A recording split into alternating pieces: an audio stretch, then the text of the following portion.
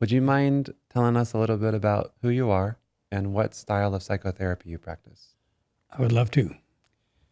I am an Adlerian professor. I profess Adlerian psychology. I also taught Adler. Erik Mansager from Minnesota, living in Switzerland, back to work with you. Great joy to share Adler with others. So I'm an Adlerian practitioner. And I guess that's what I wanted to say first. PhD I took in Europe. Oh. I grew up here and my master's was done in Denver. I'll say a little bit more about that later. But doctoral studies had to do with depth clinical psychology, and I had the great joy of having permission to do a dissertation on the psychology of religion in the depth arena. So I got to join two things very, very important to me. Yeah.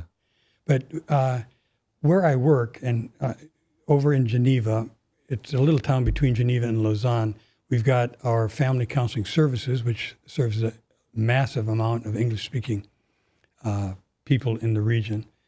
And we have an institute we call the Alfred Adler Institute in Swiss Romande, which means in a little tiny country, the little tiny part is French. That's where we live over in Geneva. And our institute is all distance training, but it's fully accredited by the Society for Psychotherapy and Counseling in Europe, or internationally call it. It comes out of London. And we're very happy about that. So when our students graduate or complete their work with supervision, analysis, and a finished product, a paper, they are recognized as a psychotherapist throughout Europe. That's a feather in the Institute's cap, and I didn't do it. Our director, or our main man did that, Steve Hayes. Anyway, so we do all those things over there, and I do most of these with a group of colleagues. We're all Adlerian depth trained. So we live it, we practice it, and we train it. That's okay. And profess it. Yeah. That's right. And what drew you to the Adlerian approach versus any other approach? Well, okay. I've given a lot of thought to this because I knew the question was coming. Let me start by saying my mom and my dad were very socially conscious. They were Midwesterners who were displaced to Arizona due to my mom's health. But my dad, after graduation, he was a vet. When he graduated, he went into newspapering, and he became the editor of several small town, over the years, small town weekly newspapers. And he was known well and won awards for, besides photography, his editorials. His editorials were always championing someone or something. And we kind of got that in our system. And he used to tell us when we'd write our own papers on things, because a couple of my brothers and I became newspaper editors in high school, the local sheet. But he would tell us, keep the news separate from the opinion, always, so you could count on that. But he was championing somebody. My mom was a kindergarten teacher. Before kindergarten was part of the school, she started it because she saw a need to get moms free of the kids so they could help out in other ways. Free enough for a while. So that's where it started. And they had gotten together. It was the other half of that. My dad was a staunch Lutheran. My mom, a Captain Catholic, we called her. And they married. And so Catholicism was always a very important part of my life. To my great joy, I was raised in the 60s and 70s, and that was a time of great foment in the Catholic Church and the Vatican Council, which then championed social justice, And it seemed very consistent to me. And my older brother had gone into the seminary and failed. That's what you do when you leave the seminary, it's a failure. So it fell to one of us, it was never spoken. But I was the fifth of six. So I said, okay, I'll give it a shot. And so I did my college training this is going to your point. I did my college training in Denver, St. Thomas Seminary. And they were socially focused. And they had internships or probably not full-blown internships, but experiences for us to have 2 or 3 times a year.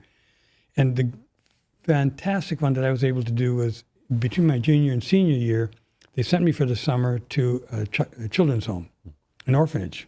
It still had orphanage on its block lettering.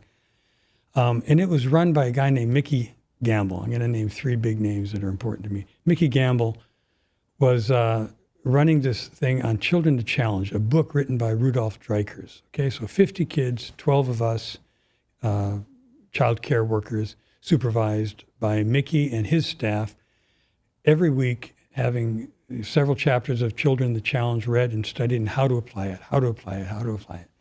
It changed my life. It really changed my life because I didn't mean to make my childhood sound idyllic because it wasn't, and my folks were old-fashioned disciplinarians.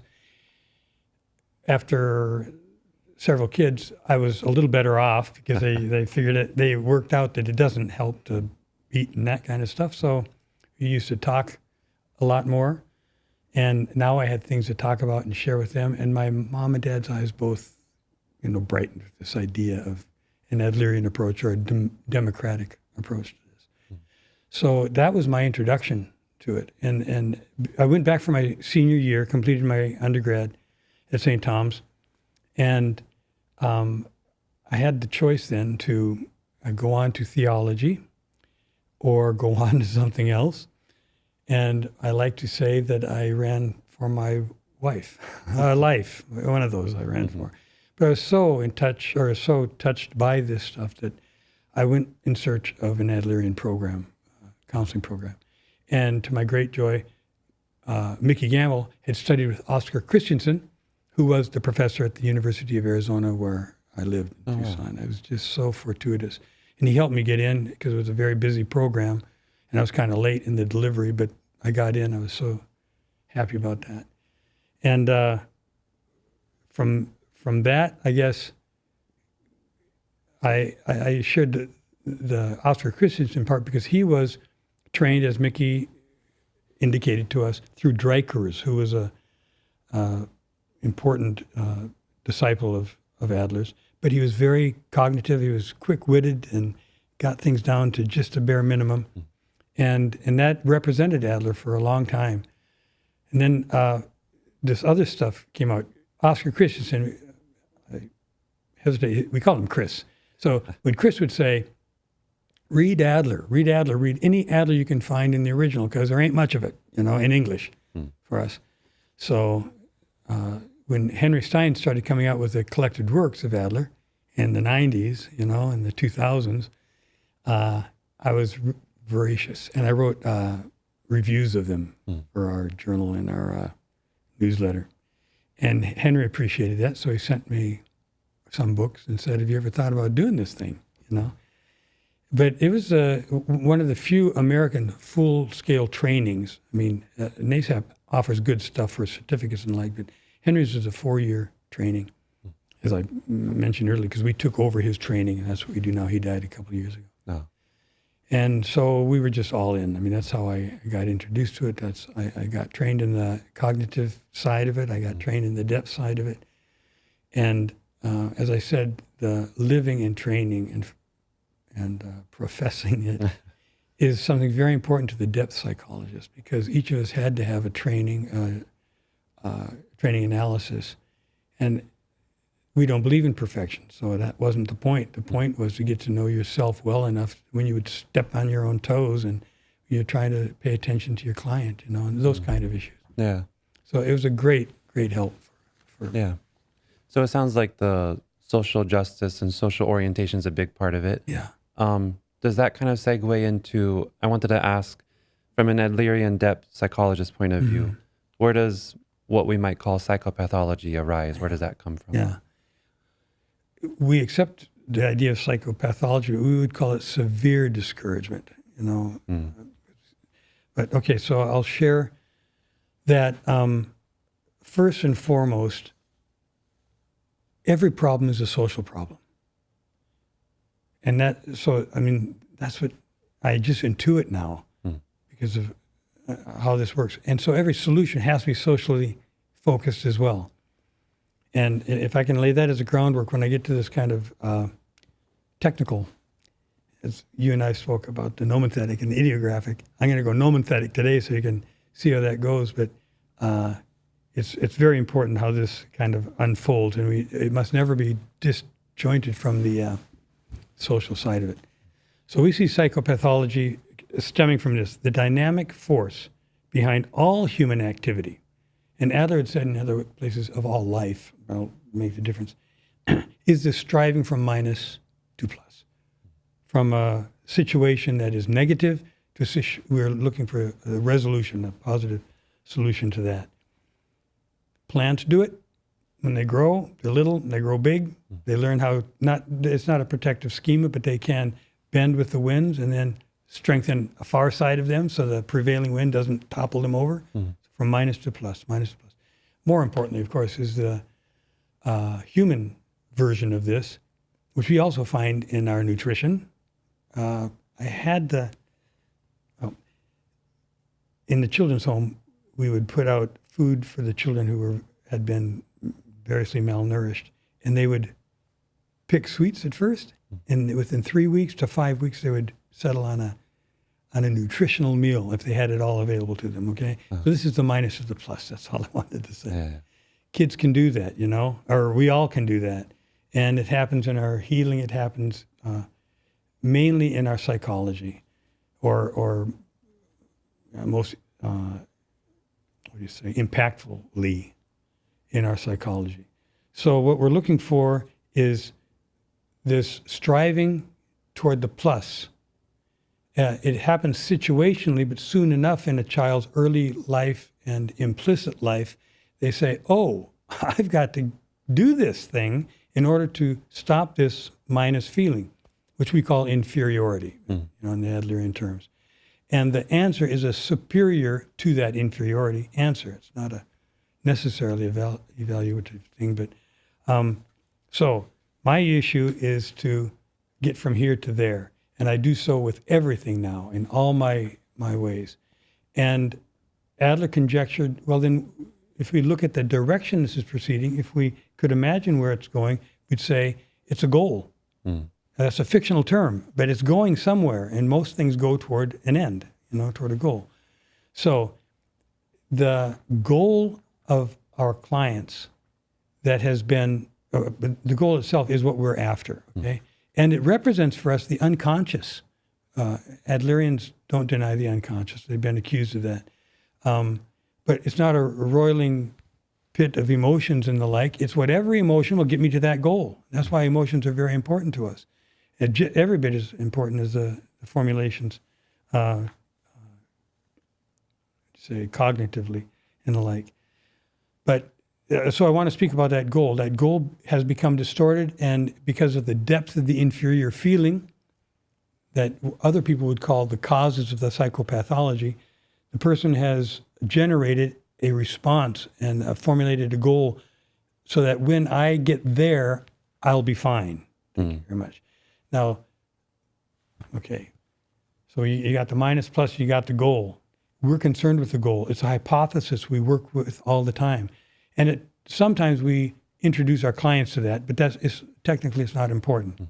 They understand this thing, that they're going toward this, and we try to formulate that as clearly as we can, because their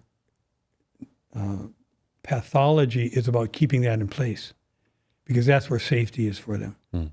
And we're not going to argue with that. We're going to show them bit by bit by bit that this is how you finish your goal, how you meet your goal. Not the fantastic one you have set, but the one that allows you to be socially bound or bounded and joined with, And so if your goal is softened or made more flexible, then we can talk about the resolution of the pathology. I wanted to share, if the goal can be described as trying to overcome a severe inferiority feeling all by myself without social contact, and exaggerated in its lack of cooperation, you have pathology. And so the idea, the treatment will have to decrease the feeling of inferiority, have to increase the social connectedness they have, and allow that goal, now that it's more aware, to become flexibly oriented to the betterment of the community. Okay? Yeah. So I kind of rolled them into one there. Yeah. That's like the theory of change. In a Yeah, sense. it's theory of change as well. And we do that, I think this is becoming more popular, not by these names, but we do it Socratically and stochastically. I didn't stutter at that time. Socratic being the questioning process. We don't tell people what's going on. We ask, could it be, or have you ever, or is that the case always? What you're telling me, And Socrates was one, of course, said, you've got the answer in you. And we believe that very well. We just have to clear off some of the strict stories we have had to tell ourselves because it was my survival at question here. The stochastic is, it wasn't invented by, but it's used by Karl Popper, who is a philosopher of science, who worked with Adler in Vienna, who also said famously, infamous to us, that both Freud and Adler did not do science because they had no falsifiability in their projects. But au contraire, I think that in the stochastic method, it's a randomization. You can start anywhere, and you ask your questions, and if it gets blocked there, you turn this way and you start asking more questions. And eventually a pattern forms, or if you're attentive, sometimes it takes a lot of questions or a lot of dead ends. But that is how, I would say, the dead end is the falsification, so I turn another way. So I think there is, anyway, in this whole sense of talking about it scientifically, I'm not worried about Adler being scientific. I'm worried about us being effective and representing in a first relationship something that they may have never experienced before, our clientele, our patients. And that is, I feel at home here, or at ease here, something like that. And there's other discussions could we have about transference, countertransference, but my concern would be collaboration. And when people ask us how long will we be in therapy, we always say it depends on our cooperation. Can we work this out together? And then there's small little bits of increasing, we call them experiments, of growing their sense of comfort in certain areas where they can measure and come back and talk to us. But it's not, we don't emphasize that. We just want to give them the experience of fellowship outside of our circle. And often we have before the experiments begin, we ask them to describe our relationship. How would you feel about taking that out to someone else from yourself? Wow. So that's kind of how we do it. Yeah. And that the therapeutic relationship has gotten a lot of evidence backing for it in recent years. And that sounds like at the heart of your approach. Absolutely. Is the therapeutic relationship and how that then goes out to social cooperation outside of therapy. Yeah, good. That is the point of therapy for us. It's not just a singular healing, but making a person available to the world, a much needed help, into a world gone awry. Thank you, Erik. Already. Thank you. So it's good to see you again. Good to see you, Erik. Very good to see you. We've done some prior work. And with your permission, Rob, I'd like to summarize that and have you hear me summarize. Okay, yeah. And you can take objection to it. I just want to feel that I understand you. That'd be helpful. And you permitted me to take the notes. Yeah. So here's kind of my summary. It'll probably take 5 minutes or so.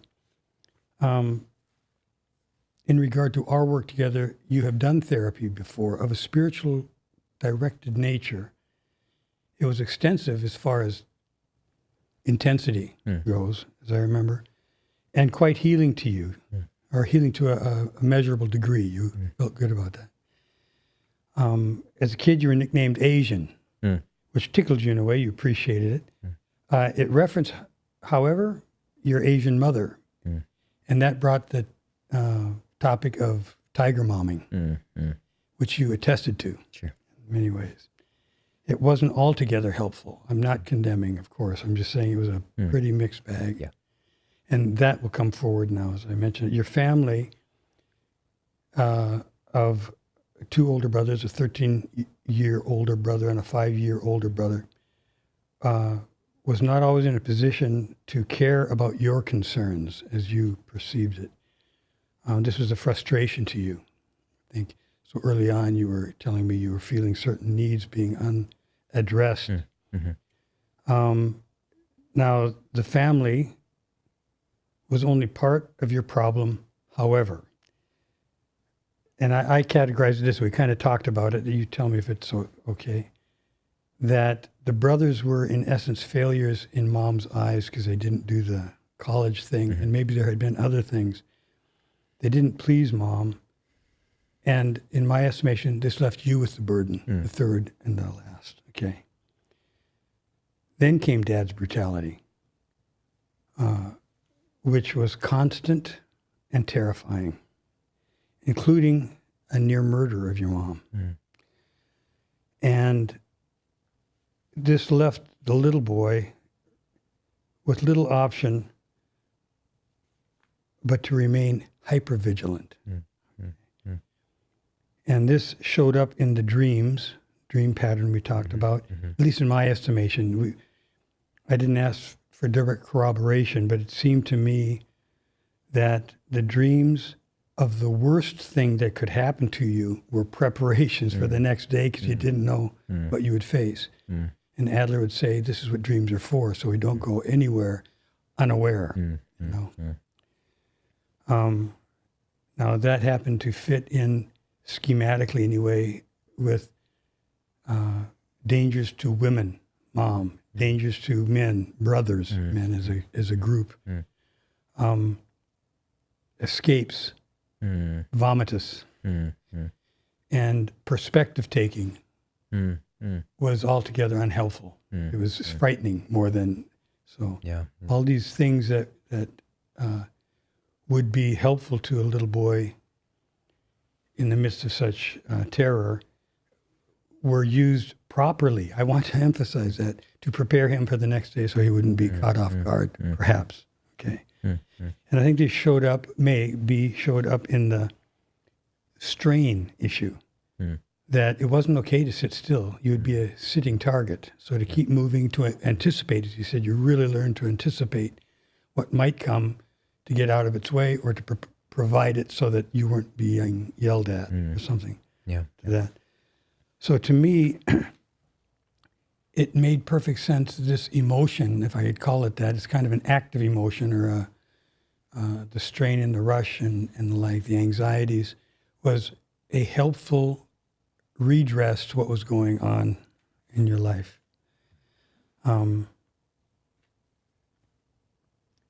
I had mentioned yesterday maybe a new concept to you, but I wanted to emphasize it today. That is, our second nature, that which comes normal to us, seemingly normal, is not the norm. It's what we have learned because we didn't get, I put it in this way, if our needs are met, we stick with the first nature, because it's a potential in us, the first nature, to cooperate, to collaborate, to get on, to grow, to help others, that kind of stuff. But that is easily dissuaded by mistakes made by the environment and ourselves ultimately. But the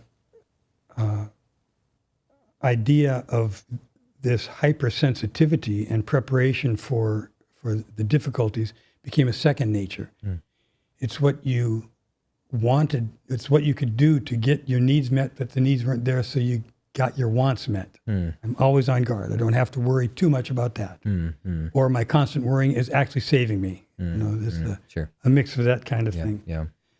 And my idea was, in light of your strong faith, to match it, to say, the first nature is a God-given aspect of us. It's the way we're made. And we didn't debate the fall of humanity and stuff like that, and where the sin comes from, but I do reframe for myself the sinfulness of the human being as one of imperfection. And so if the first nature goes awry into second nature and we're getting our wants met, we mustn't forget that the first nature is still accessible to us because it's part of our creation. And therapy together can reawaken that. And it's not retrain it, it's kind of grow it up, because then therapy usually takes place in adult life or later life. Sure. It's not like we missed it. It is. There's a lot of missing in there. But we can rejuvenate it. And that's the hope that comes to me in a therapeutic relationship.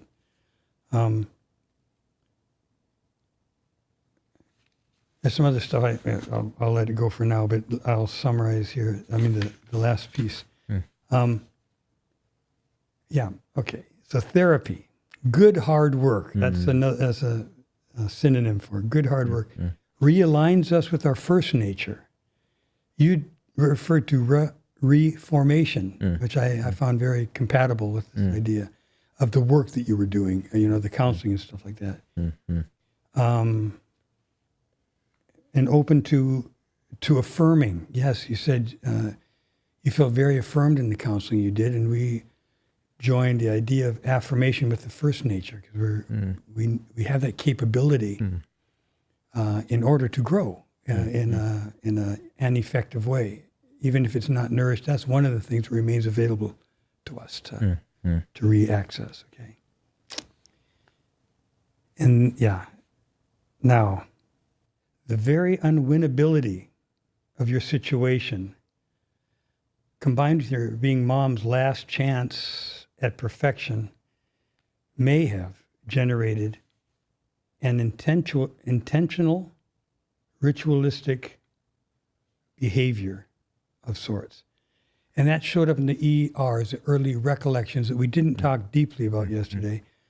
But one had to do with the ampersand, always doubling the ampersand. Yeah.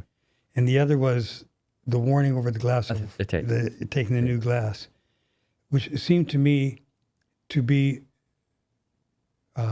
repetitive in the sense that they gave insight and oversight to keep you kind of safe from these things, okay? So far, so good? Yeah. Because that's how I would characterize what we were able to get to. And I hasten to say, you're a very complex individual. And even though I take one part of this, I don't confuse that for the whole of you. Sure. That's the main thing. So I appreciate you coming with me. If it makes sense, this would be one little piece that might be helpful. That's what I would hope for our work together. Okay. Now, did you dream last night? Did you not? Yeah, I did have a dream, but as soon as I woke up, I was like, Ken or Erik are going to ask me about my dream, but I lost it. But I will say, I dreamed about all three of you, and I was in session with you, and there was something that it's all gone, but okay.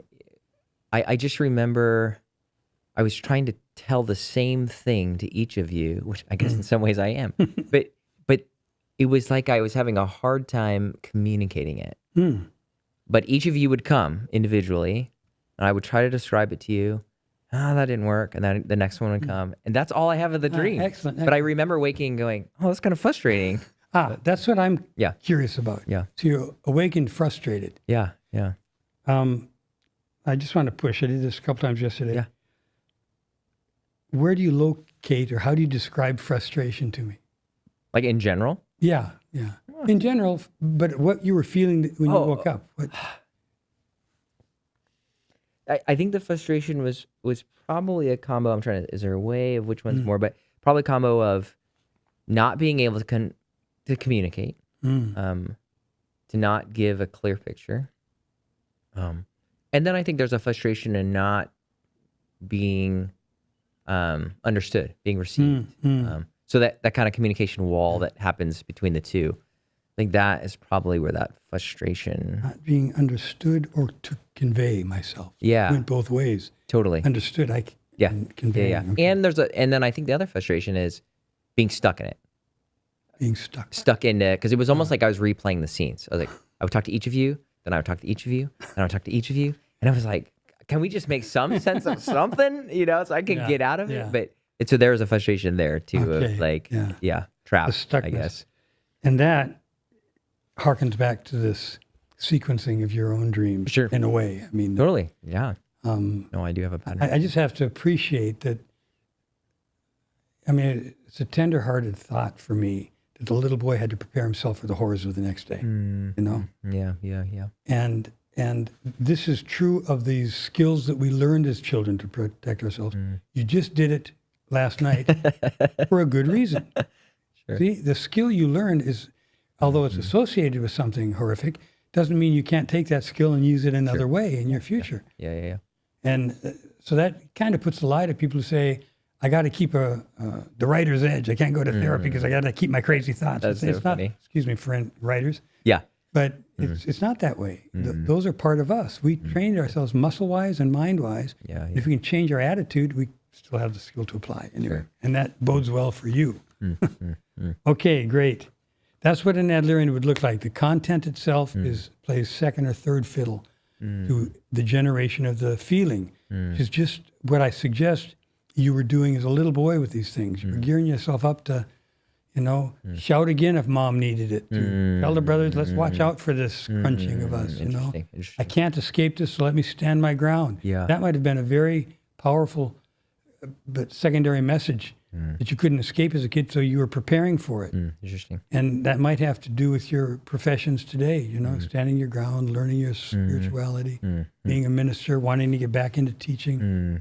Could be. At least it could inform your professional development, stuff like that. Lots of skills came from your childhood this way. Sure. Persistence. Yeah. So that was the dream question. I appreciate that very much. So what I would like to, let me just say this because it's apropos to what really stood out for me in this great information that you gave us. As I said earlier, you could take any 7 threads, I guess, for the complexity of you and be fruitful in each of them if we had the time, the months, the years, whatever. Sure. But this one stood out to me, and it's interesting to me that this came back. All 3 in session, all gone, let me see. I was trying to tell them the same thing. It was hard to communicate. There was a frustration of not being able to, let me see, read my writing, to convey it. Conveying was one part, and being understood was another. So it's, and let me read this now, and you tell me your first thoughts about it. I'm going to read the entire thing. What are you most afraid of? Fear of being found a fraud. Fear of wasting my potential. Why? The imposter syndrome, fear, has something to do with incompetence and its impact on how others and my own self will receive me. I am also afraid of others confirming my own doubts about what I really desire. The fear of regret comes from a tendency in me to sacrifice what I love for the perceived needs of others. Okay. Anything about this stance and the dreams or your reactions to your dreaming last night? I mean, the understood part is what I'm trying to key on. Yeah.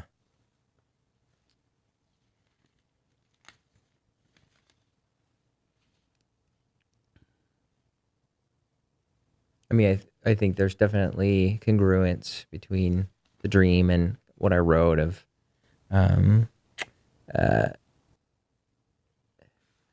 that fear of, I mean, I guess what's the incompetence is, incompetence is almost like a mistake, like a misguided, it's like someone gets a job and you're like, oops, shouldn't have gave that guy a job. Like that's incompetence, right? It's okay. It's like whoa, that someone should have mentored you differently. And if you're not known, well, then you're gonna end up there. Because if I'm not known by anyone, or if I don't know myself, well, then I end up in a place where people go like, how on earth did you get here? Okay. Something went awry. And there is somehow or do we conjecture a whiff of that in the dreaming and being here, Yeah, taking yeah. this rather prominent part? Yeah.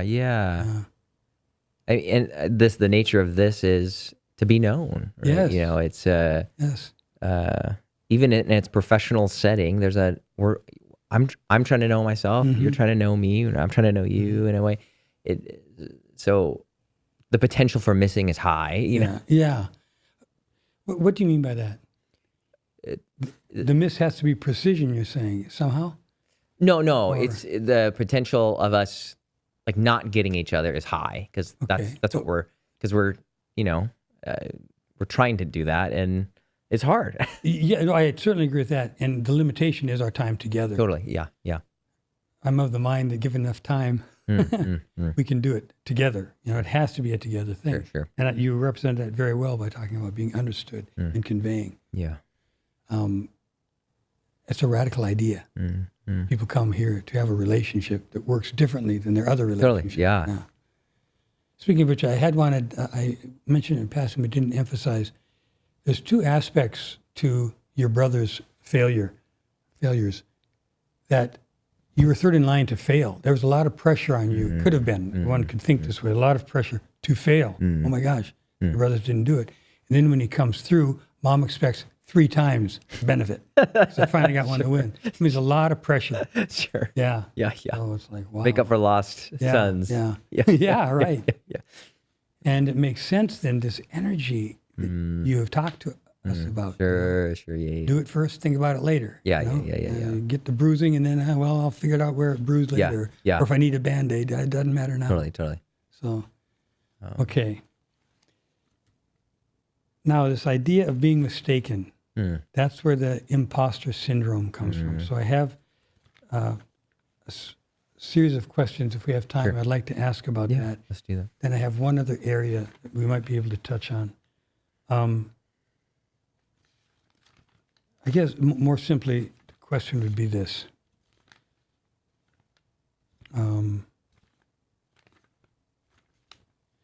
What would you do if you did not feel this way? If you didn't have the feeling that people were, what would you do differently? If you did not believe they were seeing you as an imposter, would you act differently? I think I wouldn't freeze or I don't think I would feel the paralysis that I do when the things that people assume about me, and I assume about myself, when I feel like it's a kind of accurate statement. Say it again. When someone assumes something about me, and in another session I had said it's like, Robbie is this. But when I feel like they've gotten it accurate, it almost creates a paralysis. Like you would think it should create a liberation. You're right. I'm good at that. But for me, it creates paralysis, and it creates a pressure now to live up. So it's almost like they've just fixated on a Robbie in time, and Robbie will never get back to that time. And now he's going to somehow prove that he belongs with that Robbie. That wasn't him anymore because now it's gone, and now we're on to another. So if I didn't believe those, if I didn't have this kind of narrative, I think I wouldn't freeze. Or it's almost like being intimidated by my own shadow. It's like I see my shadow and it's like, well, darn it. Now I have to recreate that shadow, but now it's 1 p.m. The shadow's over there. I can't do it anymore. So, and it's going to be eternity to get back to 12 again. Yeah. So I wouldn't freeze. And what would that how would that benefit you? The not freezing. I mean, it sounds like you're hoping for that. It'd be a lot less anxious. I would, because I wouldn't be deliberating. Do I belong here? Should I be doing this thing? Is this what I'm called to? Should I be doing something else? This moment. Am I being called to this moment? Yeah. They just identified me. Yeah, they just identified something that I value, but now and I wouldn't be, and this is maybe some of that childhood preparation. When I'm given this, Robbie is good at this, and I'm like, oh yeah, that's true about me. But all of a sudden, now I'm doing next day's preparation because tomorrow I've got to be that Robbie. So I wouldn't feel the compulsion to prepare. And by prepare, I mean troubleshoot. Like, what do I got to do to, I get it. yeah, how can I string them along and, prevaricate? Like, I've got to somehow, like a politician, I got to somehow convince them that this is still me. Oh my. And that's a lot of so that preparation is there's like planning for regret even. Like, what if when I'm 67, this isn't true of me? Am I going to want to buy a Ferrari? I don't know. What am I going to do? How am I going to, like, is that going to be me? That's, and you've probably met these people. I've met the people who didn't get the career that they wanted. I've met the person who went to seminary but never got to become a pastor. Suddenly, and it's like 2 hours in, they're still giving me their sermon they never got to give. It's like, how do I get out of this? And it's like, is that Robbie? And when he's 70, he's suddenly like, he finds some unwilling soul to unleash on. So I want to take this, we're stepping through this. This is very clear to me. If you escaped that, then this anxiety about collecting all these things that people are saying I'm good at, and making sure I can do them to maintain myself, fearing all the while I'm going to drop one of them and therefore be the fake or the imposter. If you avoided all that, then what? If you were free of that. I'm free of that. Free at last. I mean, I think, I feel like I could breathe if I could be free of that. There's an unknown because, I don't know Robbie free of anxiety. I mean, who is he? Yeah. Who knows? But I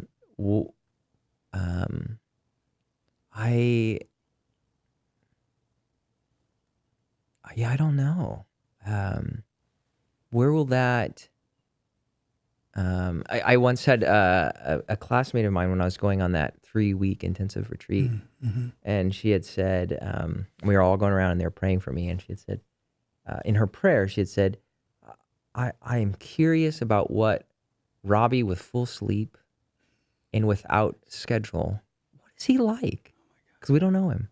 And that stood out to me. That's a poignant moment that I don't know what that Robbie would be like. You also don't know that, Robbie. Yeah, definitely. I think I catch glimpses, and I think there are moments, and this is how I conceptualize it: is the Lord gives me things ahead of my character, not as a tease, but as a way of encouraging me of who I'm becoming. And it helps me not become discouraged. But there are moments where I walk slower. And it is this, and I feel like it is a gift from the Lord saying, see, you're not, this isn't impossible. You will, I'm creating something new in you, and you don't need to be discouraged. But I don't know that Robbie is largely a mystery. And to some degree, I will hold that he will be a mystery until the beatific vision for me. But he's a mystery. I don't know what I would do if I didn't have to carry all of those bags and wonder whether I'm going to drop them. I don't, You'd be free to be you, I guess. Yeah. The youing. You in action. Yeah. That the Lord is blessing. Yeah. And somewhat teasing you with. Interesting little word there. Yeah. A playful God. I like that idea. Yeah. Well, if we were to work in the long term, that would certainly be a goal. To explore and experiment with all the ways that Robbie could put these things down and differentiate himself from them and determine, if I'm not that, am I the opposite of it? Sure. Something like that. Yeah. I mean, that brings up kind of the other area I hope to get into, but I'd like to make an observation about this conundrum you find yourself in. The gathering up was very graphic to me. does it occur to you that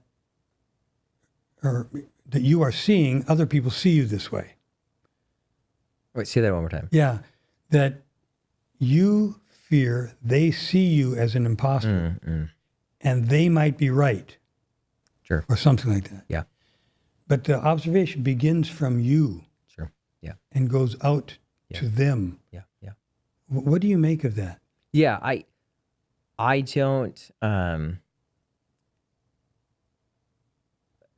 most, like the people that are trusted in those voices where they say, Robbie is this, I don't think they're viewing me with like a falseness. Like they're giving me some kind of, they're condescending to me. Oh, poor Robbie, he needs a little affirmation. Let's give him a little something.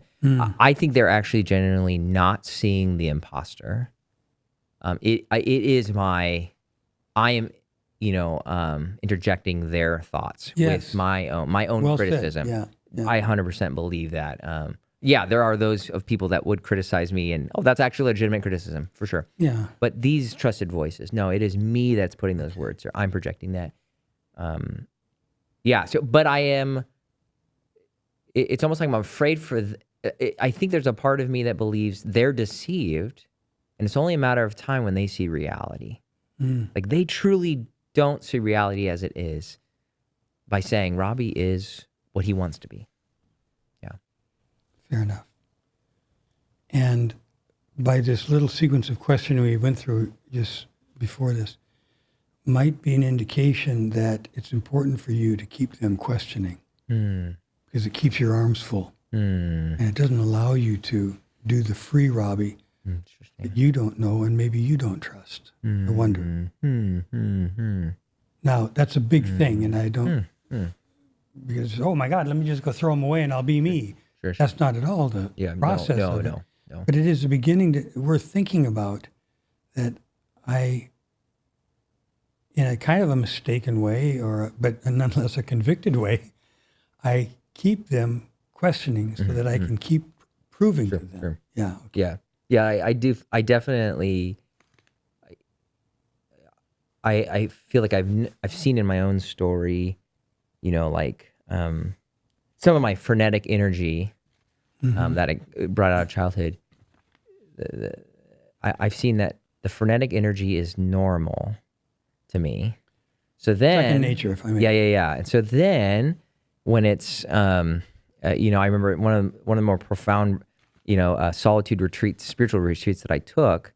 I went camping by myself and went backpacking, and I remember being so flustered that I needed to build this fire. And I remember the Lord saying, "What's the rush?" And it didn't dawn on me. I was moving at the speed of being in the city, building a stinking fire for me. I didn't even need a fire. But because to me, it's like normalcy needs this kind of angst of the frenetic energy. And so I feel like maybe it is worth me pondering to what extent like you said, I keep up this game of questioning because it's the only way I know how to live in reality. Perhaps some of my paralysis when I freeze is coming in almost like an unwillingness of my own self to pursue those things which I love. Because if I do, then I will no longer be able to reality test anymore. And that's scary. I don't know. The reality test being seeing what other people are thinking of you? Yeah, this kind of this criticalness of they're going to find me an imposter. Yeah. That to me is that's safe. That's the, unconsciously, that's the safe ground. I need to be able to kind of constantly poke at myself to undermine myself. And if I don't have that, if I pursue something and let go of the bags, I don't even know how to be human. That will be, in fact, it might even be more lonely because I won't know. It's almost like I come to the edge of the cliff. So, that sounds nice down there, but I don't know how to exist over there. I hear you. It makes me tender-hearted toward the little boy. You just want to kind of tell him, wait a minute. Let's take a look and see. And if you and I were to work, we would do experiments in that regard. It would be scary. Yeah. But they might be small enough Sure. for you to get it through it and say, well, maybe I'll try a little more next time. Yeah. You know? Yeah. You haven't said it outright, but I wonder if there isn't a dynamic going on that says, if I don't do it this way, it's perdition and nothing more. I win or I lose. I do it right or I'm wrong. I hold it all or I've lost everything. Kind of a thinking process, which little children go through all the time, until they're 7, 8, 9, something like that. But that can be frozen. While a mathematical genius would see the options or whatever. Sure. Sorry, in this part of my life, it's this way because it's governed a bit by my anxiety. Yeah. Interesting. Anxiety, you see how beautiful this is. You've used an unnatural element that has become the norm that helps you keep safe. And if you don't feel anxious, there's a threat to you. That's one of those either ors, Sure. that I won't dispute with you. I just would present it to you because maybe it's disputable in the future. Yeah. But it's that issue of either or that I'd like to raise now, unless you have other questions about. Yeah. It's okay? Yeah. Because it fits into this thing kind of as the, later on the theoretical basis of it, but we'll see otherwise. Because the other theme, let me raise it to you.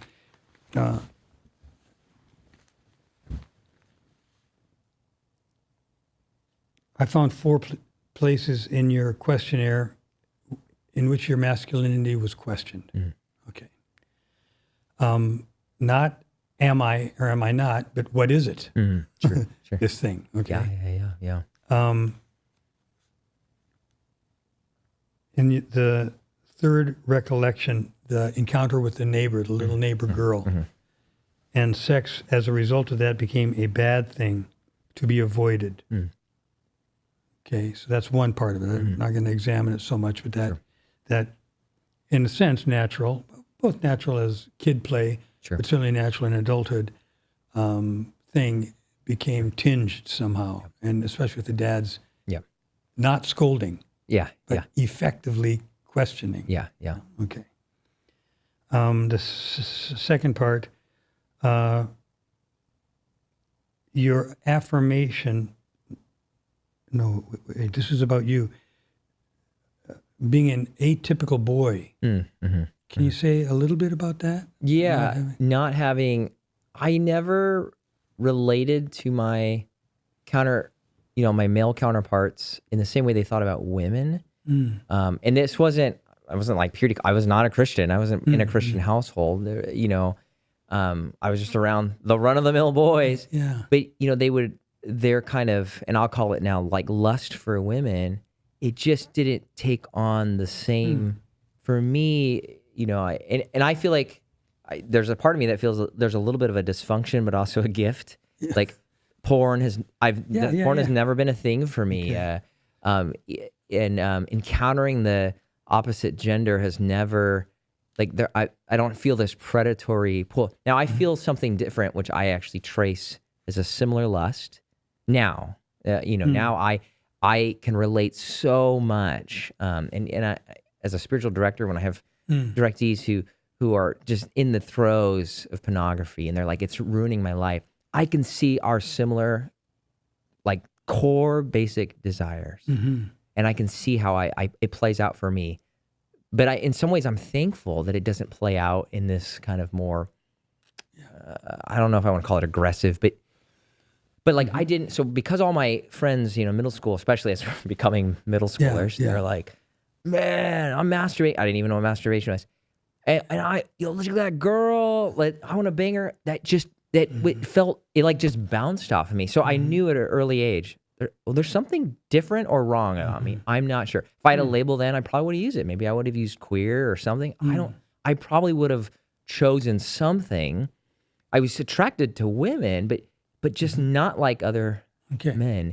And that was confusing for me. Yeah. And then even then when I became into college, even that became a moment of dissonance. Like I felt like an outsider.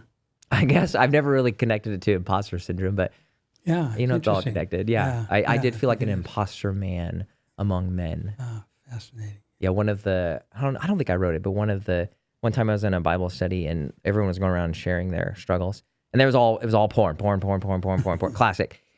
Then they got to the second to last. There's the guy right before me, and he says, James Dobson said 9 out of 10 men struggle with porn and masturbation, and the 10th is lying. I was like, I'm next. What am I supposed to say? I'm not lying. Oh my God. But I remember I just has always felt different. And now I've met other men since then that are similar to me. And I think part of it is some of the things that happened in childhood shaped that. Mm-hmm. And then there are just other things, probably temperament, things that I just don't know about. But, yeah. It's interesting that shaped up the guy next to you. Yeah. It's kind of an either I'm or. number 10. Yeah.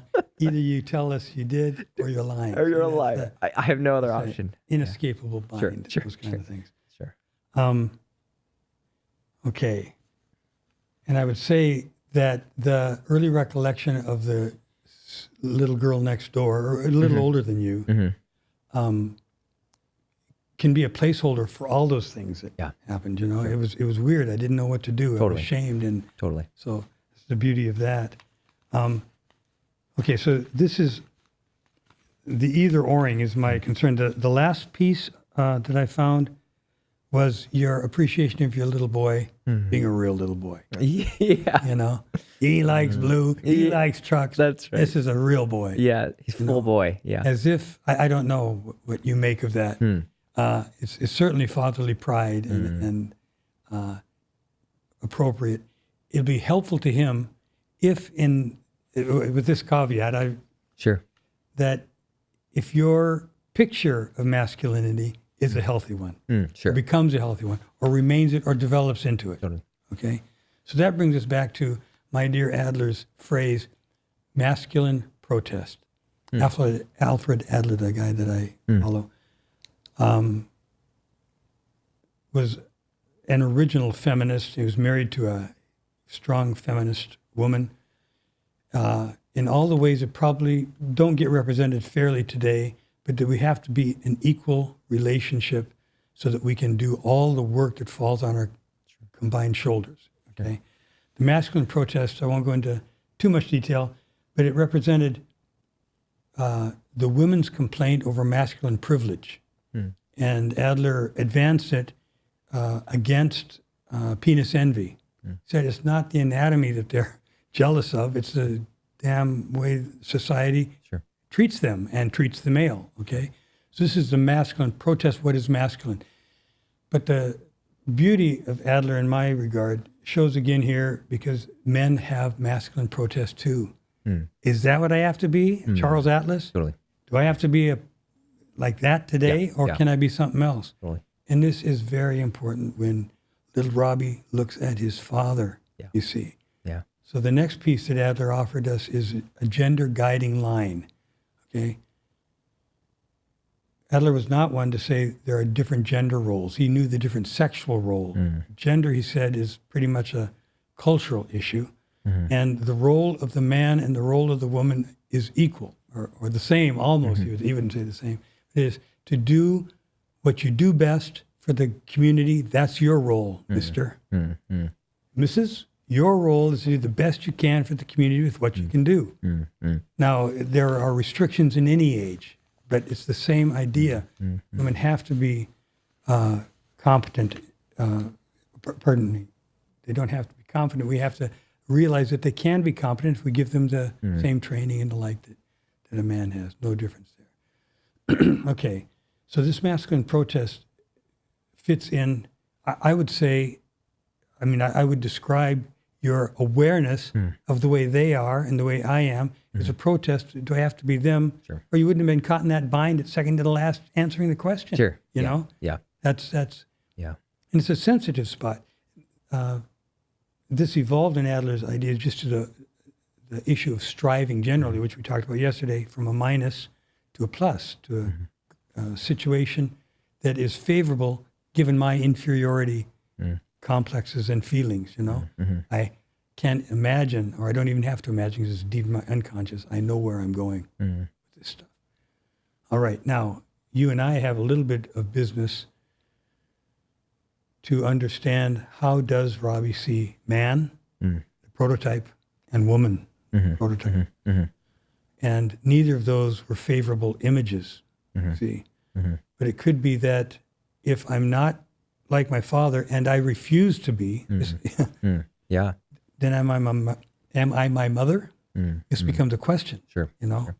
just in this antithetical schema, how it gets itself set up.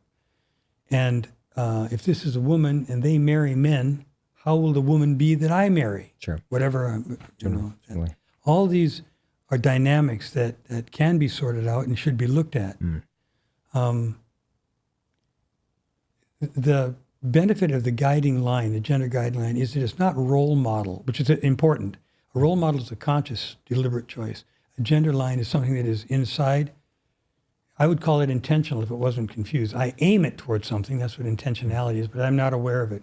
I just know I'm going to be my dad or a man, or I'm going to be that when I grow up. Sure. And I'm not going to be that unless I do something about it. Yeah. And so we would, explore, and this, I only have some questions that might help in this regard, but how does Rob see himself as a man? As a unique man, for sure, we've established that, with strengths and now see, I have to be careful because I know you, it could stress an imposter thing in you, or give you one more thing to hold. Yeah, I know. But I want to take the time to say the skills you have developed remain your skills. You're not going to drop them out of your arms, Sure. They are ways of doing this. And you just said a both and. I wanted to bring this out if I can. Oh, goodness.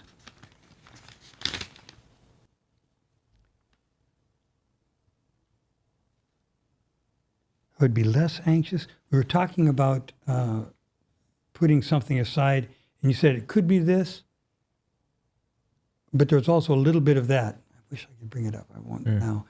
But what it showed me, and I do you a disservice by not telling you specifically because it was your words, that you combined a both and instead of an either or. And that's kind of the way to go. So you've got the capability. It's not like, Sure.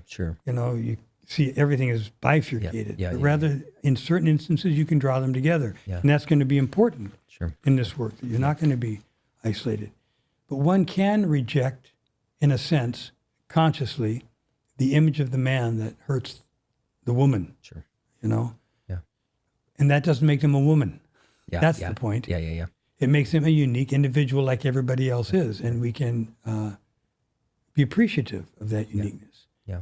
And we can continue to grow that, the aspects of that, in the way that we want to, with the skills that we retain. Yeah. Even if we drop off this kind of practice or that kind of practice. Sure. And I'm thankful that my own my religious tradition now, as it has become my own, is it.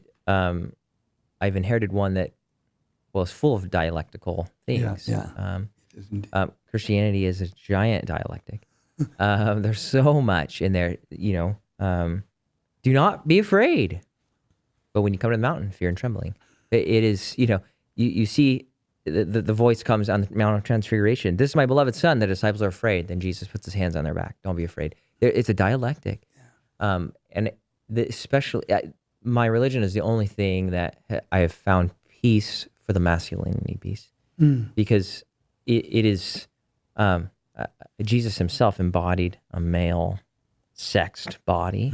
And he did not have these things my middle school friends had. And he was full man.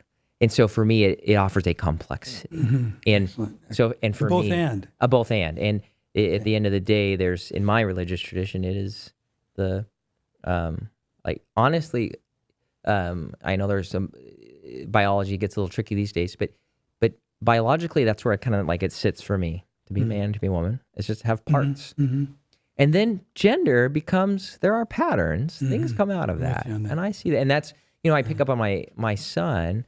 He's full boy. My wife and I, we thought, no, there's no way we're going to have a typical boy. I'm not a typical boy, in that sense.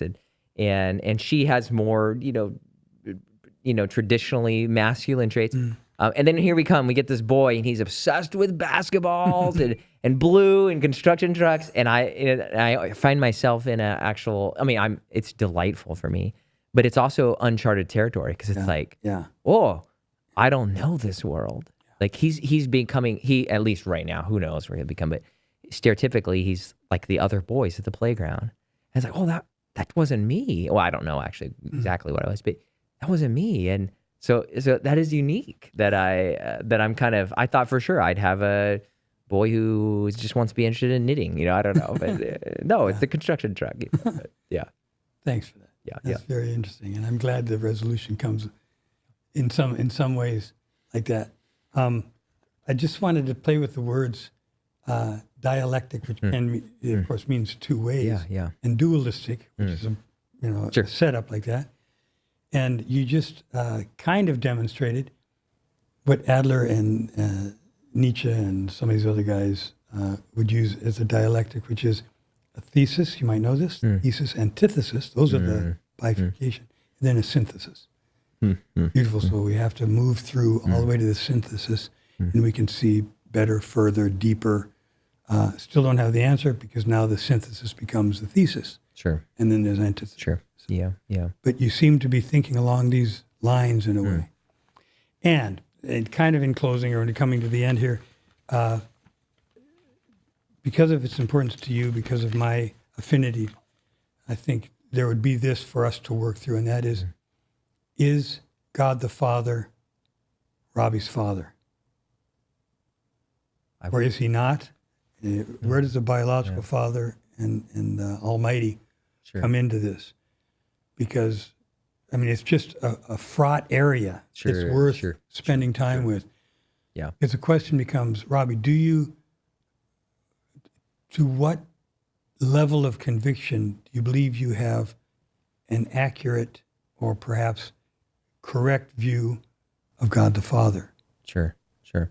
I don't, but I have a growing understanding. To me, God the Father it's a relational term in his relationship. So he is a father because he has a son who has a spirit. So those are relational categories. They're not Robbie's daddy, but I've journeyed and still on that journey. That sometimes when I pray to the Father, I'm praying to Robbie's daddy. I'm praying to Robbie's mommy, because I'm projecting, of course,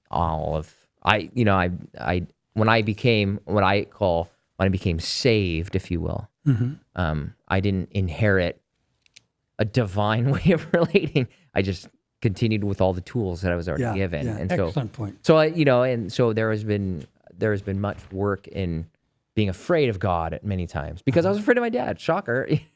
I would suggest you don't have tools to use, you have skills you apply. Oh, interesting. Okay? So the tools get this way and they get heavy, and if I let go of them, am I who I was? The skills you carry with you, Interesting.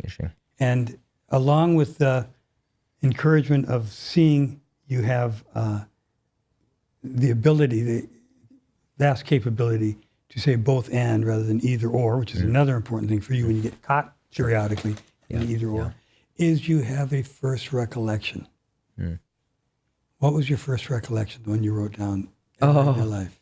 Like that game I was playing with my dad. Can you say it? Yeah, I was in the hospital bed, and again, it doesn't make sense. Don't worry. But and we're playing with this little green frog, and I'm in the crib, and he's kind of launching it into the crib, and then I knock it out of the crib, and I was having fun. And it's an unfathomable memory because I can't see that in my dad today, and I have no other memories like that. But that memory is so, but it is like entrenched, and again, that's why I'm like, did I make it out of necessity? Probably. Yeah, sure. That's a good way to make things. Yeah. Especially when you make them joyful. Especially when you make them joyful. Sure, yeah. And it helped me. Yeah, of course it did. It also enslaved me a little bit. Okay, fair enough. Yeah. And that's the experimentation we would follow up on, I guess. But it seems to me in this sense, I'm not standing in judgment. Sure. But that it's a healthy version of God, you see? That is a Father God that's sitting there teaching me how to do this thing. And when I learn it, I'll go on to the next thing. He'll bring on the next thing, or however that works. Sure. But it seems to me the course is a positive one ahead, although a long one and a difficult one. Sure, sure. But good hard work always wins out. Mm, I would say, 'cause that's the way our first nature is built. mm. With that, I thank you for Yeah, our thank time you. together. Okay, This has been so good. Thanks, All right. Eric. I appreciate it. be well. Hello. Hello. Can you start by just giving us a brief introduction of who you are and your style of psychotherapy? Yeah, my name is Kenneth James, and I'm a Jungian analyst. So I work from the teachings and practices of Carl Jung. Okay. And what drew you to Carl Jung in that domain? My first introduction to Jung, I think I was about 16 or 17. And I got a copy of Joseph Campbell's Portable Jung. Oh. And reading Jung at that time really affected me. This would have been in the 60s. And it was time of big social movement and change. And Jung was very adamant that if there was going to be any change in Western civilization, it would come from every man and woman taking responsibility for his or her own consciousness. Mm. And I remember throwing the book at the wall, thinking, no, it's social movements. It's big, big movements.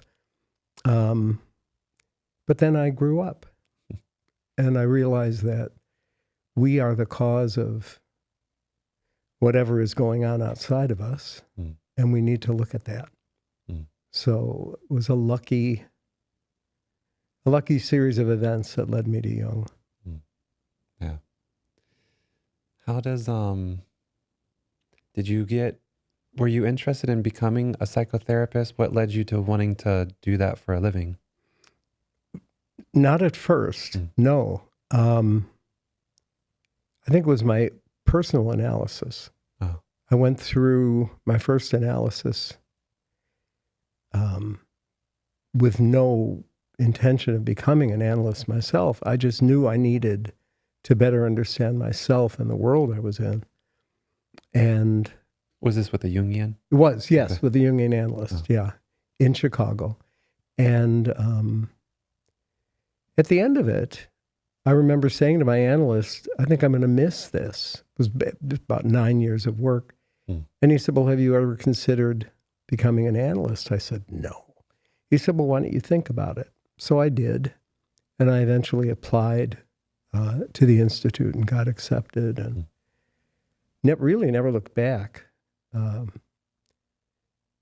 it's pretty amazing to have reached the point now where being an analyst is basically my entire professional commitment. Mm. Yeah. The trajectory, what did you do, if you don't mind me asking, before you were an analyst? Well, I was teaching. I had gotten my doctorate fairly early in my life. I was young, and began teaching. So I had a university position, and I was teaching. I was in the field of communicative disorders, primarily focusing on central nervous system dysfunction. And so it was always about getting the symbols right and helping people understand the symbolic aspect of human experience. And that entailed teaching a lot of psychology, which I, in graduate school took a lot of, but not ever really thinking of that as a career. It still amazes me that I didn't, because it's so suited to me. Oh. But, we get where we end up, however we get there. Yeah. I always enjoyed helping people.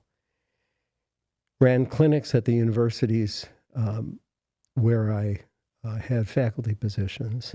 And that was very important to me.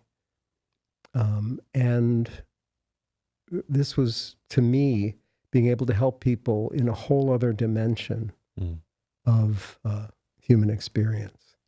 Yeah, I was going to say, with you talking about wanting the social change and then being a teacher and then becoming an analyst, that all of that, the theme that runs across that is helping people. And you have a private practice here in Chicago, right? I do. And is it Yes. called the Soul Center? What The is it? Soul Work Center. The Soul Work Center, yeah. Yeah, the work is very important. It's an important part of that. Yes. Yeah, The Soul Work yeah. Center.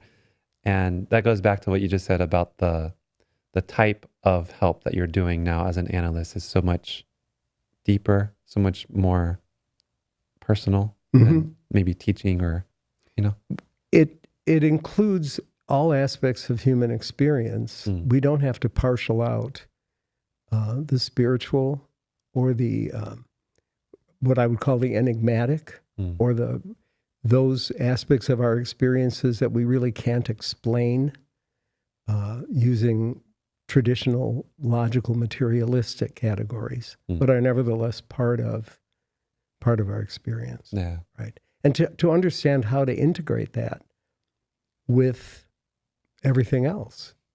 You know? Yeah. Would you mind, from a Jungian lens, where does psychopathology come from? What gives rise to that? Well, I would say that Jungians don't privilege psychopathology as opposed to normalcy.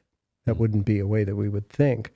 But all struggles with living, all what we would call perhaps psychopathology or neurotic conditions, really are the result of an inability of the soul to actualize itself in space and time. And the way we understand this as Jungians is the ego has a very intimate relationship with a core archetype in the collective unconscious called the self. And each person, each ego, if you will, is a particular outpicturing of an aspect of the self. And inevitably, that connection gets thwarted, diverted, blocked sometimes. And that gives rise to what we would call symptoms. And depending on the nature of disability that a particular set of symptoms might present, people may need much more restrictive environments for a time or much more intensive care. Similar to, physical medicine, where we don't, we're all a little bit sick all the time, but most of us just get on with it unless something big happens.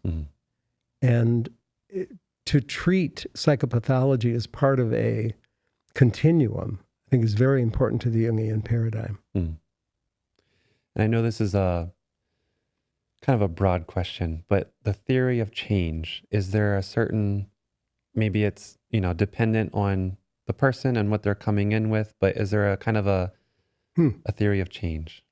A theory of change. I would say that there's a reality of change, and that's ongoing, it's constant.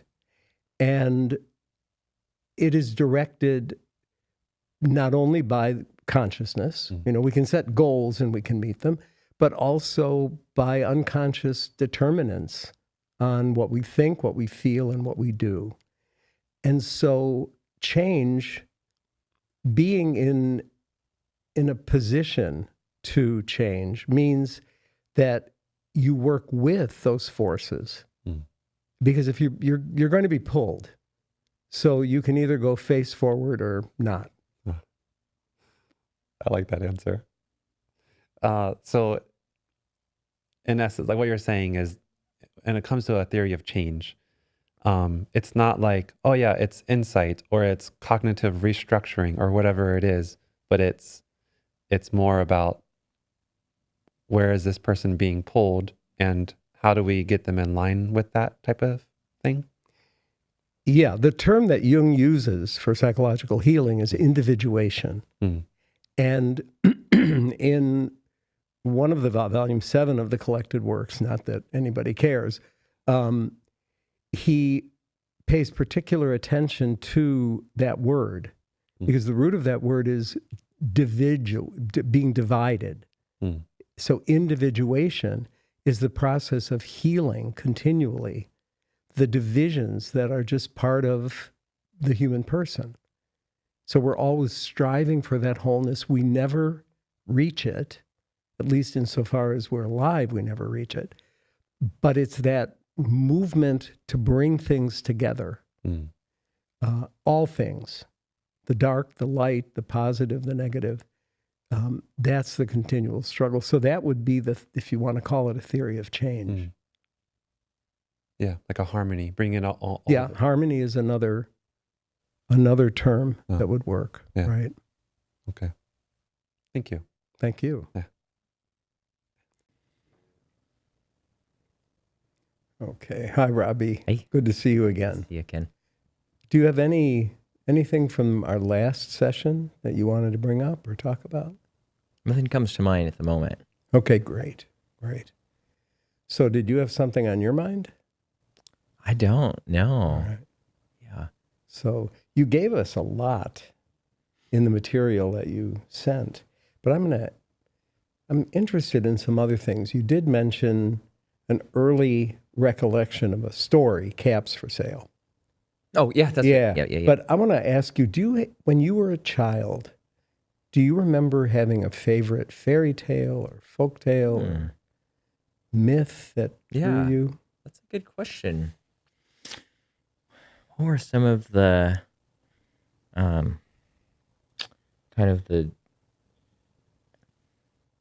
I remember what were some of the favorites?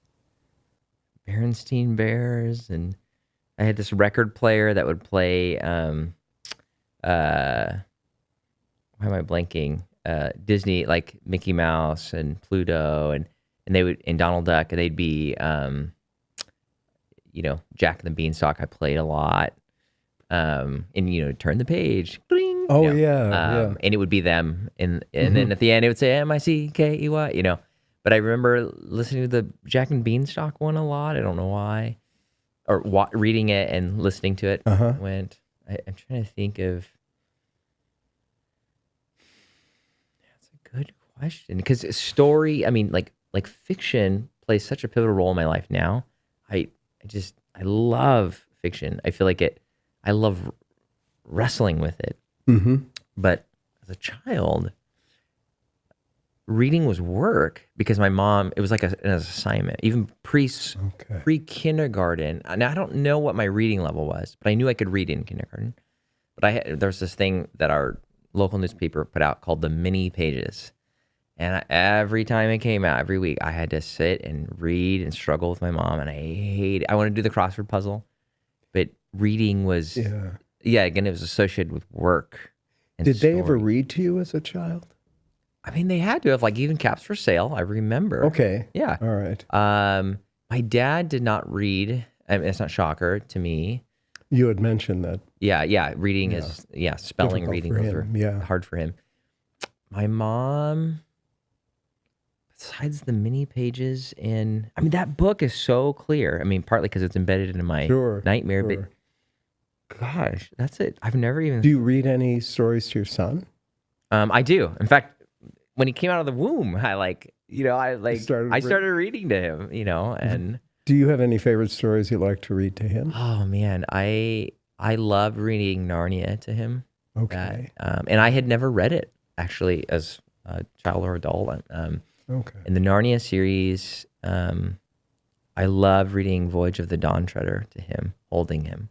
That was magical for me. I mean, he's just kind of a little baby, but I love that. I'm trying to think, some of the I love reading to him.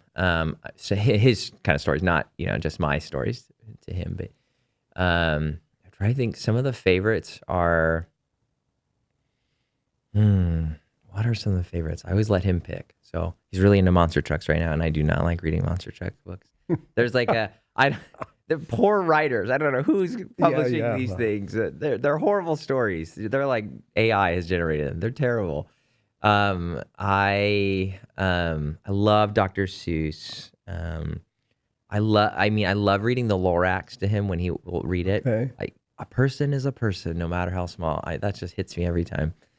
I love reading.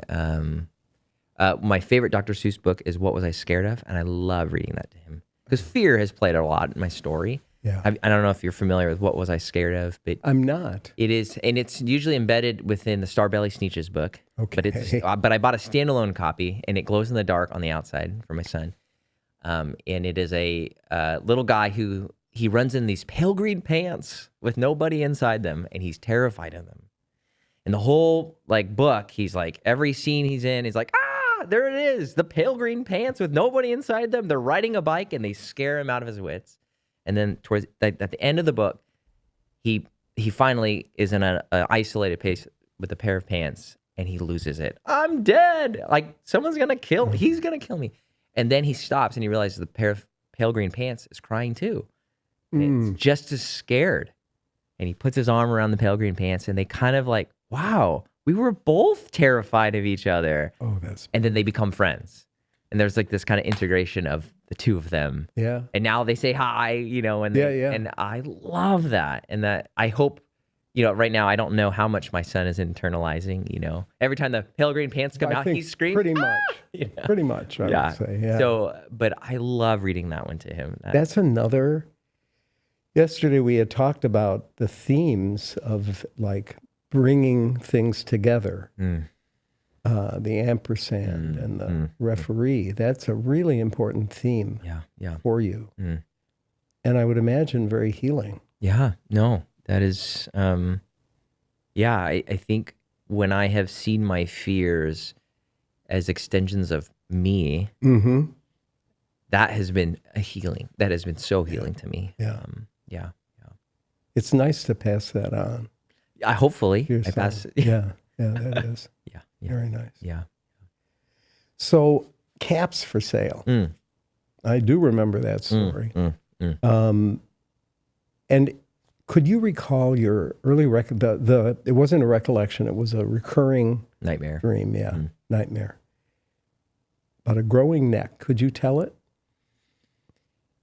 It's such a small scene, and it would flash somewhere in the kind of rotation of those, but it had nothing to do with the story except for it was that man and that scene.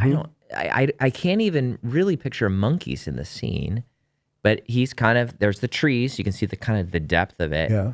And his head, he starts normal and he's got his hat on. But instead of caps being stacked, for sale, his neck would just slowly grow. And I'm kind of, I'm growing in my discomfort of it as his neck grows, and it starts to grow, and it keeps going. It's almost like it's going beyond the page, but I'm kind of stuck. I'm paralyzed, and I have to watch his neck continue to grow, and it just keeps moving. And that felt so terrifying. I mean, I was afraid. I don't know what I expected would happen. I wasn't like, oh no, his head's gonna pop off. But it was just, I have to be here watching this. I don't have any control, and I'm just here. It's like I'm strapped in a chair. I mean, I wasn't, but I'm strapped in a chair watching it. And it is almost like I'm watching the book, because I don't have no awareness of like, oh, yeah, there I am. But it's like I'm just reading the book. Story. I'm reading the story, and the neck, and then I can't get out of it. And no one else in the dream, as far as you recall. No, just this man. Yeah. How did you first become familiar with Caps for Sale? My mom was reading it to me at some point. Okay. And it's funny, I've never bought the book. Because I'm like, well, I don't care for it. But right, I want to give my son nightmares. Caps for Sale. But so I don't really know the story. Like, I've forgotten the story. I knew it as a kid. Yeah. And I remember it had something to do with the monkeys taking his hats, but I don't have, it's such a, Yeah. Well, the vignette that you're talking about, so we've got the head and the body, and they're connected by the neck. And what do you associate with the head?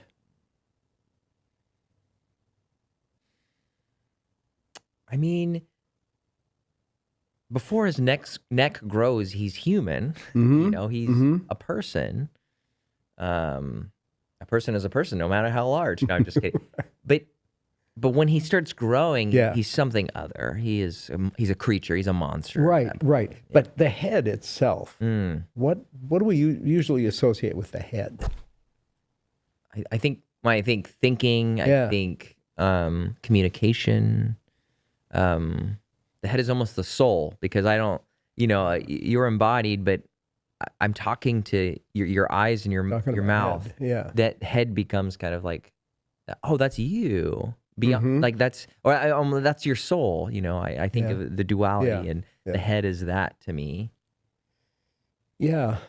When I looked at that recurrent dream, and then later what you had said about part of worship for you involves the body. Yeah, yeah. And I can't help but think, try this on for size.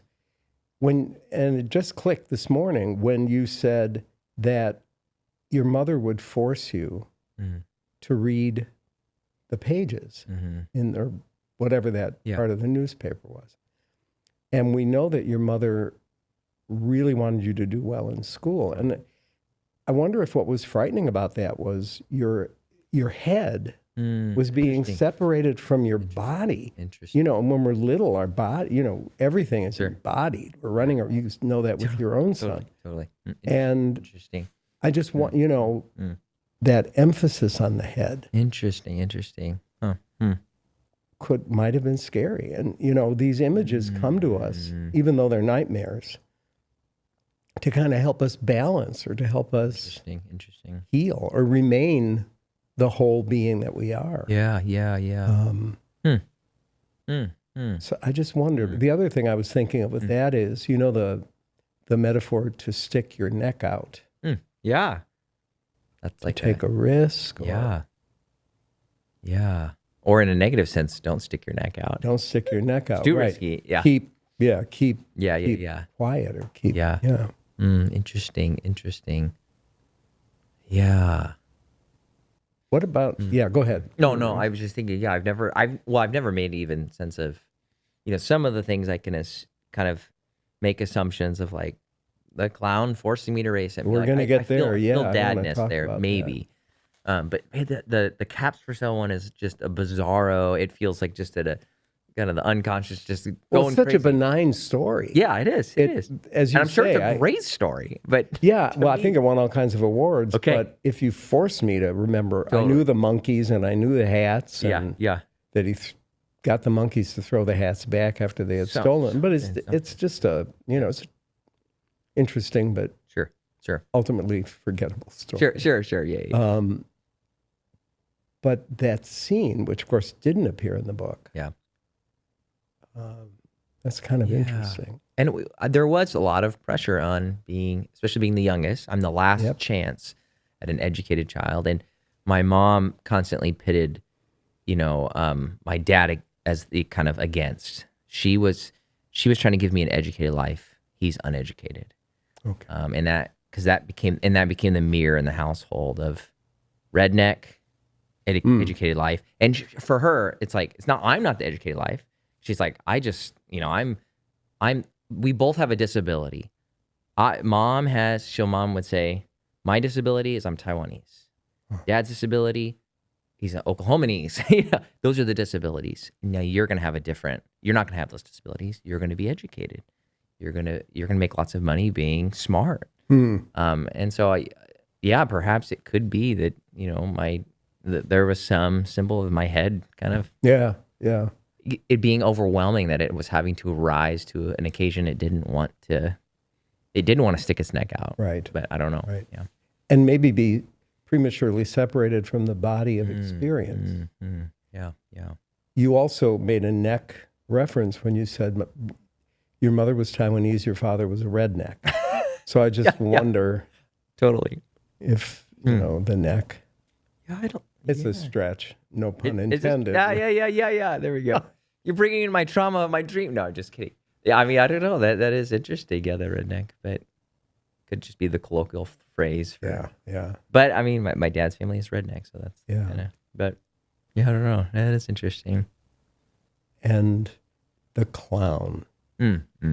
So tell me the clown dream. The clown, that one is the most frightening to me in my memory. partly it's like I had associated clowns as terrifying, but they all had a violence to them in my memory. The neck is probably the least. I mean, it is violent, but like the turtles are being literally crushed. You'll get to them too. The woman is going to be crushed. But the clown, even though there's no like physical violence, it feels the most violent to me. And partly it's the colors. It's black, it's dark, and you've got the neon black lights on, and it's glowing. And I think the overwhelmingness and the clown is, in my memory, he's not gruesome, but he's a neon clown, and he forces me to get in my car and race him with this and go around this track. And I was getting sick every time I'm in it. I don't want to be there anymore. Yeah. And it feels the most violent tangibly, even though the scene is maybe the most innocent. I don't know. Maybe not. But yeah. Yeah, there was something about reading the dream. And then when you tell it, it's even more. It was, for me, the most visual of all the dreams. Interesting. Just like, there you are. Can you remember like the span of time in your life when this dream would recur? I mean, yeah, that's all of elementary school. So yeah, at least until I was 11, I remember having that dream. Middle school is where I think I start to lose it.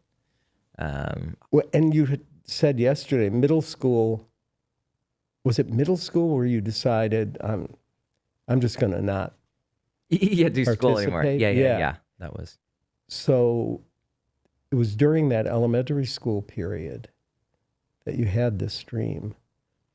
And again, what did the clown want you to do? He forced you to get into your car. What car was it? Do you remember? It kind of looked like a Monopoly car, like the little piece, one of those old cars. But you couldn't really see the car other than you saw the outlines of it in neon lights. So it was like someone had put neon glass, all around it. So you could see like wheels and you could see the shape, that kind of Monopoly car shape. But that's all I could. And how did the clown force you? That's a good question. In my memory, there was no words. There were no words that were exchanged. It was just like, I have no choice. Get in the car. Okay. But he never said get in the car. It was just there I am. And I have no voice. So I'm getting sick. And it's like I'm in a roller coaster, because we're racing. But I can't say, perhaps, it's not like I was protesting, please let me out of this. Yeah. I'm in the car and I'm going. But everything in me is saying, I just want to get out of here. I want to stop. I don't want to race. And he was racing beside you? Beside me, yep. He'd go ahead. And I don't remember ever getting ahead of him, but he'd be beside me or ahead. Yeah, what kind of track was it? It like neon lights. Like there's like two, it's almost like just two kind of tracks. And we're on two separate tracks.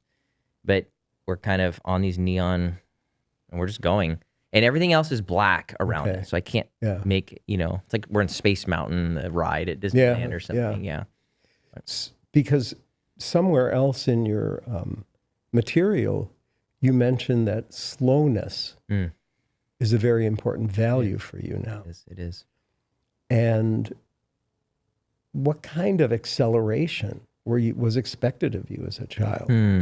It feels like there was a push to early reading. Yeah. And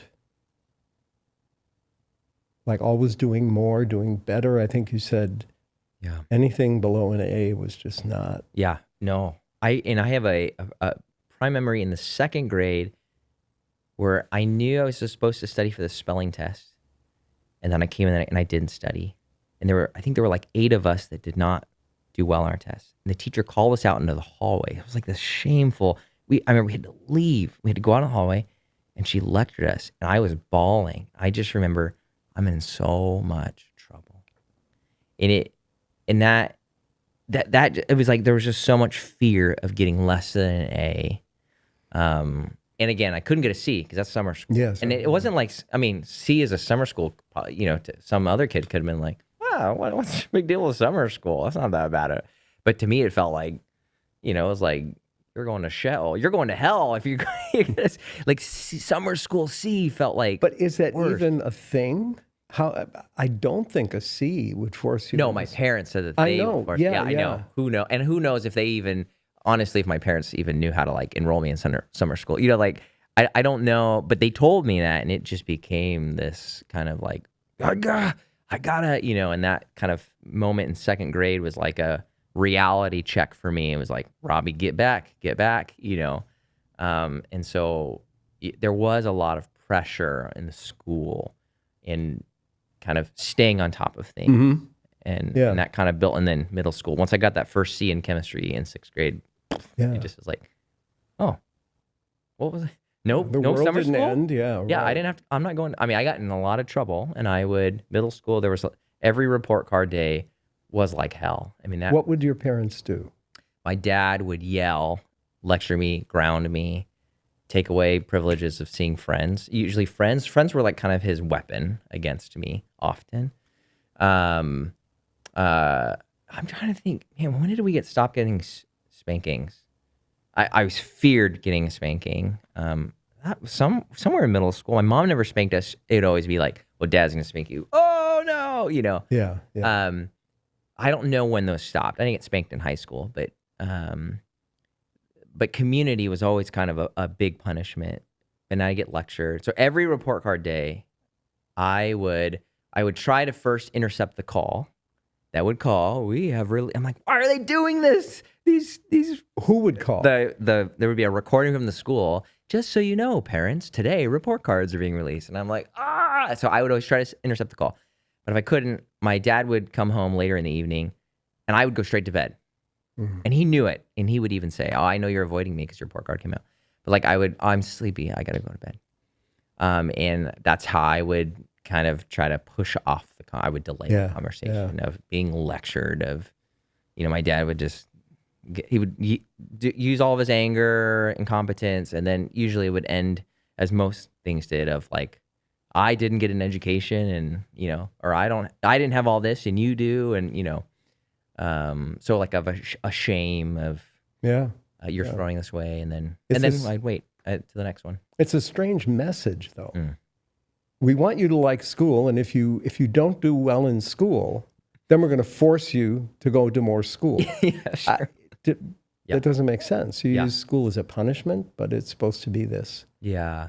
gift that must be confusing. Yeah, and my parents, what's confusing is they didn't have, I mean, my mom, she had schooling, but again, this is an English system. She doesn't know it. And my dad didn't have schooling. So, and they had no tools of helping me. Yeah. So it's like school was confusing at times, but it was on me to figure it out. Mhm. It wasn't like I could come home and go, I don't understand long division. Yeah. I don't either. Good luck. Yeah. You know, not that I would have even wanted to ask my parents. You know, this compassion that you're showing now for your parents, which is quite beautiful, probably,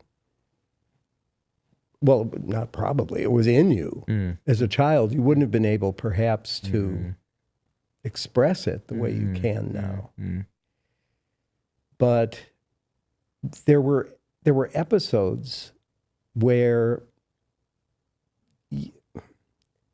it was clear that either what your parents were threatening to do or maybe even promising to do didn't happen.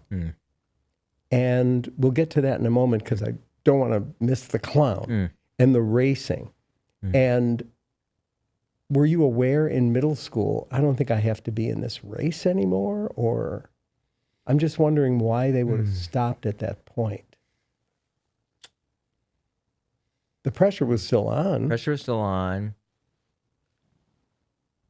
And I knew I'd get in trouble. And I didn't want to get in trouble, but I didn't care about, I don't know. Sorry, the question was.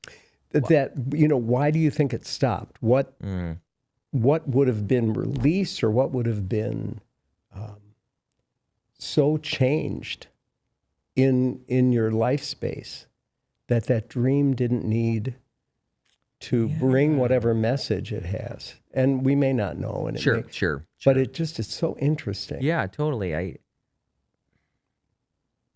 mean, it could be that I felt like, well, this isn't so bad. I mean, I'm getting in trouble anyways, other places. And like it could be that maybe I just resigned myself to there's not a world-ending kind of piece to not staying on top of school, I don't know. That's a good question. And it felt probably releasing school was a lot less pressure than trying to maintain it. And so I think that's probably the biggest release. Both parents' pressure, and then also school is hard, we're reading wild things, and I don't know how to kind of process them. Yeah. And you're in middle school. So it's like everything right. is changing. Everything is I don't changing know all what's over the happening. place. And so to release something is just going to feel like a good. Yeah, definitely. Yeah. Right. There were 2 episodes that you talked about that were particularly, that really got my heart. One is your mother forcing you to write a journal. Yeah, that's right. Which, like she said, write a journal, and then every evening she would read it. She would read it before she went to work. She worked at 7 p.m. And sign it. She would sign it like a planner. Yeah. And then could narrate for me when you put something in the journal that you were sure your mother wouldn't like. Yeah. I was hoping it would catch her attention. So because normally I had to write, I would just write like, I played today or something. Sure. But I was feeling so, unseen, invisible. And at that age, I probably, I can't forget what I wrote, but I remember just feeling so like I didn't belong. Like no one sees me. Yeah. No one knows me. And that what I wrote was like this last ditch effort of, my life is crappy. I can't remember what I think it was crappy. Because crap was such a powerful word for me when I used it. I was like, my mom will see this, and it will grab her attention. Even if I get in trouble, it's like that Dylan Thomas, poem where he says, "Father, curse me, do something, but don't go gently into that good night. Give me some reaction." So I was looking for something from my mom, and then in fact she signed it. It was just like it just kind of like confirmed. Yep, invisible. Yeah. No one sees me. Right. No one knows. Right. So it just was like, turn inward. Yep. Yeah, and the other episode was the interaction you had with the little girl next door. Right. And when it was discovered by the girl's mother, she said, "Go home and tell your father." Yeah. Tell your father to come talk to me. Okay. Which you didn't do. Yeah, she might as well have just said, go do the worst thing in the world. Right. No way. Right. Right. Yeah. And the way you expressed it, your memories, even the awareness in the moment would have been very confusing because, as you said, no one had ever kissed you except your mom. Yeah. And then there was this girl. So, but the part that has energy for me is when your father confronted you in what I'm sure now you understand is a perfectly typical totally young child experience. Totally. Yeah. He didn't use that as an opportunity to talk to you. Yeah. What did he actually do? It was just shame. So he came in and said... He said, "Why didn't you..." And it wasn't even addressing the real issue. It was, "Why did you not come get me?" Like her mom said to come get me, and you didn't do it. Why didn't you do that? And I don't know. And that was it. Silence. Nothing about that. No. Do you have any questions about what happened? Totally nothing. And I'm not sure. My dad didn't have that narration, so he has nothing modeled. So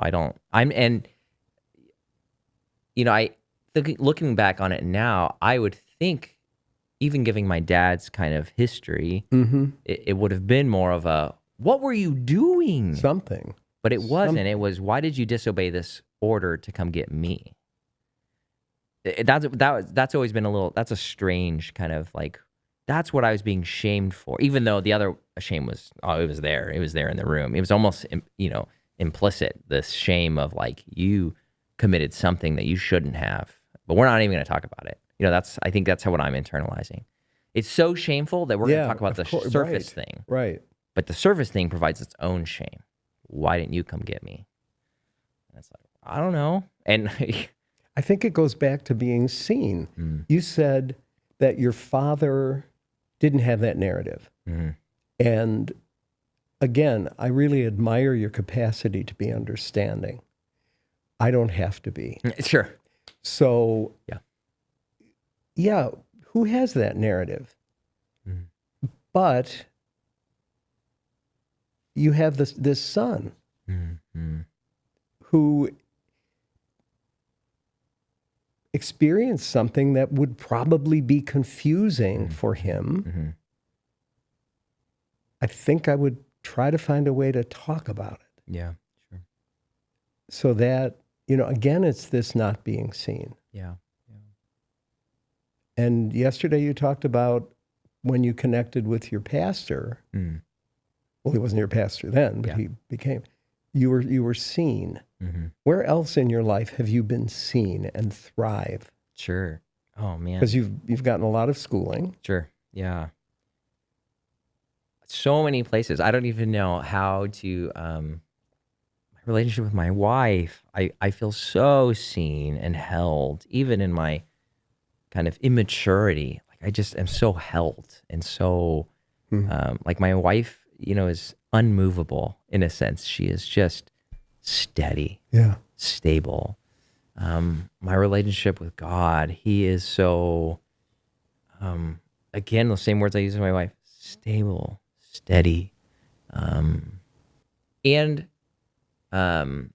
especially with God, he's like a Brandon. He pursues. He doesn't let me sit. And the same with my wife. There's in other relationships, my good friend Paul, I'm thinking about relationships in college, even like people who pursued me. I remember at my own baptism, I didn't get baptized as a child because I didn't have a faith there, and I was Quaker. So I came to Christ in a Quaker church, and there's no baptisms. But it was in college. I remember it was a bunch of friends. We went to do relief work for Hurricane Katrina, and people were, you have a bunch of college students. Let's do some baptisms. Why not? And people were getting baptized, and I remember I wanted to get baptized, but I was so afraid that I had acne always on my back. And I didn't want to show people my acne. And I felt so ashamed that this vanity, this was like this thing was keeping me from this meaningful moment to me that baptism had become this such a special moment to me in my mind. But I don't want to show people my acne because I know we're baptizing the Mississippi River, to take your shirt off. And I remember my friend Will, it's like he like pursued me and asked, why don't you want to get, and I finally told him, and he's like, dude, keep your shirt on. And I'll make sure that no one, it was a Brandon moment. I'll make sure no one tells you need to take your shirt off. It's cold. The Mississippi is cold. No one wants to take their shirt off. And no one actually did. But in my mind, it was like, I have to do this.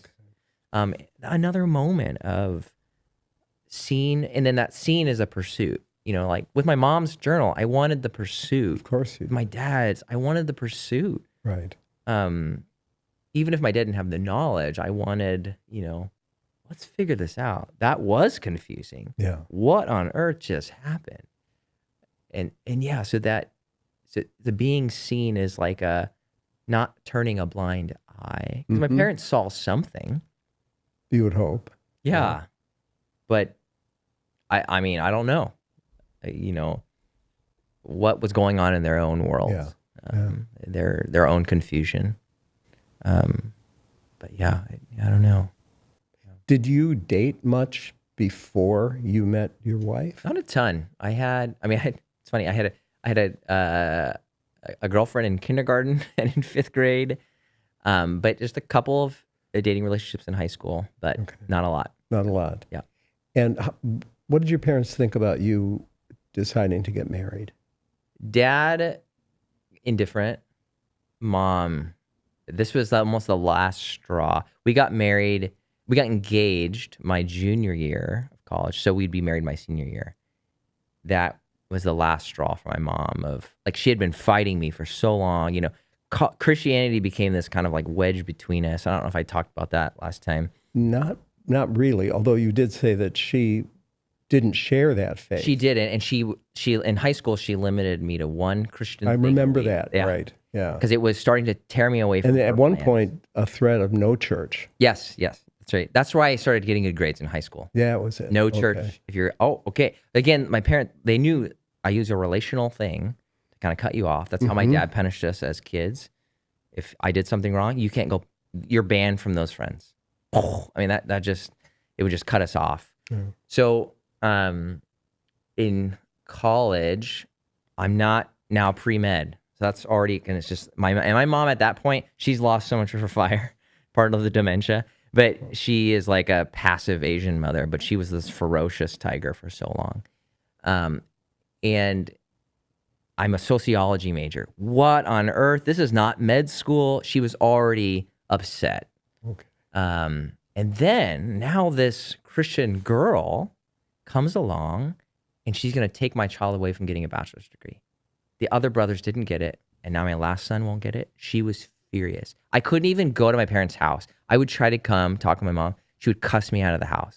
I'm not going to your wedding, and you're not getting married. And she was so angry. I hated my mom. I was so angry at her. She would just cuss me out, tear me down. You're worthless. Like, you're not going to finish. And I think me finishing that and then getting to master's degree kind of pacified my mom. There was a moment when she came and visited us when we lived in California, and we made her food.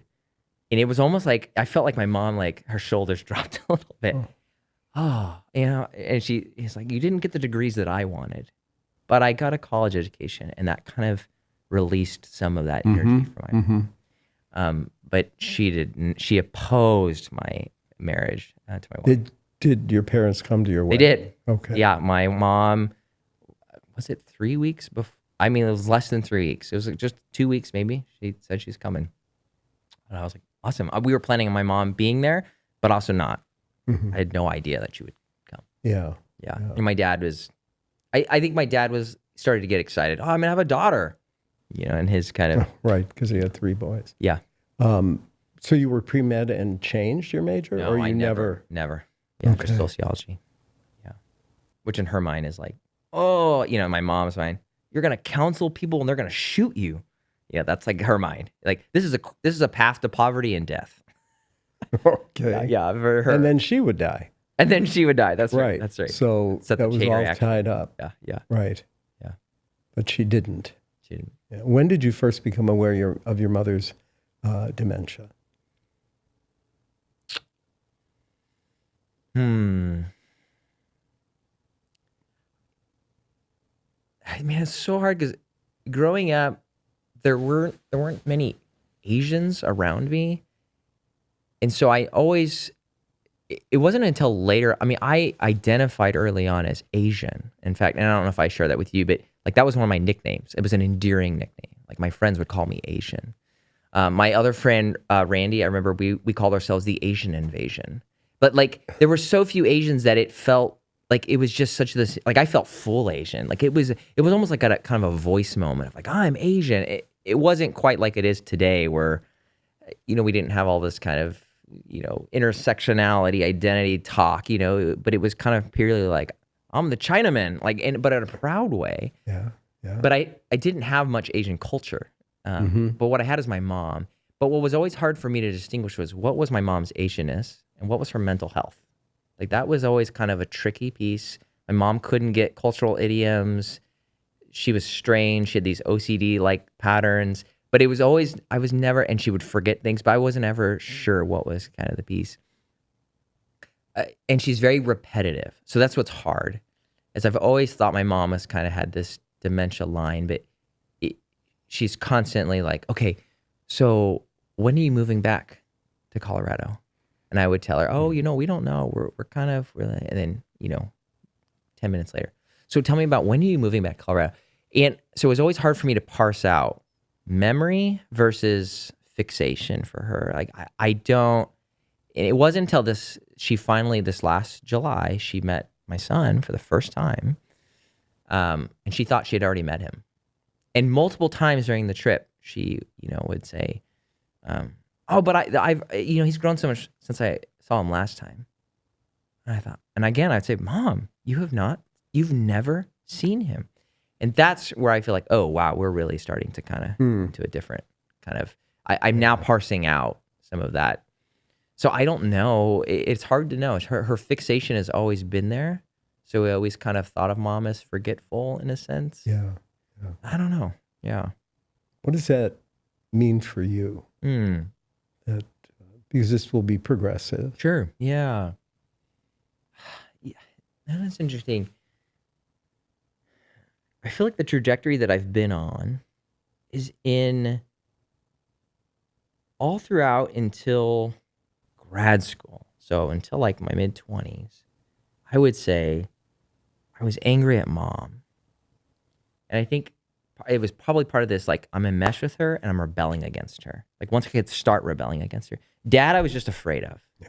But he was he's not a warm, good object, but he's not the source of my woe. Even though later on I'm like, whoa, he brought a lot of woe. But Mom is so consuming that like I can't even think about Dad because she's on my back. But then in the later years, going into grad school, and Mom became more passive. Then I started to see the damage done by Dad. And so anger turned towards Dad, not Mom. And Mom has developed a sweetness in my heart. And I think there's some sadness. I think, it's so hard to say, but it's like, for me, in heaven, it would be hard to not have my mom. It wouldn't be hard not to have my dad. And that's sad because I want my dad to have healing and truth. Mm-hmm. But my mom, I think there's such tenderness towards her. Even though, gosh, she has messed me up, I have known the amount of tear down that, my dad was kind of gave a physical front of violence and did violence to her. My mom verbally destroyed each of us brothers. She just shredded us and provoked all kinds of insecurities of her own. But what has kind of remained in these latter years is a sweetness toward her. Yeah. And there's sadness that I don't talk to my family that much. So, you mentioned that. But there is sadness in kind of losing my mom kind of slowly, continually, and not having an opportunity for her to kind of, I don't know, find life. Like she's miserable, and she feels like the most tragic person of my whole family. Okay. But yeah. Both yesterday and today, I couldn't help but noticing your tattoo on your wrist. Can I ask you about that? Yeah, that's 2 Corinthians 12, 8 through 10. Ah, that's okay. Paul's thorn. Uh-huh. And that is? So that's when Paul, at the end says, he admits to the Corinthians his weakness. He says, 3 times I pleaded with the Lord to take this thorn away from me. Yeah. And the Lord said, my grace is sufficient, for my power is made perfect in weakness. When did you get that? I got that when I was 18, and I was mad at my mom. Would she not have wanted a tattoo at all? My dad too. He gave me shame when he saw me with my tattoo. He's got some kind of weird Southern. Again, the man that never went to church suddenly is like, isn't that a sin? That's what he asked me. You just said that? You don't even, you're not affiliated with anything. You have no kind of say in this camp. Is that a sin? And my mom didn't like that, of course, too. My dad goes to shame. My mom goes to, you're going to get AIDS. Okay. Those needles are bad for you, Yeah. Cancer. Yeah. So if you had to talk about the thorns that you've managed to overcome, what would they be? We've been talking about some of them, I'm sure. Sure. Yeah, my biggest thorn has been my family. And I say that thorn because I think I had mentioned to you maybe that if I wasn't a believer, I would cut off ties with Yes, my you family. did. There's just no fruit for me there. But they feel like a thorn in the sense that there is this connection that I Yeah. feel like the Lord has never shut off. I feel like God has given me different permissions of what our relationship should be, you know. At one point, it was a building of a boundary. Yeah. And then now and then at one point, it was a going back in. I don't know if I talked about that. Like, I felt like, especially in my grad program and in that, there was a building of a self for me. It was like did Jesus mention saying, yeah, you now have a self, and now we're going to go let that self, we're going to lay it down out of love, not out of compulsion. Yeah. So now you're going to go listen to your dad's stories, not because you need to pacify him or, find some affirmation, but because you want to love him. Yeah. So it's an act of love now. And then it's moved into a kind of a phase of, there was this kind of primal moment, like in 2021 maybe. And that kind of shifted to where I felt like my family didn't even want me. So it had this like reaction to me where I was like, well, I don't want to be here either. What am I doing? And the Lord brought this, it's not a kind of a, direct exegesis of the verse, but give to the one who begs from you, Jesus says in the Sermon on the Mount. And I felt when I was sitting with that and the Lord was just saying, well, if they don't beg, don't give. But if they beg, reach out of love. But you don't need to have the burden of stoking the flame. Yeah. Like you don't need to pursue them. But if they beg, be charitable. Yeah. You've been given much. And so I'm, okay. But I don't need to go and pursue and stoke the kind of familial flame for them. Yeah. You mentioned putting up a boundary, which clearly needed to happen. Sure. Yeah. But I wonder what effect that had, given that the environment was you weren't being seen. It's almost as though all of the ways that you tried to be seen didn't work. Yeah. But it does seem like the boundaries that you've put up paradoxically allowed you to be seen. Yeah. By others. Oh, but not by, but I'm even thinking like you converted to Christianity. Your mother certainly saw that. Sure. And yet that also was kind of a boundary, right? Yeah. Because it was not part of your family of origin. True. Deciding to get married certainly is a boundary. Yeah. It's, you leave your mother and father and go somewhere else. Yeah. But that also was in service of being seen. Yeah. Interesting. Yeah. It is like, as I was boundaried, I took up more space. Yeah. It's like, whoa, there's Robbie. Yeah. Right. Yeah. I'm a different person than what they thought I was. Yes. Even though I don't think that they think that, but Well, they're thinking of you as a person, yeah, which is important. yeah, that's true. And I do understand the tension. You're very understanding about your parents, and certainly their stories kind of engender that kind of compassion. But I think it's important when you're considering your own process that you look at that. Nobody would ever accuse you of being hurtful or dismissive. But I do think it's good to like look within and understand ways that you were not seen, maybe even hurt or confused. Yeah. Because those are the things that help us grow as well. No, definitely. Yeah, that is one of the beautiful things I feel like in my kind of walk with the Lord has been that everything is fodder, and everything is, there's no place that is not kind of, that is within the kind of redemptive arc. And so nothing doesn't belong. Yeah. Which is weird. Yeah. Right? Yeah.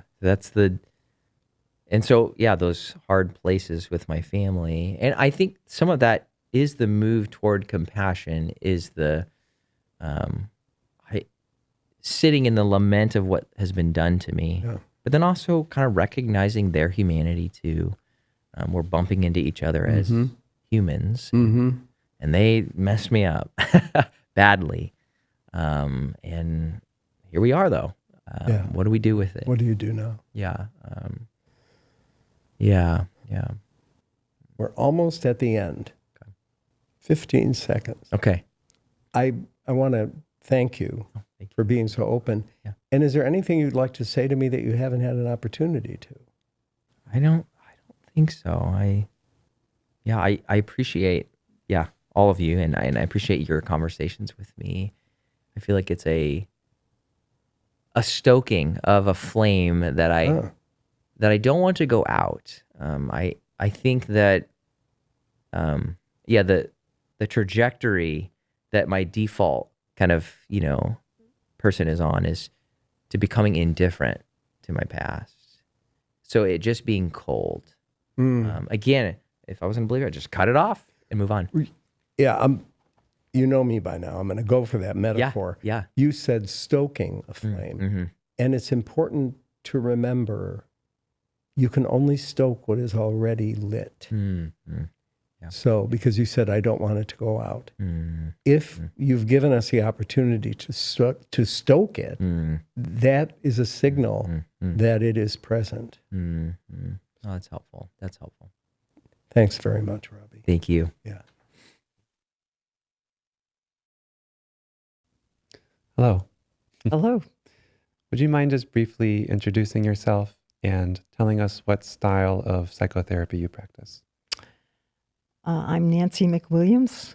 I have a private practice in Lambertville, New Jersey, and I taught for 40 years at the Graduate School of Applied and Professional Psychology. So throughout my career, I've had an interest in teaching and passing on the knowledge base that's been valuable to me as a therapist. So I've written and I've given talks throughout the world, as it turns out now. It's something that was unanticipated when I started.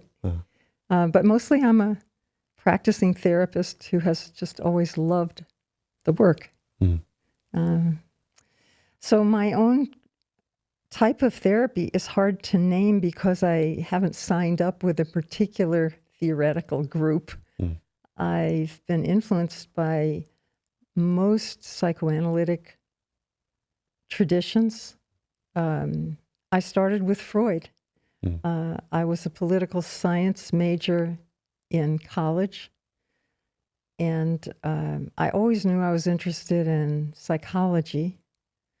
I don't think I knew there was such a thing as psychotherapy until I was in college, but I was interested in individual differences in people. But at Oberlin, where I went to school, you had to run rats for 2 years before you got to talk about people. And in the political science department, they were talking about people from the get-go and why they did what they did. So my junior year, I was a political theory major. And my faculty advisor said, you're very psychological for your junior thesis. Maybe you'd want to talk about Sigmund Freud's implicit political theory. And he handed me a copy of Civilization and Its Discontents. And I fell in love with Freud's mind and started reading more Freud. I read The Interpretation of Dreams. This was in the late 60s, and at that time, there was a lot of psychoanalytic literature in ordinary bookstores. Erik Erikson, Rollo May, Erich Fromm, Karen Horney, and Theodore Reich, who was a protege of Freud's, who had a very intuitive style of work.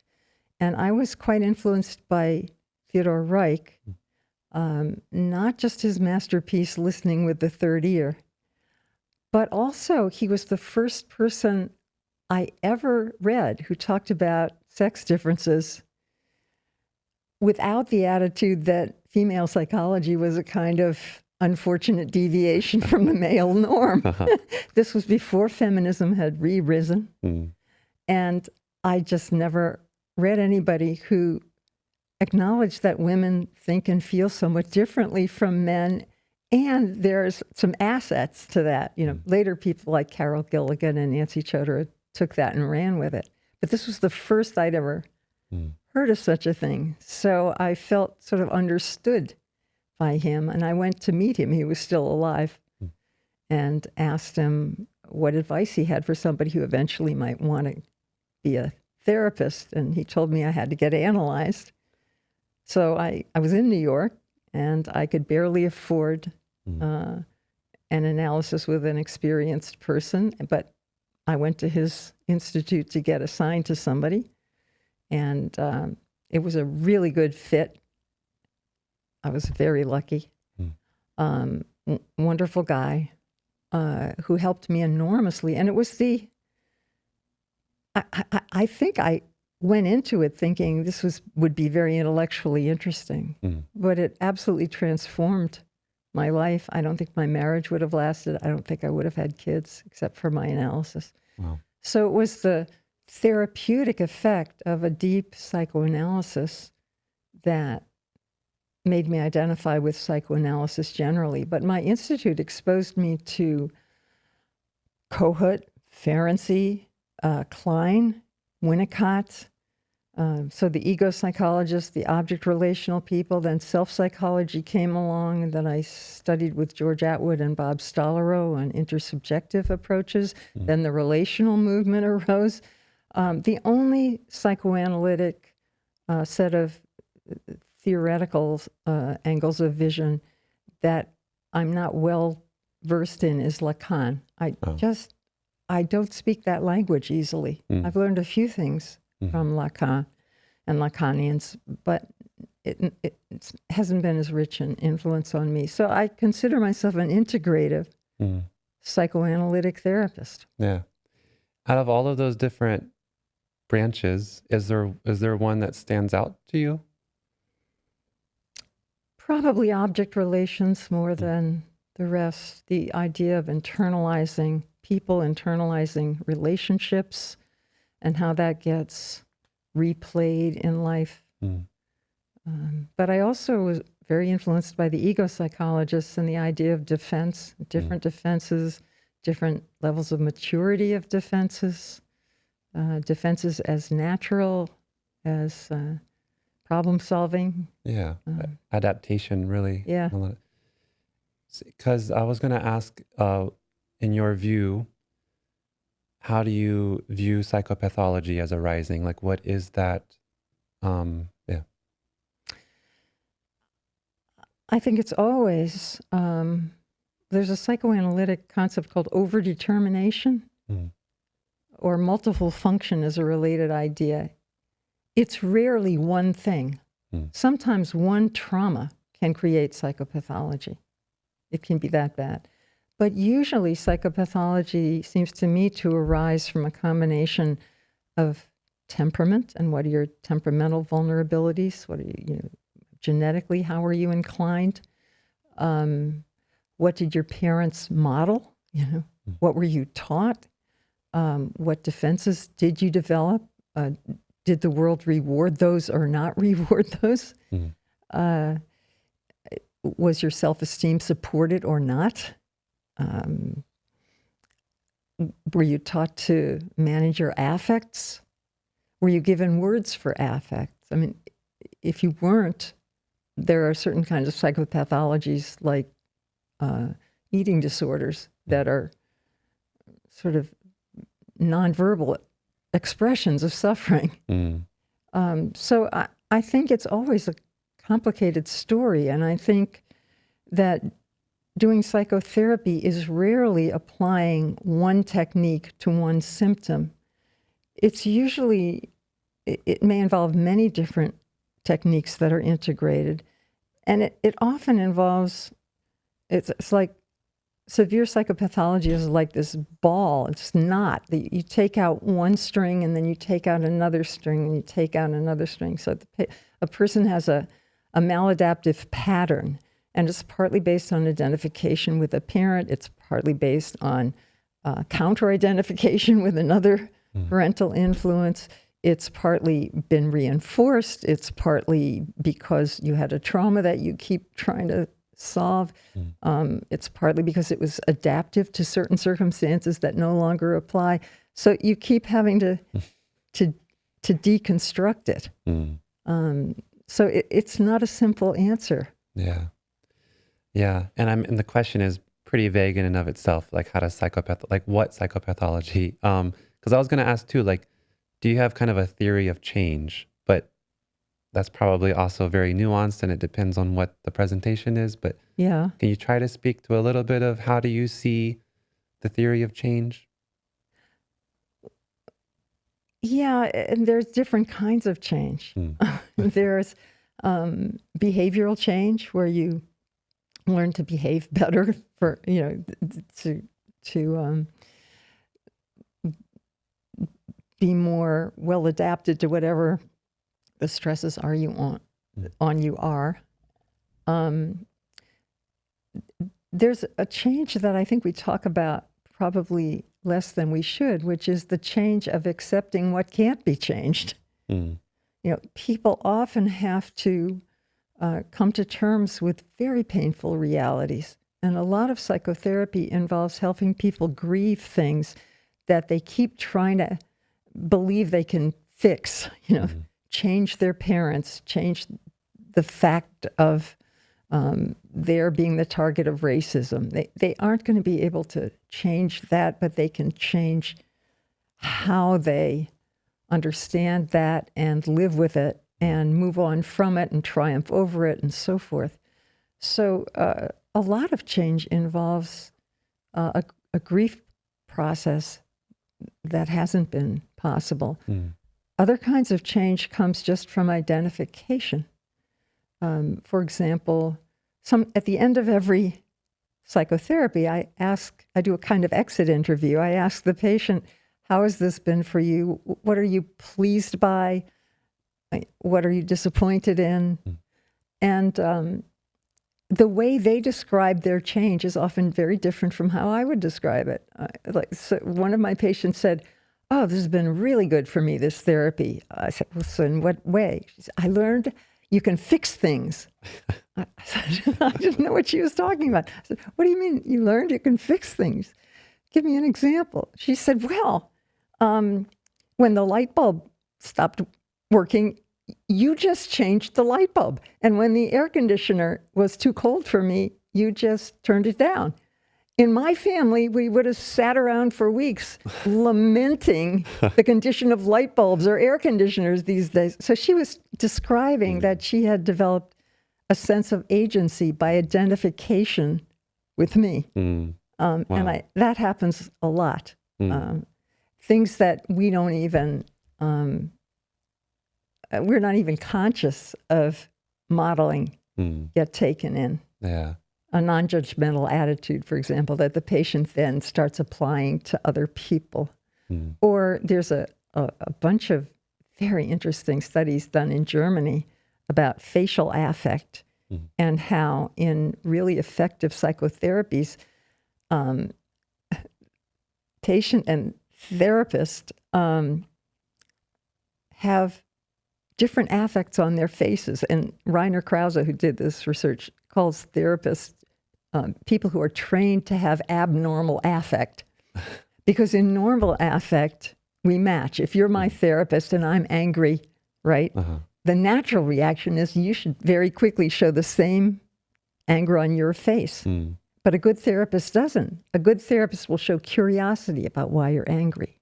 Or if I come in shamed, the therapist won't show contempt for my shame. The therapist will show maybe anger that somebody shamed me. So the patient completely non-verbally is learning there's a different way to feel about this. Right? And there are film therapies that show this process, and nobody ever says after it, when they're asked, how do you account for your having helped this patient? Well, it was my facial affects weren't what the patient expected. But that's what the video showed. So obviously there's all kinds of unconscious identifications going on. Yeah.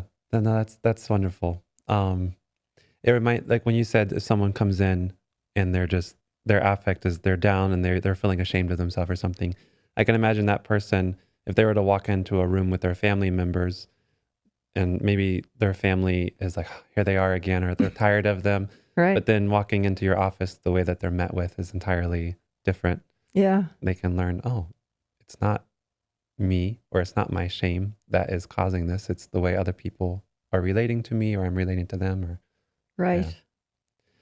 yeah, it's not thank you. It's not a simple answer of like, what is your theory of change? Well, it's not just insight. You know what I mean? No. Yeah. Insight can be helpful. Sometimes insight is the result of change, interestingly enough. People grow in a certain way developmentally, and then they realize why they were the way they were before. So it can work both ways. Oh, interesting. And for some patients, and the guy that we are interviewing here, he and I were talking about this a bit. For some people, insight itself is so rewarding that getting insight is change for them. It's not just an intellectual defense against really changing. It's also a deeply held value, authenticity and being true to the knowledge of the self. Yeah. Yeah. It's not, beautiful. Okay. Well, thank you. You're welcome. Yeah.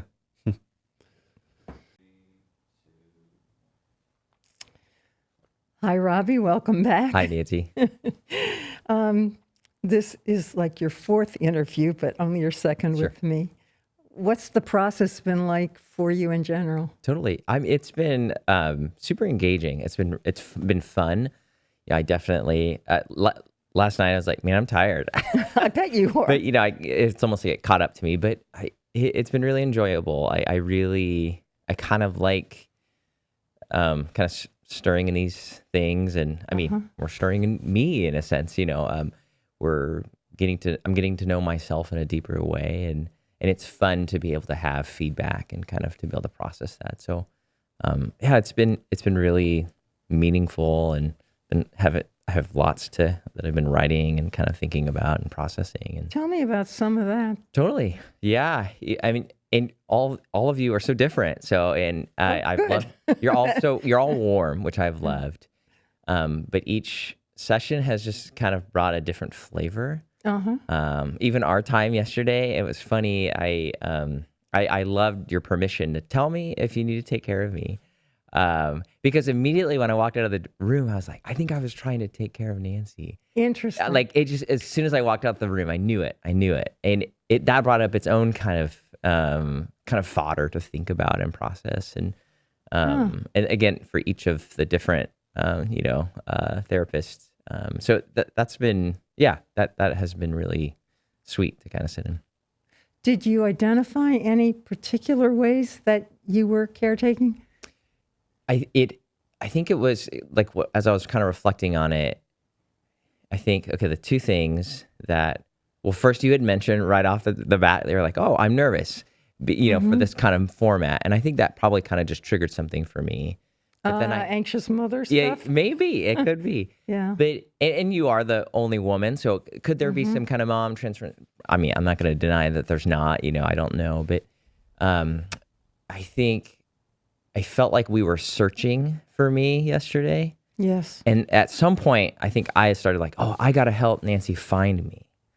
Interesting. And I expected, us to be kind of floating around, because it was like almost like an intake session, because you're like, who are you? And I'm like, who are you? Right. So I expected that.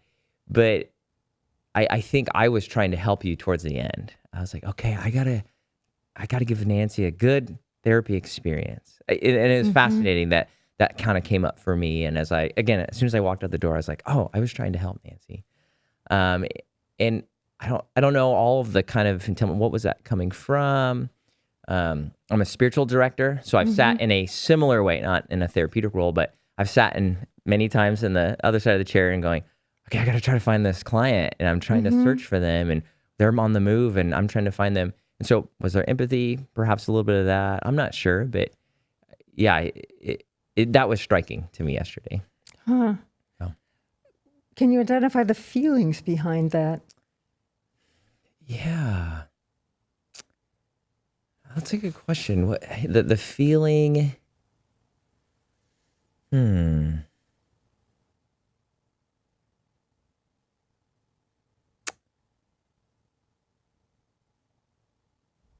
perhaps there, the first word that comes to mind is like frantic, but that feels too strong. Like that feels like, I feel like I'm limiting, like it's a notch lower. Like it felt busy, like trying to go, okay, where's Nancy trying to go? Okay, I need to try to give her, an Easter egg to kind of help her, but I don't even know where I'm going.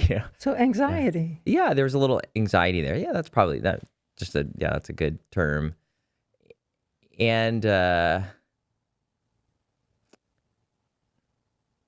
yeah, I think that's the kind of primary one. I was trying to think if there was like, I do have some of my family pain is they don't know me. Yeah. But they think they know me. Yeah. And that is kind of I've seen that kind of relational dynamic play out in other places. If I don't like someone, it's usually the first thing that kind of throws me off on someone is if they kind of assume they know me. Uh-huh. If they use key phrases like, "Oh, I know people in your situation," and it's like, well, well, Yeah. and so could there have been a little bit of like, if someone doesn't feel like they're tracking with me, is there a part of me that's shutting down? I don't know. I was thinking about it, but I'm not sure. Well, is there some way that you feel I presumed that I knew you based on like what you'd filled Sure. out? Not at all. No. Huh. That didn't, at least to my awareness. Yeah, I didn't assume that. Yeah. Okay. How are you feeling today to meet up again? Good. Yeah, I know. Excited. Okay. Yeah. How did you feel about some of the things I thought we could talk about? Did that resonate or not? It seemed to me one thing we could talk about is your path forward after your role as full-time dad. Totally. Yeah. That I'm interested in that. I think it was in our session that I had said like I think I talked about imposter syndrome or maybe you had brought that up and and I think part of me offered that a little bit more because I was trying to give like something to latch onto. It is a real thing I want to talk about. Was it then? I'm not sure. I'm not sure if I was just kind of like, okay, let's take something. Let's give her something. Yeah. Let's do imposter syndrome. Yeah. That sounds fun. So, and that's a hard position that you're in because you're trying to track with me and I don't know where I want to go. So that, that adds to its, how do you find someone then? Well, it is interesting how automatically you seem to tune into the other person. Sure. And it's a great asset, I'm sure, as a spiritual director. Sure. But it feels very automatic. Yeah. And probably hard to get underneath because it is so totally radically automatic for you. Yeah. Definitely. Yeah. It's a double-edged sword of kind of not being able to turn that off. And yes. Yeah. And that has been something I've grown into of like learning not to manage others or to manage what I think that they need. But it's also, I've had growth in there, but it's also, I think it will be a part of my story forever. Yes. That's just a part of kind of my psychology that's it. That's part of my role I played and also part of, again, it's a gifting and it's a curse. It's a little bit of both. But would it be accurate to frame your internal struggle as between an automatic effort to take care of the other person and some wish to express yourself, your individuality, your own needs, your own aggression or assertiveness? Sure. Or... Yeah, I think that's probably accurate. Yeah, like not wanting to, coming back to that childhood stuff, not wanting to be suffocated. Yes. And I mean, in childhood, suffocation was, it wasn't, I mean, is suffocation ever warm? Well, maybe, but I don't know. In childhood, it wasn't. Mm-hmm. It was just right. With dad, it was, you have no self. I have the only self. With mom, it was, well, mom's the only other thing I have, but when I'm taking care of others, there's a warmness in that. It doesn't feel like exactly like it's grating against me. But it is a loss of self, and you have to do that in relationships, right? You have to. It's a give and take, and that's just part of a natural, relationship. But not with a loss of self. not with a loss, not a full loss with of an self. awareness Sure. of self. Yeah, and that comes more later for me, I think. In a processing. Oh, I think I lost some of myself. It's easy to even, it's easy for me to report. Even people ask you, it's easy to be vulnerable by reporting. Yes. But then, later on I go, yeah, those aren't the questions that I wanted to be asked. But I didn't even know quite in that moment. I was giving them their content that they needed. But I was missed. And I'm not going to blame them fully. We were both playing a game together, but No, you lose your own voice somehow. Yeah. Even though I shared my voice, because someone's, that's Right. And I think I talked about one of the 35 sessions I did with the therapist where we were constantly talking about. It felt like things that I was like, I don't want to talk about that. But I didn't actually. And to be fair to him, I never said I don't want to talk about this. He probably would have gone, oh, great, let's go somewhere else. But I never said that, and so. That's part of my own kind of dynamic, but yeah. Can you go any deeper into what it feels like to worry that you're an imposter? Yeah. Trying to think about it, kind of.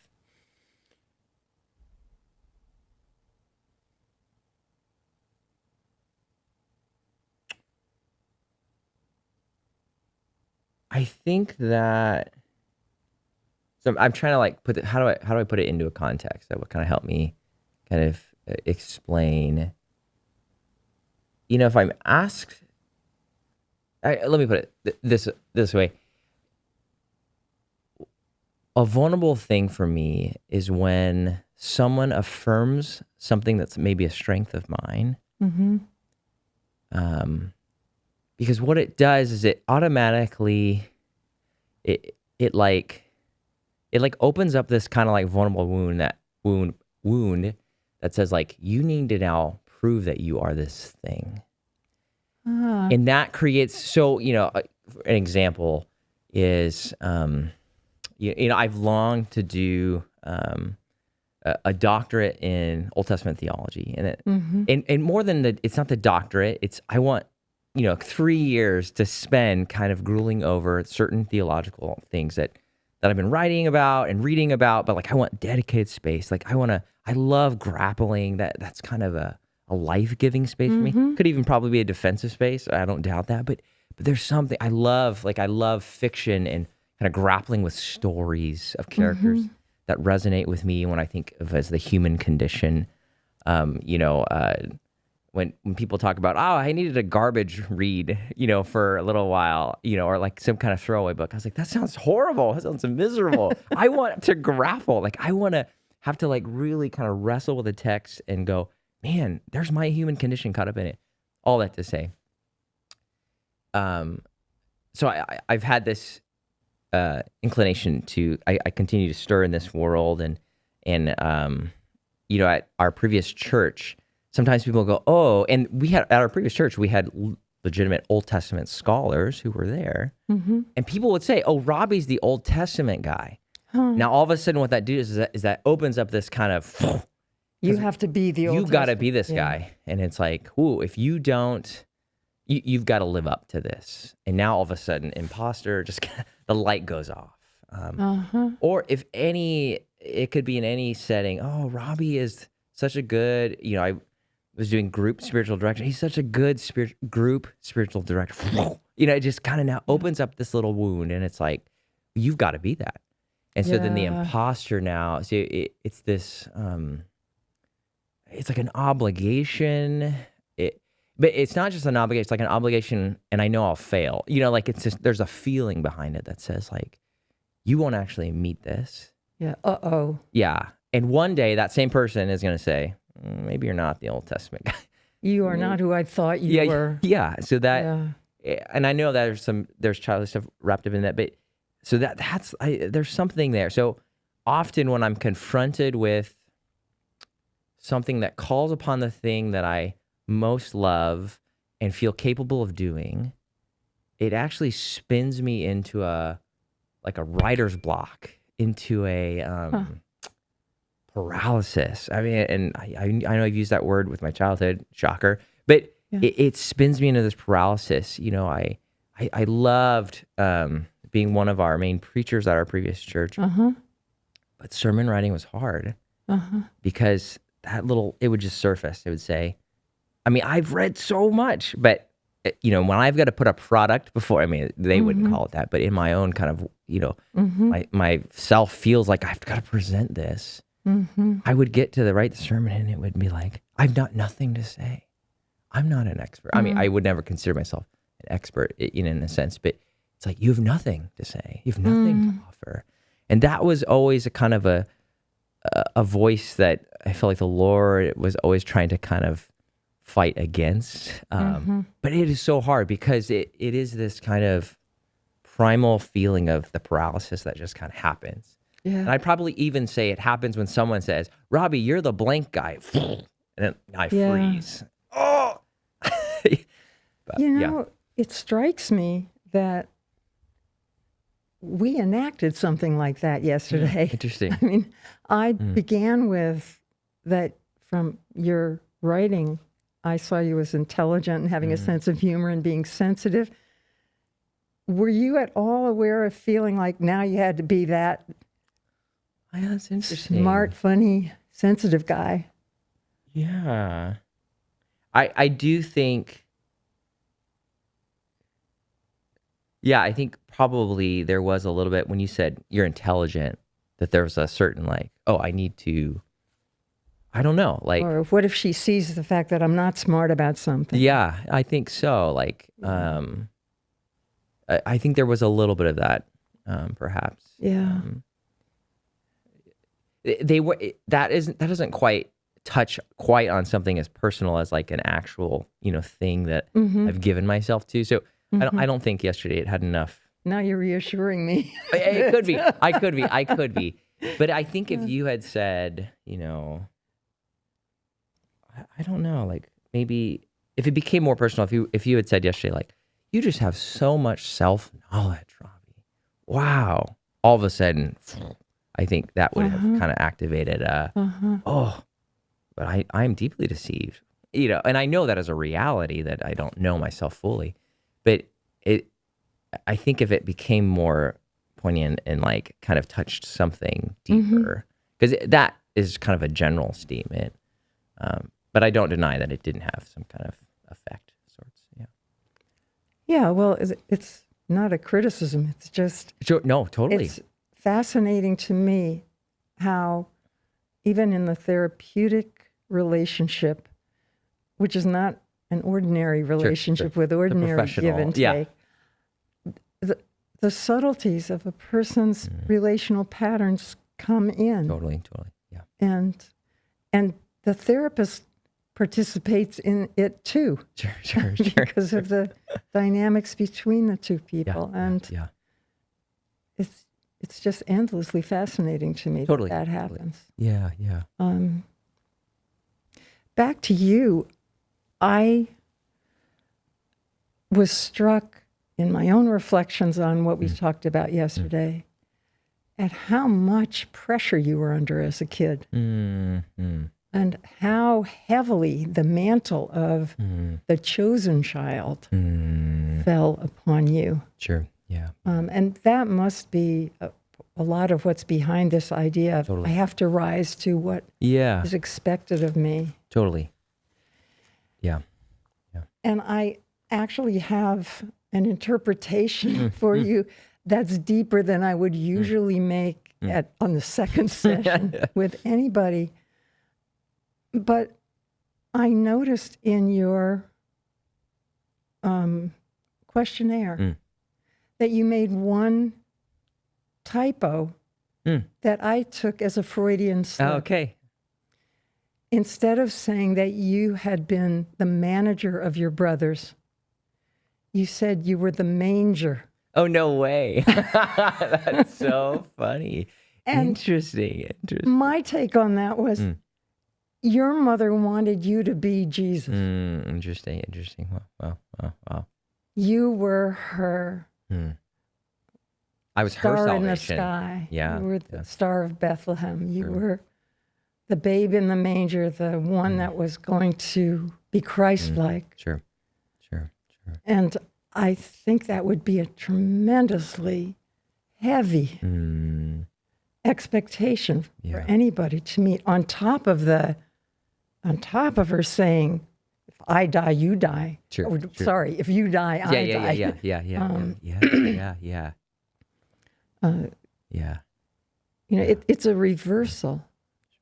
The fact is that with a very young baby, if the mother dies and there's nobody else, the baby dies. But she said it the reverse way. If you die, I die. So you're the one who has to take care of me. You're going to be Jesus to my sinfulness. Does that resonate? Definitely. Yeah. Pressure, that actually it's a Taiwanese curse for the parents to die, for the children to die before the parents. So it's like, that's like, I would even be cursing my mom and her kind of worldview and her kind of superstitious worldview. So I definitely felt that pressure as a child to be what my mom needed me to be. And then from my dad, I felt incompetence. Definitely. I mean, that's just a part of my story with him. So many moments, primal moments of where I can look back and see how that kind of really just like forced me into this pretending role. You know, Can you give me an example? Sure. It's funny. One of my, when I was in seminary, you know, you always come up with these mnemonic devices to be able to remember languages you don't know. And so etoimazo is to be prepared. I will prepare. I will make ready, the Greek word. Right. And the memory, so and I'm image driven, so I would put an image to a word and then I'd remember it. And it's got the word toy in it. I remember 9th grade, I came home from the first football practice. And I played football in middle school. I played in a flyweight league. And I'm not very big, as you can see. And so in the I didn't know there was a weight limit. I played nose guard. I played middle linebacker. So I was a big guy in my football league. And then I get to high school, first high school football practice. I didn't have hair on my legs till I was in college. I get there and there's like freshmen with goatees, huge. And I just remember I was so intimidated. And then it was like a hyper masculine kind of world that I didn't feel, I did not relate with that world. Like if I had labels then, I probably would have chosen a label at that point because it was so hyper masculine. I remember coming home and I think it's so fascinating that I even did this. The first thing I did, I came home after football practice and I went and I got out my old Army men and I started playing. Oh, wow. And I set up this whole fort and I was playing and my dad came in and he said, "You're playing with Army men? How old are you? Grow up." And he left. My God. And there was like, I think I can even remember this kind of like, it was like my soul just kind of, whoa. And I stopped. I didn't play with toys after that. It was just this kind of like, just kind of violent, like, you're right. I need to move on. And that, like moments like that of just kind of my dad in his powerlessness had no idea how to shepherd his son. But then also just kind of providing this, like, you need to fake it till you make it. You need to, or you just need, actually, it's more like you just need to rise up. And that became, and I think there was a lot that I gained, like at the detriment of my soul. I gained a lot by kind of using that fortitude that I had to achieve things, to get scholarships, to become presidents of clubs in high school. There are things that it did do, but again, at the detriment of myself. And how would you describe the price you paid for that? I think I say often that the journey that the Lord has taken me on is actually a journey of kind of like unlearning my adultness and relearning what it means to be a child. Yes. I think that the journey of the Christian's life is to journey out of childishness, but to learn childlikeness. And I think that has been some of the most healing pieces of me kind of learning to become little Robbie again Uh-huh. in a way that I couldn't before. And I didn't have an opportunity to before because Right. before I was what mom wanted me to be. Yeah, or that I would was have been dangerous in Sure. your family. Sure. Or I was some ambiguous goal that dad wanted me to be. So either it was mom's direct goal or dad's indirect goal. So I didn't get to be a child. And Right. so that has been like, that's what I long to kind of return there, and I feel a return in a sense, not to the same Robbie that was there and playing with army men, but But a Robbie who can play. totally. And a Robbie that's not afraid to be as he is, or even to be deficient. Uh-huh. One of my favorite moments in, if you've ever read Crime and Punishment, Long ago. is when Raskolnikov, he's the kind of sociopath killer. He decides after seeing Sophia, he decides, okay, I'm going to go turn myself in again because he already chickened out. He left. He goes back. And it says that he kind of straightens himself up to be more like a human being. Huh. And then he questions himself, that's stupid. Like, who cares if they drag me off half human? I'm going to do this shameless act anyway. So he says, if I shall drink the cup like Christ, well, then I should just drink it. Why am I trying to make myself become more human being? But I feel like in that moment, Dostoevsky is saying, like, in his weakness, in the reality of who he is, he actually portrayed himself as being human. It was when he was hiding behind this facade of this, I'm this theoretical genius who knows how to cheat the system and become this superhuman person. That's where he was, and you start to feel it in the story. He becomes alien and subhuman, and he's distancing himself from people he loves or people that love him.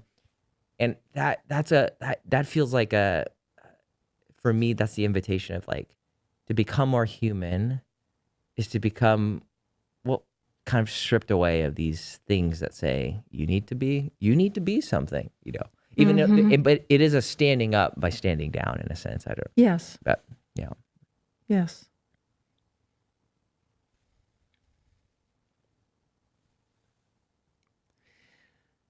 Where do you see yourself in 5 years or 10 years? Sure.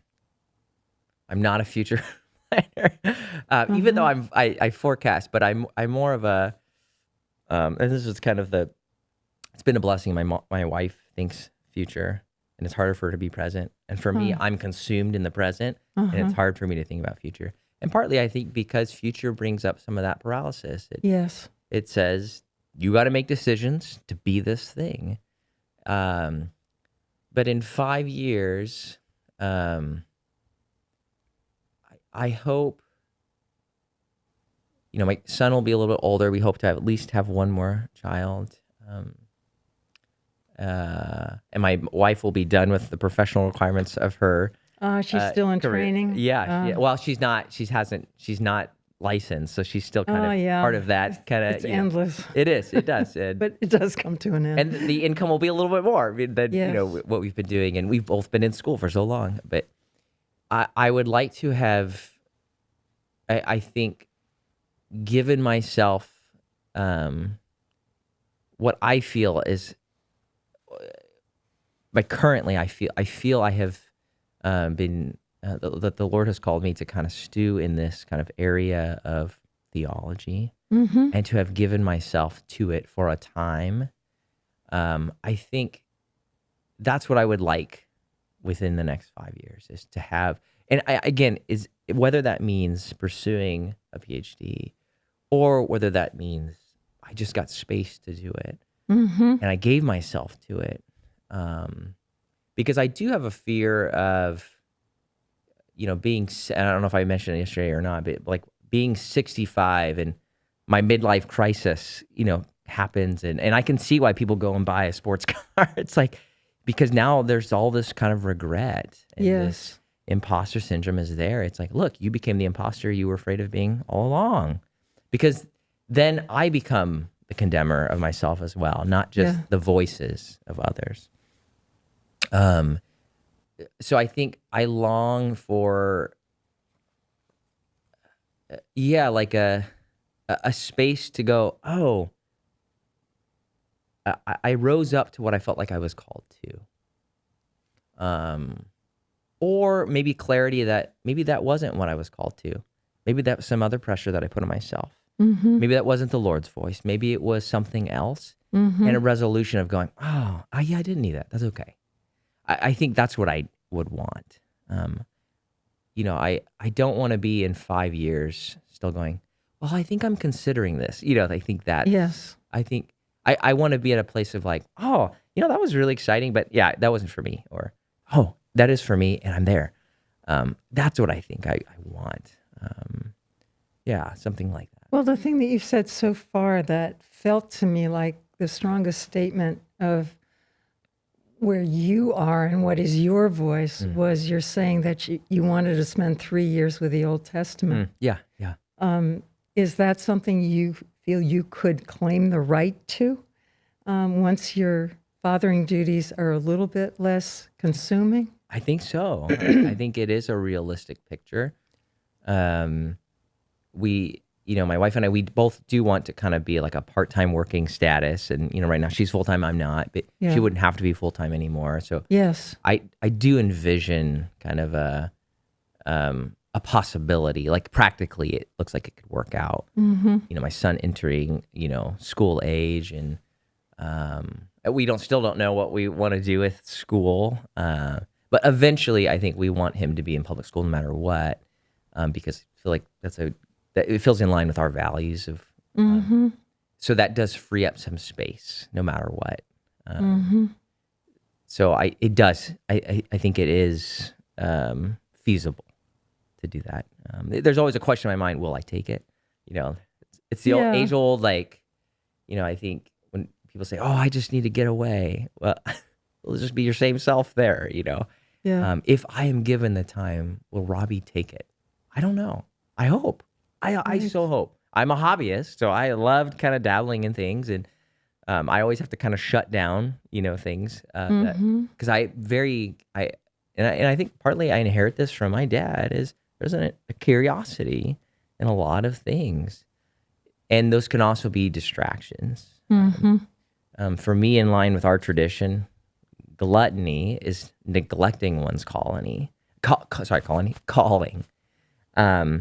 And so I relate, slothfulness. Slothfulness is neglecting one's calling, and I can relate. Of the 7 deadly sins? Yeah. Okay. And so it's not a laziness, it's I'm chasing all these things. Yes. Because there's something about my true calling that brings up something that's a little too complicated for me, and I want to avoid it. So I want to do something else. So, and someone like me who can be high productivity, that's the kind of, I can escape into other things. And I think I know I'm jumping around a little bit, but caring for others can often be a slothfulness for me, because it is a neglect of my own self. Uh-huh. And it's not just blame on them, it's me avoiding my own paralysis. Because if I have to stop with Robbie, then I encounter the incompetence. I don't want to be there. Let me help you out with your incompetence. Right. That's so much easier, Yes. cleaner. And so some of my slothfulness is relationally reaching out. Mm-hmm. So there is that fear of, if I have that time, would I take it? I don't know. I hope so. But I don't want to bet on it as the only factor that I need is time. Well, you're bringing up the deadly sins. Made me wonder, how would you describe a dark side of yourself? You've been so reinforced for your bright side, Sure. your caring side. How would you describe the part of you that is reminiscent of original sin? Sure.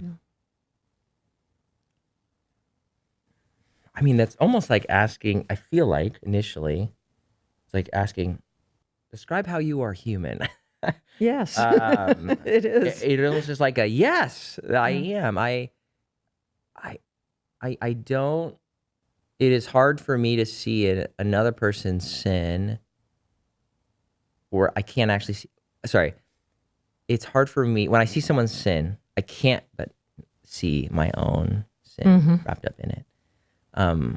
Even the most egregious things that I can read about or hear about, I can imagine myself being in a place, and that is me too. Or Yeah. I so much of where I am today, there's so much that's a given. Like again, when I look at my own family, my brothers, who in my, I believe they didn't make it out alive. Yeah. They're in death. And I was given an exodus out. Like I should be in Egypt still in slavery, but I got out because the Lord came and grabbed my hand. These surrogate mothers and fathers crossed my path. Now, I'm not going to deny that I have volition and response, and I responded in ways that my brother didn't, my dad didn't, my mom didn't. But so much has been given to me. So there's a survivor guilt there. No, I think it's more of a compassion, an allowance of I've been given much and others might not have been given what I have been given. Even my dad's own story, he's made it pretty far actually compared to his other siblings who are mostly gone. I think there's only 2 of them left of 12 left. He took the ball pretty far down the field for me. Yeah. And to his credit, he endured a lot and he overcame a lot. And as much as I have such deep anger for him, there is a compassion there as well of like, gosh, in your same shoes, I would have done the same things probably to some degree. And so the dark part of me feels embedded. It just is, like I don't know. I can see behind any motivation that I have, I can give a kind of another reflection and see how I'm kind of, I'm helping someone. Oh, I can see how my pity is actually serving something else. I can see constantly another kind of, a dialectic that's in me. And yeah, in any of my desires that I have. So it is hard to kind of pin like, what's the dark part of me? Yeah, I don't know if that answers. Well, I asked because I think what would be most hard for you to integrate going forward is your normal anger, your normal selfishness, your normal greed, envy, all of the parts of self. It's very easy for you to immediately situate yourself in someone else's experience and not represent, even in your own heart, some of your own motivations that separate you from other people's needs. Interesting. And I would think that will be a lifelong project for you to integrate, your more aggressive side, your more selfish side, your more demanding side, your more legitimately needy side, with what comes so automatically to you. And it's unusual, I have to say, because most Americans have been brought up with so much emphasis on individual rights that they have to learn the other side of it. They have to learn how to be compassionate for other people, feel other people's pain, understand their role in the larger culture, contribute. You've got kind of, interestingly enough, it's a problem that I've heard described more often by people from Asian families because the emphasis is so much on the collective, on what's good for the other, for the group, for the family. And so, in a way, it's kind of an old-fashioned problem to get in touch with your darker impulses and to be okay with them. So I think you so quickly go to, well, yeah, that's just part of my being a human being. And it gets a little bit rationalized. It doesn't come with the depth of feeling that I think is sometimes there. You had a very hard upbringing that would have created a lot of rage, a lot of pain. There was a lot of suffering in it. Reason for envy of other people. Your normal competition got rewarded in a weird way where you're supposed to be, the chosen one. Sure. But there's so much that was a bit perverse about the messages that you got that I can see why you would have grown up with a worry that you had a very much better adaptation than your brothers, but that it was at a cost to your own inner sense of being true to yourself. Not in terms of, I'm not encouraging you to behave more badly, Sure. but to be fully there with parts of yourself that were squelched so completely, that were crushed, to use the language of your own dreams. Yeah. Does that make sense to you or feel right? Yeah, it is hard. I think my initial thought is like, I know there's much that I don't recognize in my own self. That's part of kind of the knowledge. Knowledge of self is not complete. Well, yeah, whose is? Yeah. But, my initial response is like, oh, I don't think it's hard for me to sit with my kind of dark pieces without kind of transferring that to another. Okay. But it could be. And I don't doubt that there are places that it is hard for me. Yeah, I don't know. And I don't know if it's just because of my, I don't know. Well, think about it. I will. I know. I definitely will. As I definitely will. a I think. really thoughtful Protestant, you've probably thought a lot about evil and how it embodies itself in you and so forth. Yeah. But what seems to me not automatic for you is saying, wait a minute, it's my turn, or I do want this badly enough to go after it. Sure. Even if somebody else is inconvenienced by it. That would be hard. Yeah, it's hard. I think I have competing values that and some will override others. And so I think, it's, what's tricky in my kind of theological framework is, and this is part of, and much of Christianity is a dialectic. Yes. I am called to lose myself, but myself is never annihilated in the Lord. It is joined in union with Christ. But I'm also called to lose myself. So there's this kind of like, and it is a hard dialectic. And I don't doubt that sometimes my deferring to another could be seen as virtue in my mind, but really I'm actually walking away from what the Lord has called me. And I can see that. I can see that. That relinquishing of my dreams for another. There are times when it can be a good, and other times when it can be a bad. And so I don't think I'm without that kind of struggle of trying to discern. Okay, is this a good, or is this a bad? Is this or better? It's like, is this a movement towards life, or is this a movement toward death? And I can see that. And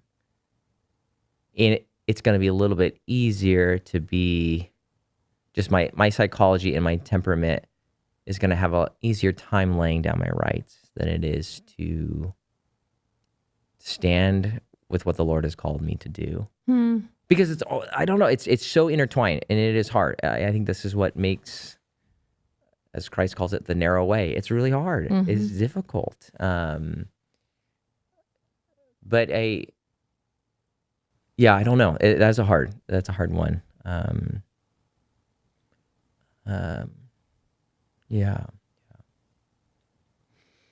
Are there any times where you feel like you're fully in whatever you're doing without this background noise about, am I being good enough? Am I living up to others' expectations? Am I safe?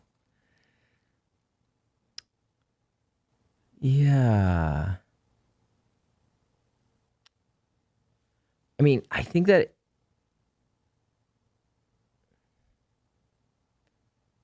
for me, the translation would be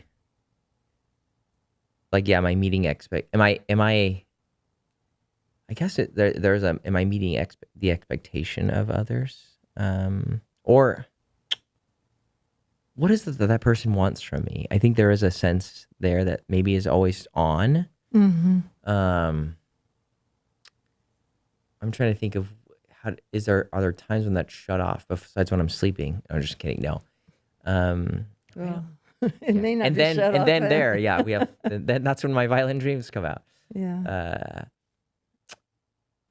I think there just depends. There are moments, like when I'm drinking a cup of coffee slowly, when I'm running, when I'm watching my son. Yeah, things that they become consuming in themselves that kind of erase some of the other pieces. You're kind of in the zone and in you're the not. zone. But then again, those things bring up fodder for me to process. Running becomes, I think of, running as kind of like anger management for me, because it brings up so much anger that becomes, because all it takes is a car does not stop at the crosswalk. And then I'm giving a lecture to that person while I'm running. And then all of a sudden it's leading, now I'm talking to dad, it just, so all those spaces just have their kind of workings. It's never, there's not like a, I'm in Zen and there's a kind of, blindness to everything. I think to some degree it's always running. Yeah. Well, we have only a few more minutes. How are you feeling now? How are you feeling toward me? Sure. What's going on? Yeah. I think, I'm enjoying this conversation. I love kind of stirring in this and trying to find new avenues of where I'm not seeing. I am taken aback by the Robbie, are you just trying to be a good boy and not sit with your own badness in a sense? Like that, I mean, those aren't your words, but that's kind of like how I'm internalizing them. And that feels like, okay, that's hard, but I need to reflect on that. I need to sit with that. Because I know these are part of my story and these aren't things that I've conquered. If I went back and visited my family today, there are things that I would automatically compulsively slip back into the role. I'm like 12-year-old Robbie, what happened? Yeah. What's happening to me? But because my body is even habituated to being, my parents live in the same house I grew up in, to being this certain person. Oh, yeah. But am I, I guess, the kind of dissonance I felt with that comment is now kind of helping me okay, where am I blind in, where am I more blind in even kind of being able to sit with myself and the reality of myself. Well, maybe you didn't like the comment and I don't know. And wanted to talk back to it in a way. Yeah, I mean, I can't say, no, that's not me, because obviously I avoid the incompetent part, right? That's that's a number one red flag right there. Why do I want to avoid these scenarios or why can I not, I think of one kind of really old, I remember a psychologist called, and I don't know if it's accurate in kind of your world, but he called neurosis symbolic feeling, where I'm feeling something that's not congruent with right now, and it's pulling on me from the past. And I feel like when someone says, Robbie, you're our blank guy, symbolic feeling is going through the roof, and I want to squash it. Yes. So that right there tells me, Nancy's statement's accurate, actually. I don't want to sit with that, Robbie. Let's avoid. Let's change the subject. And so even though I was kind of like initially like, whoa, I think there's something that I need to sit with there, especially in relation to coming back to that imposter fear that I know I have and incompetence of, Well, the main reason I brought that up Yeah. is, and I'll take this opportunity to sort of speak to the general principle, because this filming is going to be used for teaching. Sure. I think it's not hard for people to feel like they've been deeply accepted if they've been being their best self with Sure. another person. Totally. But it's very therapeutic if you can be your worst self with another person Yeah. and they still accept you. Yeah. And I think for you, it would be very hard to let yourself get into, you're more rageful, hostile, envious, shamed, whatever the negative feeling is, Yeah. with another person, and feel like that was still okay, that you were still acceptable. Sure. So, if you ever do continue with a psychotherapist, I would hope you'd let yourself try to go there Sure. and in the relationship kind of unlearn the idea that you have to always take care of the other person or you're not safe. Sure. Yeah. So that's where I'm coming from. But I think it's a good sign that you noticed you weren't happy with it. Yeah. And then where you went with that. Yeah. No. And it also shows that you can talk back when you feel like the other person may have got it wrong. Yeah, no. And I think that kind of feeling the dissonance or the kind of wait, we just bumped into different. That's always one favorite theologian. He always says that's how you. It's almost like when you agree the whole time, that person actually doesn't exist. But as soon as they disagree, you're like, oh, hello, you. Another person is here. That's right. And I do think to some degree I was managing my family. That was, or being a manger. And it is a way to disappear.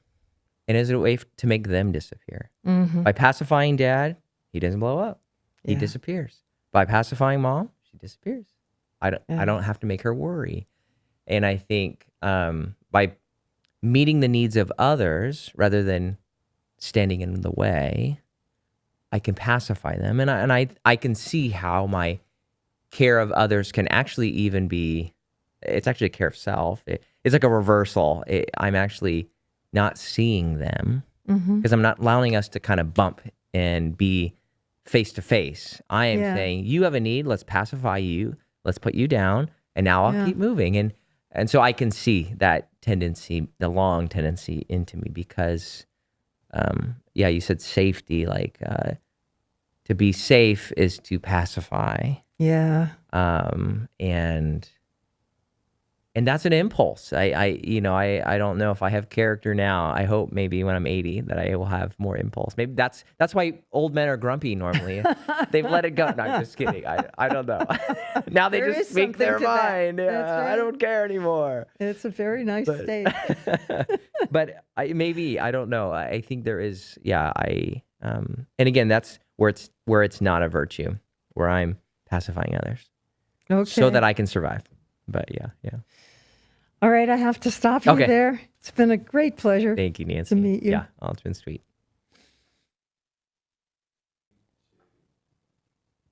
Robbie, how's it going? Good, Daniel. How's it? Well, first, I just want to say thank you again. I've really appreciated meeting you. It's been so fun being able to work with you. And this is no, easy thing. And so I appreciate you making it out here and partaking in this. Yeah. Thank you. I mean, it's felt like a retreat because I'm not parenting right now, but bless my wife. It's felt easy. I mean, this is it felt like a special space to just kind of ponder things deeply about kind of how I'm formed and the work that I'm entering into. So I really appreciate this time. So thank you. Good. Yeah. I kind of wanted to talk with you just for a little bit to get kind of, what is your overall impression leaving this? What have you kind of taken from it? Yeah, just kind of go from there. Yeah, it's a good question. Yeah, I'm curious about each of the modalities because I feel like you could start to see. Again, I don't know anything about them. Like I've heard of Jungian. I'm assuming Nancy's like maybe classic psychoanalytic, but I don't know a ton about that. Yeah. I know I've done psychodynamic therapy, so I don't know what the crossover is. And then Adlerian, I hadn't even heard of Adlerian, so I don't know. But just the way that they've been phrasing certain part, like how they capture my story, I feel like I can see their, for lack of a better word, their bias, their framework, and that's fascinating to me to see how they kind of couch the understanding of me. So that's been really, and I love, I kind of, I love the wrestling. That's just kind of exciting to me to kind of, so it's been really enjoyable. I don't know how to describe it other than, and helpful. It's opening up things that I haven't seen. Or even if I'm like, oh, I don't know if the therapist's quite right. And then the second one would say it. It's like, oh, maybe they are. Two people just saw it. So it's not like I can pit the therapist. Like, I know myself better than that therapist. Oh, two therapists are now saying the same thing. Well, I better look at that. So that's really helpful. So I think I've just been left with a lot of fodder. And a lot of content to grapple with for a lifetime. And these aren't new things, but they're deepened things. They're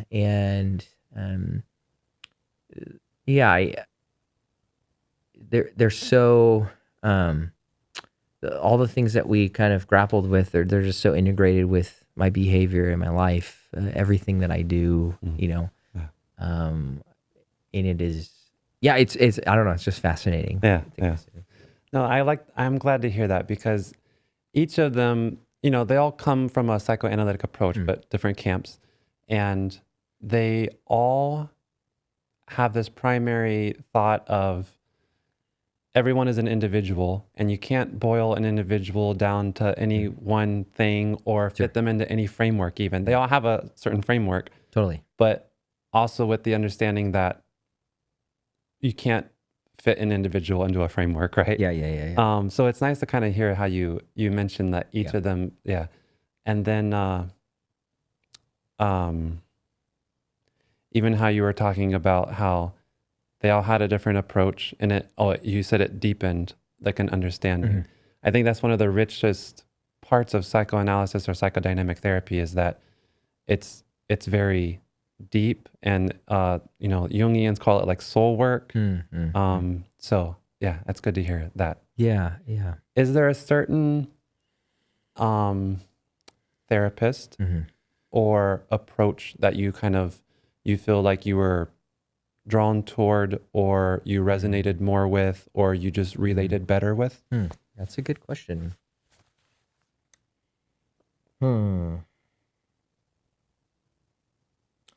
We briefly talked in the hallway about grappling, and can you kind of say?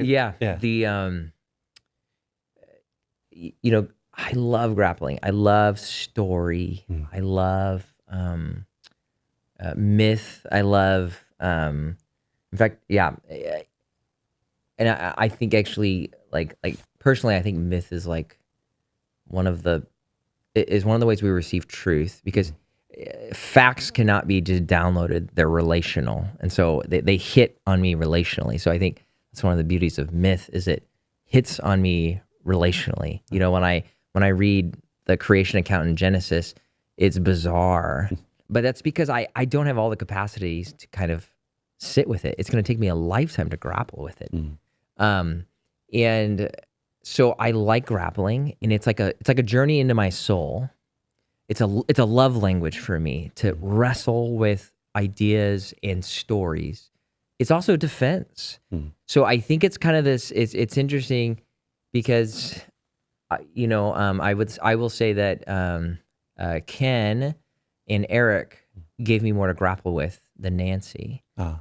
And it was both deactivating to me, but also it allows me to hide a bit. So, you know, Erik and Ken, you know, I feel like even if the conversation could drop to a lull where, yeah, again, I'm just assuming things. I don't know what they're you know, they're picking up on things. They have their own kind of method, but I go, oh, here's a relational lull, or sorry, a conversational lull. Now they got to find a new. They could just go to theory, and I felt like I could. Whoa, I'm back in. Whereas Nancy would confront me with, because we would have this dissonance, but she didn't go to theory. Now maybe she was, and I didn't pick up on it because again, I don't know. But it felt like she didn't go to theory. She kind of left me hanging with the relational, and she even asked me certain things like, well, what do you think of me now? Or what do you think of this conversation? And now I'm faced with, instead of escaping, I'm like, oh, let's grapple with theoretical Robbie. Now Nancy's saying, what is Robbie doing? Not that the other two didn't. They did certainly ask, how are you feeling about this? How's this landing on you? But so I don't know. It's interesting of like, you know, I was thinking like, if I had to continue to work, who would I choose in a sense, or what kind of method? And I had told you like, if I could just see someone that's just all in theory, and then the latter part of the week, I'd see someone that's just, we're just dealing with our relationship with the room. Oh, that's a perfect combo. And then I need a lucrative job to pay for both of those. But I think it's hard to tell, because it's like, what I need is, I need to grapple, but I also just need to be confronted out of the grappling, and perhaps work with Nancy would produce the most long-term fruit, just because I'm confronted. But I don't deny that the grappling, it's like a safer way for me to be confronted with my dynamics and my complexities, neuroses, everything. You know, so it's hard. It's hard to kind of see. They were all so good. Yeah, you bring up a very interesting point for a couple reasons that come to my mind. One, I get to the grappling is like, that's you said a love language. So that's enlivening, and you feel like once you name something or you have a story, then it all clicks. And that can feel very powerful. But it can sometimes, in some ways, be divorced from the experiential relational aspect. Sure. And so kind of having both of those. And we were talking about the difficulties of this type of project, because very much each of them there are some people who are like, they investigated what is it about psychotherapy that leads to change, and one factor was the relationship. Saying that the relationship is a factor of psychotherapy, each of them would say psychotherapy is a relationship. And so trying to demonstrate our approach to that relationship in 2 sessions where there is no relationship yet. Sure. While also wanting to kind of demonstrate Adlerian or Jungian So that's been an interesting part of this. But it's fun, and I think that you explained that really well of kind of your experience. They were all relational, and they're all very warm. And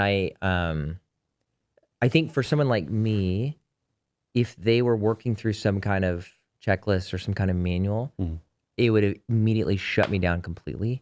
Like, because I mean, even who had said it? It was Erik who had said in the last session. He said, "You are infinitely complex," or something like that.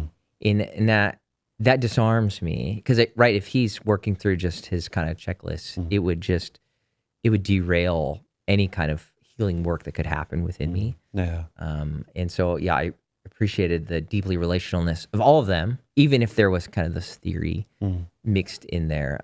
I think the theory of Erik and I keep forgetting their names, Ken.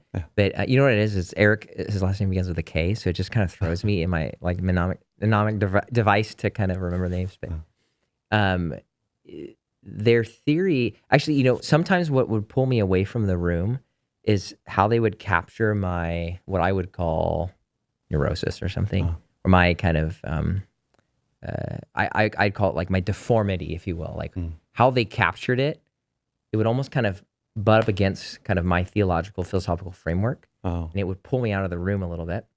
And so while they're talking, I'm now like observing it, and I'm kind of like, interfacing it, because it actually, it's like, ooh, I wouldn't call it that. That actually is a little too, that you just gave it something, and that feels, whatever your theory is, that feels like it. And that kind of, and then with Nancy, though, she didn't give me that, so then I couldn't run. I couldn't like disagree theoretically, because the only thing I could disagree with was us, but that wasn't devoid for each of them. Yeah. If that makes sense. Yeah. I don't know. So would you say then, let's say like the difference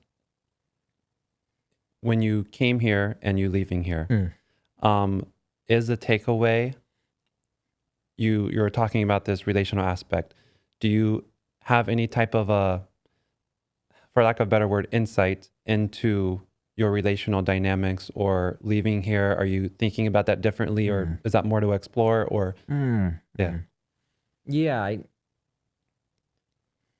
mean, if I could think my way into change, then I'm in. I leave here and I'm solved. I think there's a lot to unpack and to grow into. Again, I think that's the knowledge. I'm going to have to relationally grow into what I've kind of taken away from here as I have to unpack it later. But I think yeah,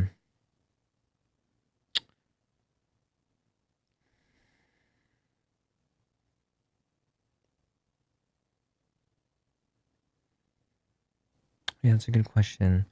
What will I kind of take away?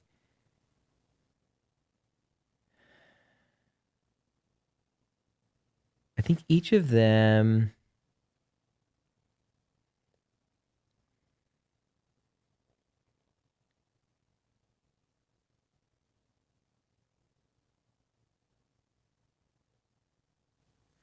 as I've explored this kind of imposter syndrome, they each had different angles that I think the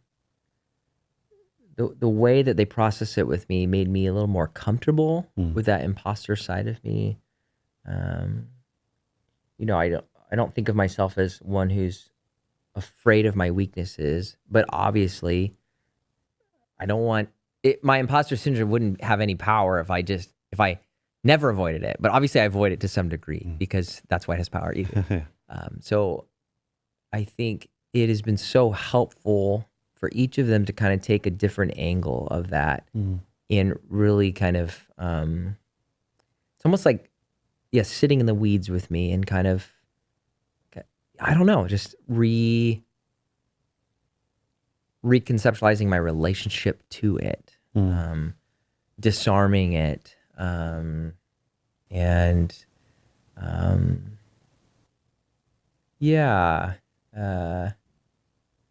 think I will walk away. I will walk away changed, but what does that change? It's hard. It's really hard to. Maybe it's more courage that I will walk away with. It's not like I had an eating disorder and they cured it, and now I can walk away and I have tangible evidence of that. It is. I've got complex relational things, and I will still have those complex relational things. And I assume that if I did long-term work with each of them, that I would have some pretty noticeable behavioral changes that it would just happen because they're kind of dealing with some of these root things that for a myriad of reasons I cover up in different ways. So I think you would see characterological behavioral change in me long-term if I worked long-term with them. Because, but what we've been working with felt so relational theoretical that it's like hard to kind of say like, okay, I'm going home with this.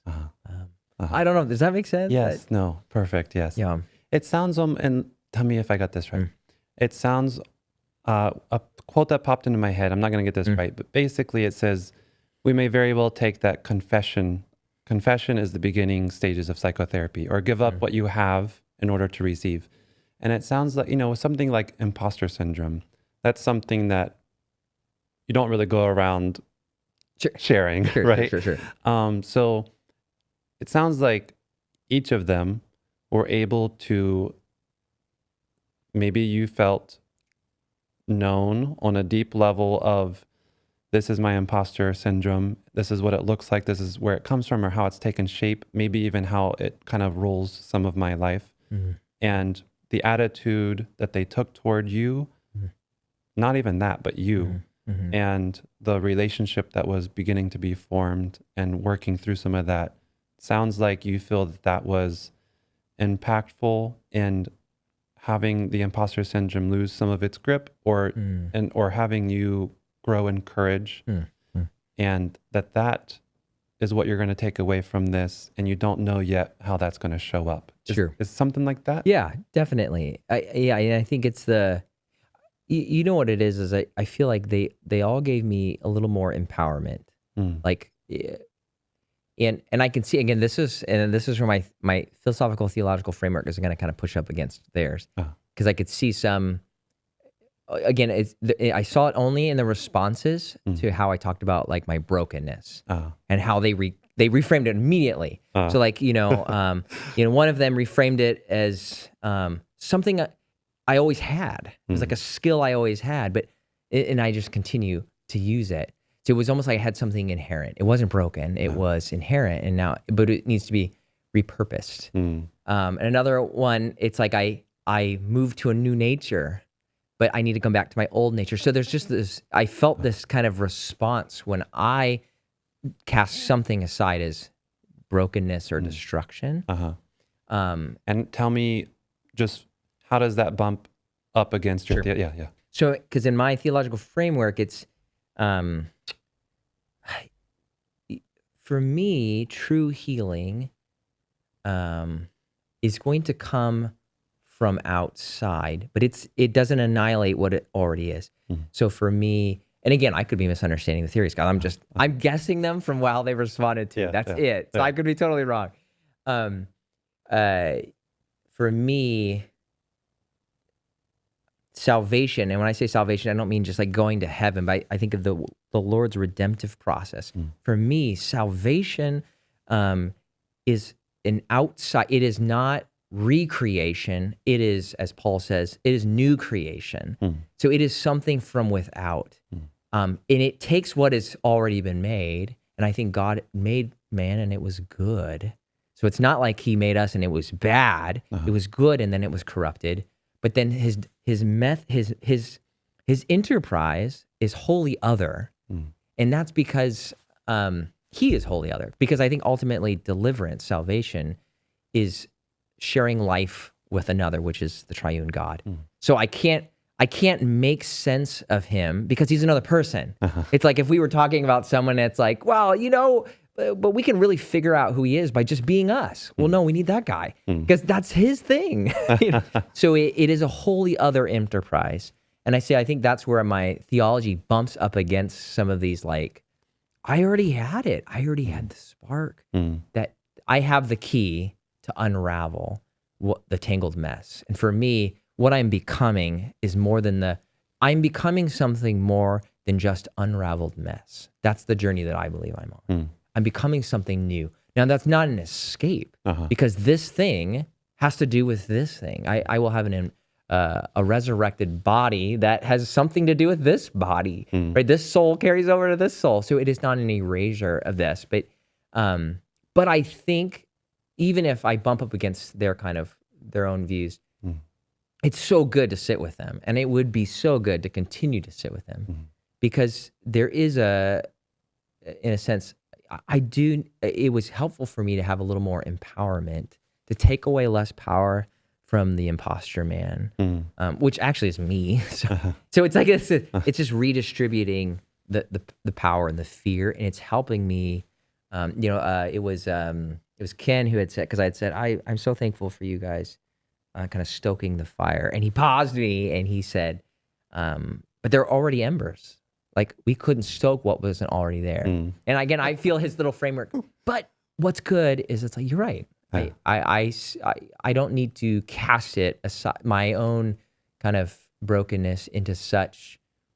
What I want to work against is numbness to it. And I think what Ken's phrase is saying is like, well, you're not numb to it. It's already kindling, and you just needed. And you had others come along, and we helped ember the flames. But there was already something there glowing, and I think that's so helpful for me to remember, to keep in mind, and that was I'm so thankful for that. So that's kind of a roundabout way of. Yeah. No. Good. Thank you. Yeah. Okay. I think that's good. Yeah. Thanks again. Thank you, Daniel. It was such a sweet gift to me. So, yeah.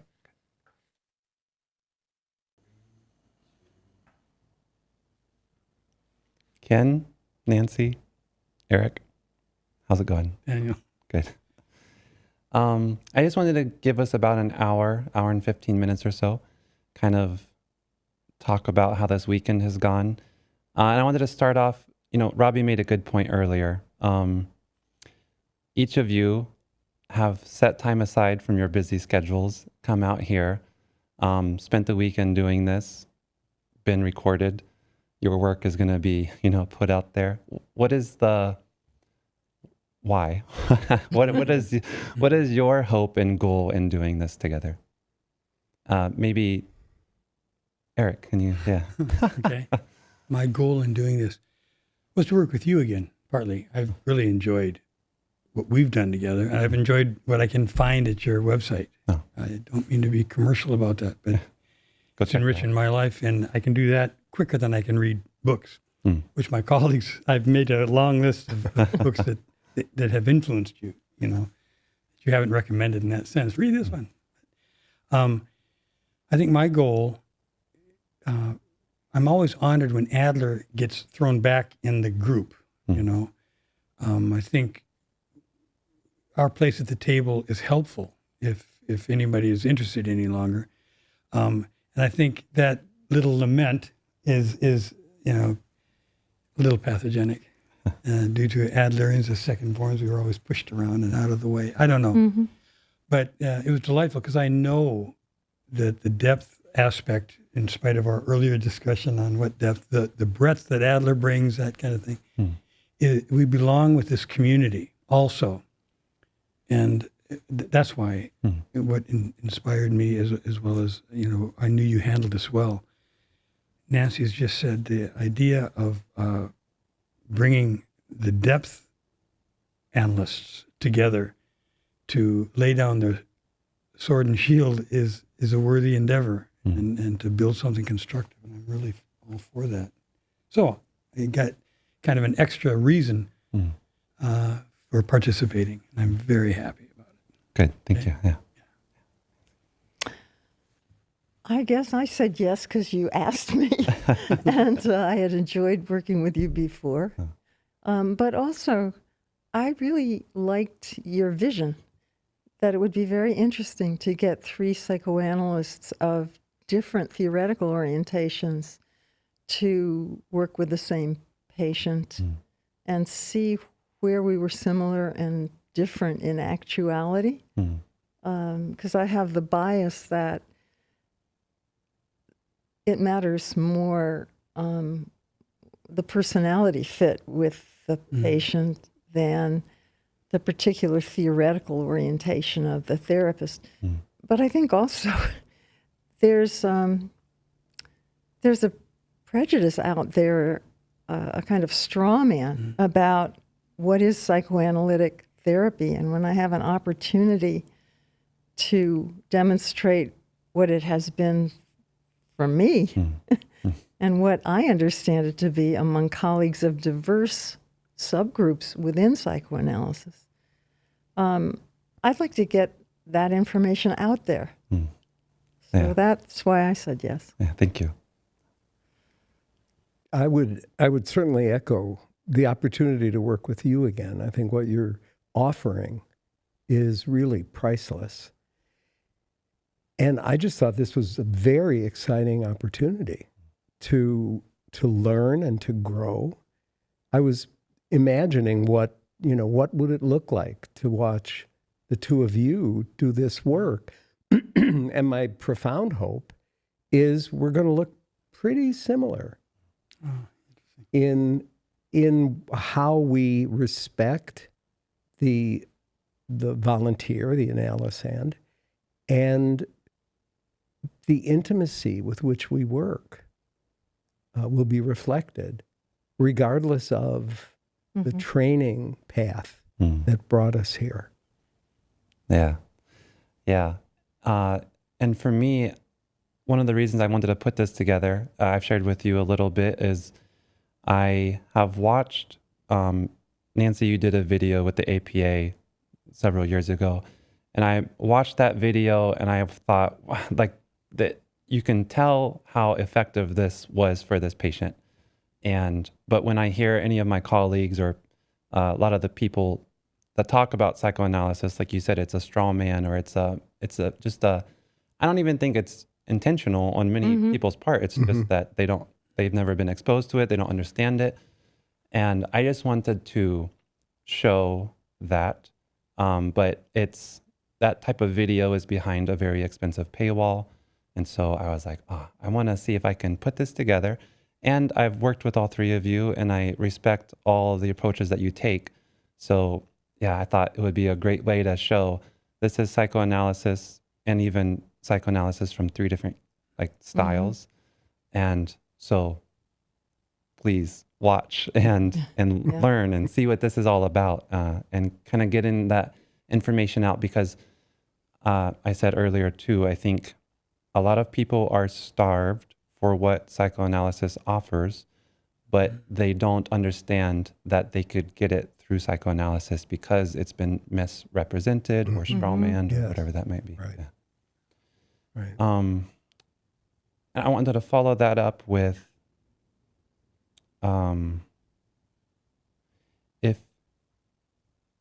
if you were to work with Robbie long term, where would you see that work going? What do you, kind of the takeaway, if you were your conceptualization, where would you see that work going with Robbie?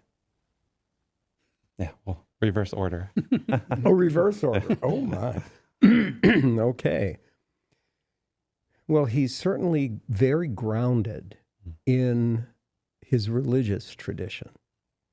And Jung always said the analysis goes more quickly or better or deeper if a person has a tie to a tradition that is meaningful to the person and that feels like what's going on with Robbie.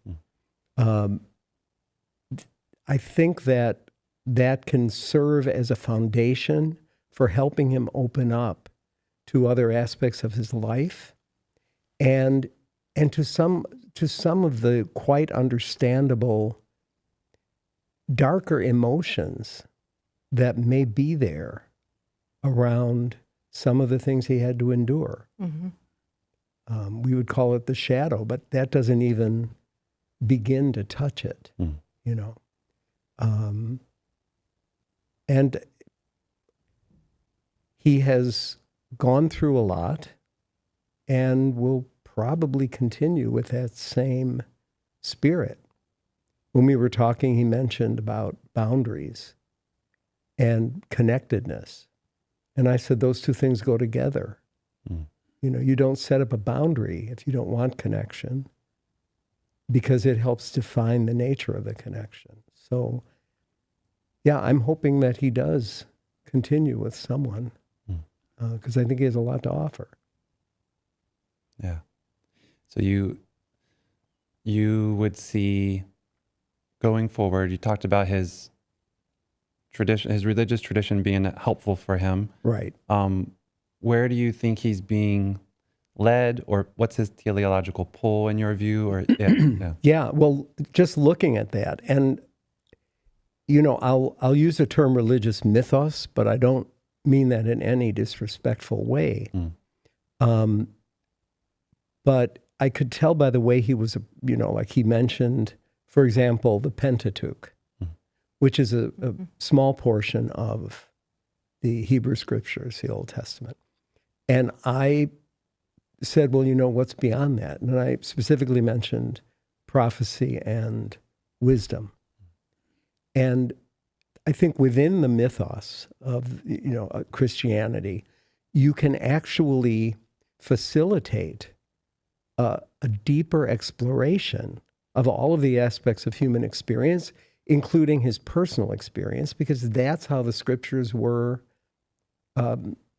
produced in the first place. You know, what is the divine doing with us now is sort of a basic impulse in any scripture, really. Whether it's what is life doing with us now, or what is God doing with us now, or what are the gods doing with us now. And I think that opening him up to the full dimension of the Christian mythos can then move him beyond that, not leaving that behind, beyond that to see a more universal exploration of his experience in the world. Yeah. Do either of you have a comment on that? That's a dialectic. Oh, Yes. And Robbie brought that up, first calling a dialectic a bifurcation or something like that. And I think that's lovely to see that he starts one place, gets more, and then synthesizes later. I think that's a very powerful possibility of his. And this might be anticipating another question. He has a strength in that regard, that he did a lot of either oring, which is always alerts me to where some stuck spots might be. But he also said several times this idea of getting beyond one place and into another he wanted to be. And I think he has that capability, and he would flourish. Could he continue with you in that regard? I felt very simpatico with what you were just saying now, because I ended up speaking more or less within his Christian tradition as well, and also framing it as his needing to get more comfortable with the darker side of himself. The way I framed it had to do with his having learned to be a very cooperative, kind of caretaking person at the cost of a kind of in-depth acknowledgement of other aspects of the self that you would call the shadow, which is, I think, a beautiful archetype for that experience.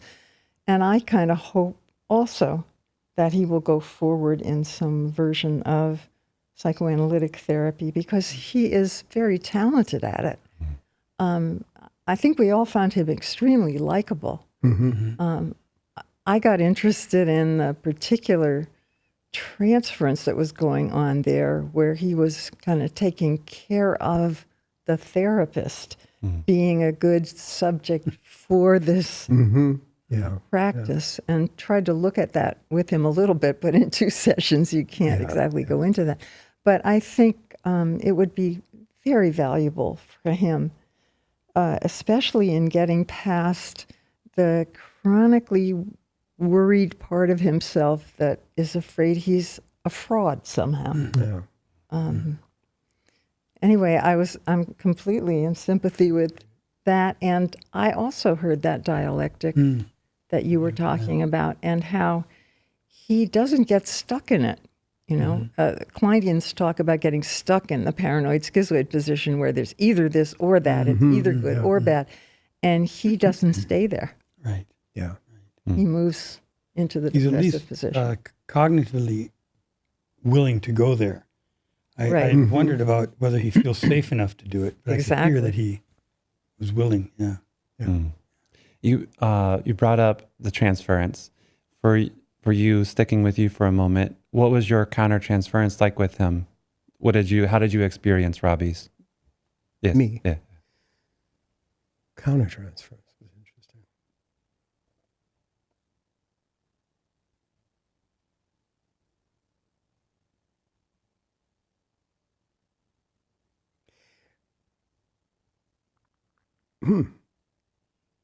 Since it's unconscious, I have to think.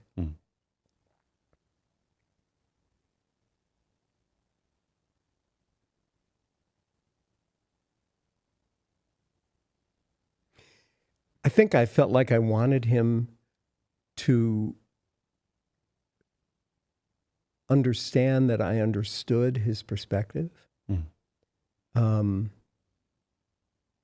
I was aware that I tried to use theological references to further the work.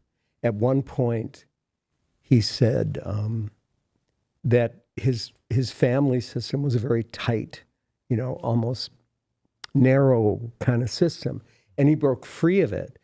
But then now he wants to go back, and he used the word exodus, my exodus from the family. And I jumped on that. And as I reflect on that, I think I jumped on it to assure him that I was in his sort of meaning space. Yeah. That sort of thing. There were a couple of other things I did like that.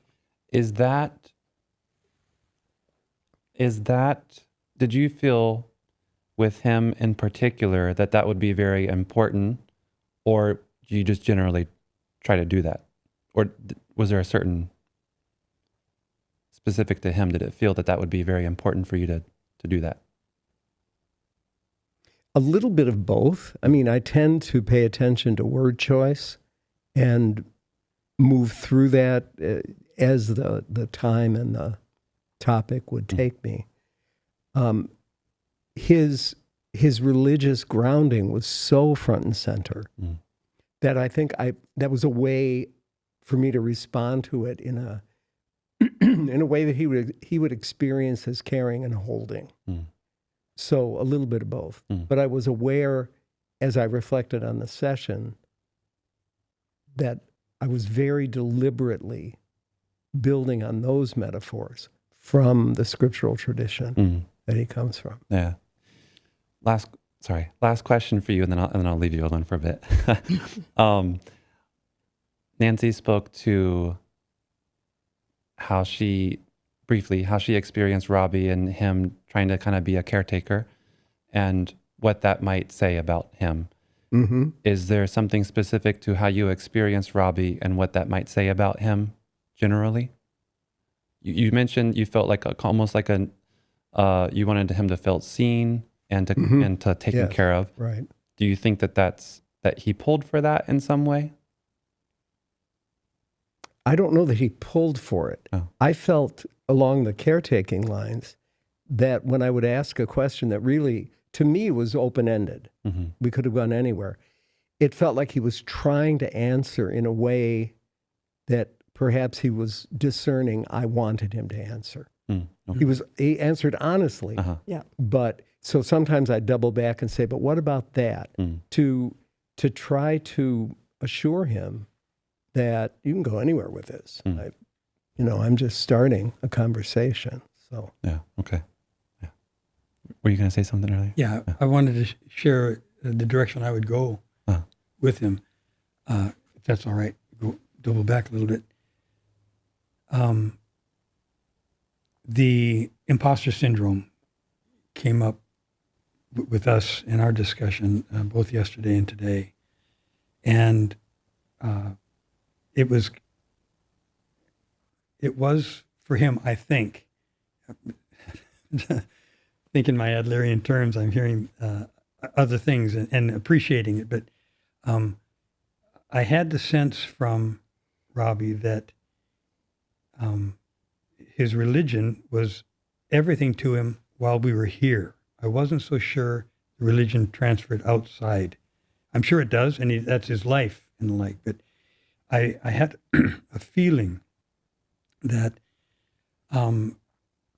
he was talking about wanting to be authentic, and that was a religious movement in him, but he was, in a sense, accusing people of thinking of him in a certain way. And that is something that could only be even explored way down the road. So we didn't do that, but I asked him a series of questions about, if you didn't have this, then what would you do? If you were not an imposter or felt like an imposter, where would we go? And I think that was a fruitful line, and we would develop that.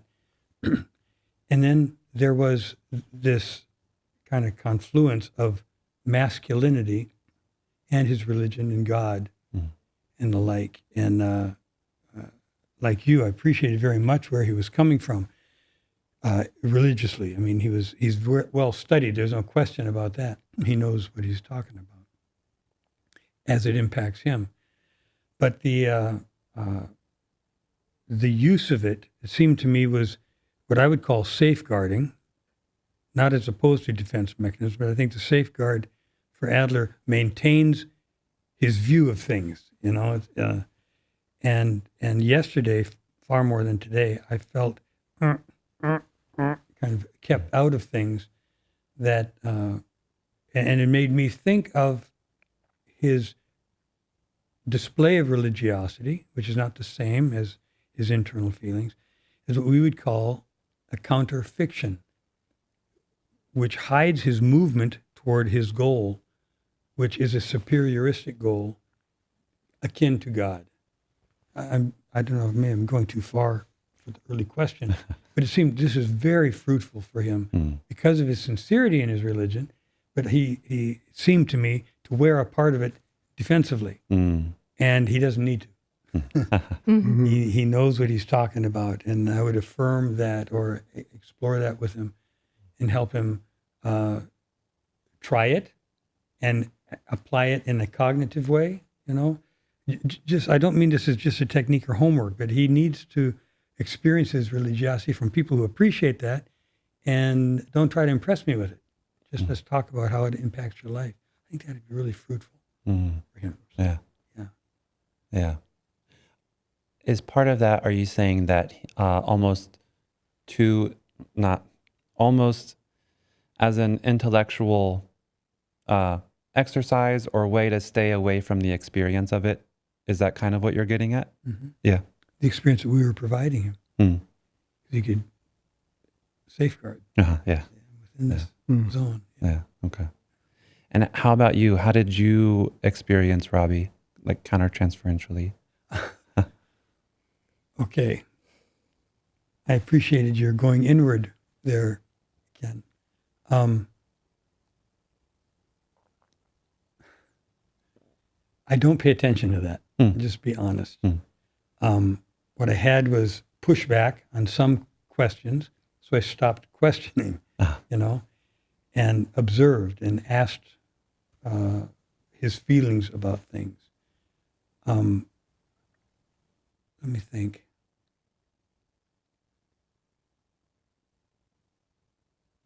You see, I think his graciousness was too much at the beginning. And I understood that. It was not a bother at all. It was just out there. Almost in the first session, every other sentence was a Christian testimony, not just an explanation, as I was feeling it, and the like. And so I guess I felt, is it trying to impress or is he warding me off a little bit, you know? And when I feel those things, because I studied his paper, we all did so much, I actually felt, I don't know what it was. I felt like hugging him a couple times because it was too much. And I knew, without the detail that he shared in session, the horror he had been through several times. So, except for the microphone, I probably,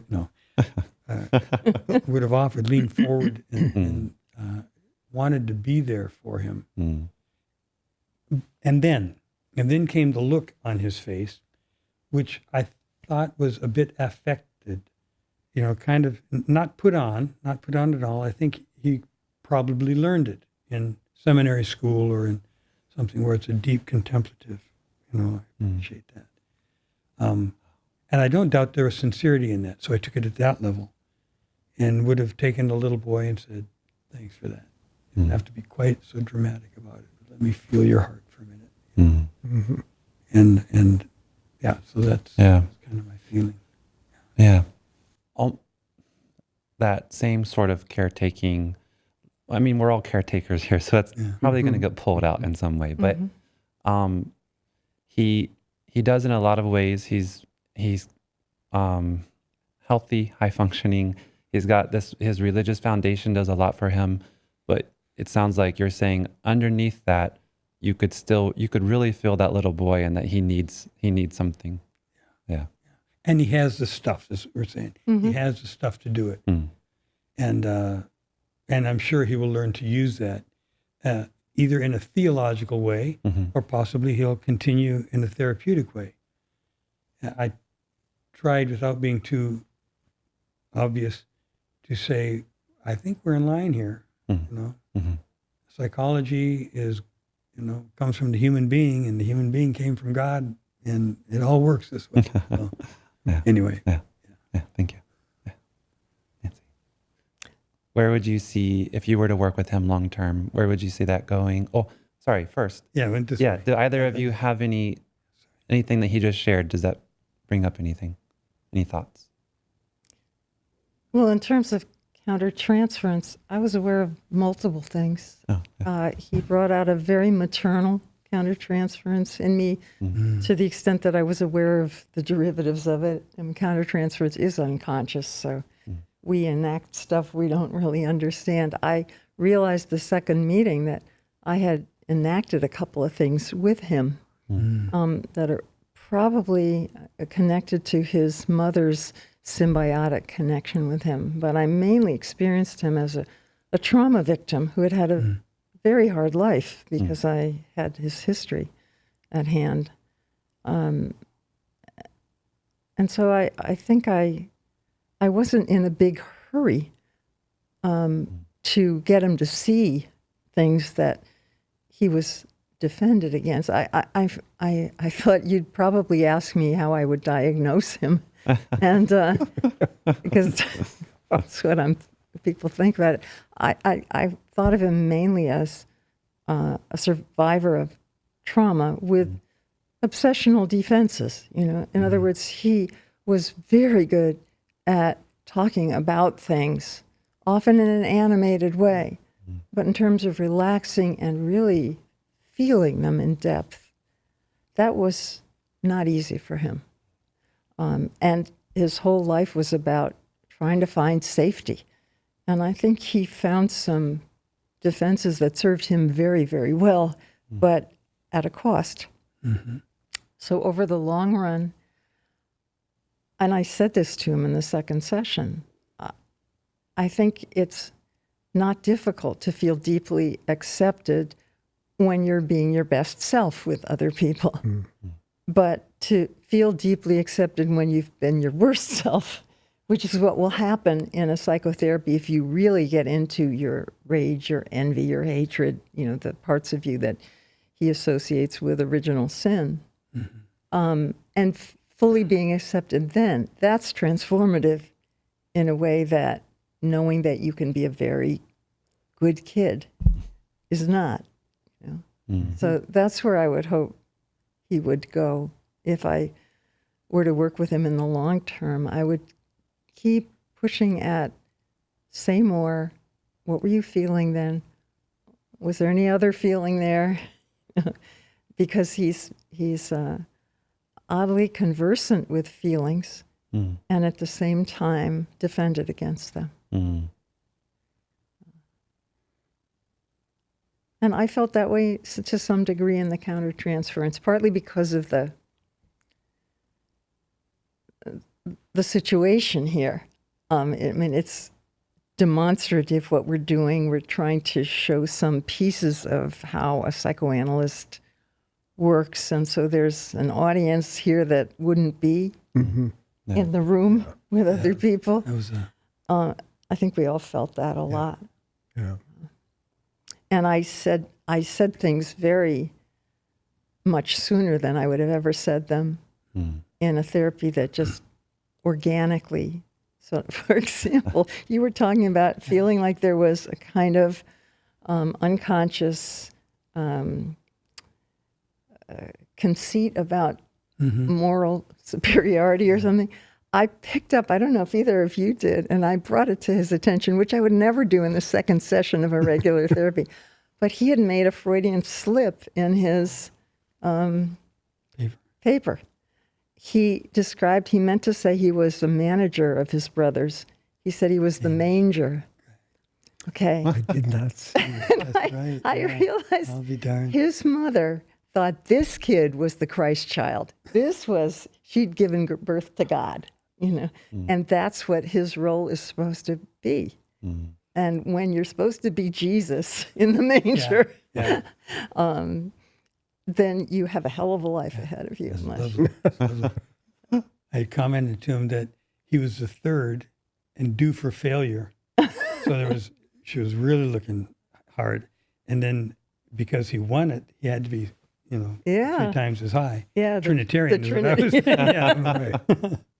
Yeah. Father, Son, and Spirit. Yeah. That's lovely. The manger. I meant to ask him that. He was intrigued by that, but he got lost. So I'm so glad you brought that out. Well, as I say, I wouldn't have done that in the second session, Yeah, but yeah. I was demonstrating something about how psychoanalysts think. Right, Uh-huh. right. Yeah. Yeah. Yeah. And that's, I wanted to kind of just give a moment to speak to some of the challenges of this type of project. Because, like I talked with you earlier and you said, trying to grappling with, am I demonstrating Adler? Am I trying to help him? What, can all three of you kind of talk to that or speak to that? And and the challenges that are inherent in what we tried to do this weekend. I felt the primary moral position was to try to help him. Secondarily, to try to help the field, the public, with understanding this kind of therapy because it's so often caricatured and misunderstood. But I think we all approached him thinking, what Yes. can we Yeah. do to help this guy in 2 days, in 2 sessions? It became a dilemma after the first meeting. It was like, oh my gosh, Yeah. just 2. What can we Yeah. do? I don't want to open up. Can we Yeah. focus and point the way? And would that be of interest to him or would it scare him? And then I'd also mentioned, is it okay to say his name? Or that was another part of the dilemma, slight dilemma. But he was very open and Yeah. Yeah. yeah. I appreciate every opportunity to teach and to demonstrate, but he was very engaging, and that settled that for me once we started talking. Yeah. So Yeah, I was aware of moving much too quickly. There was one point where, I think it was the first day, he said, just offhand, well, we're born in sin and I wouldn't have done this right away. But after he finished and we talked about that, I said, what is sin? And that's a very confrontational kind of question, which he handled very well. I was also aware of his embracing of Christianity front and center. I tried to understand that within the context of a family that basically rejected his conversion to Christianity.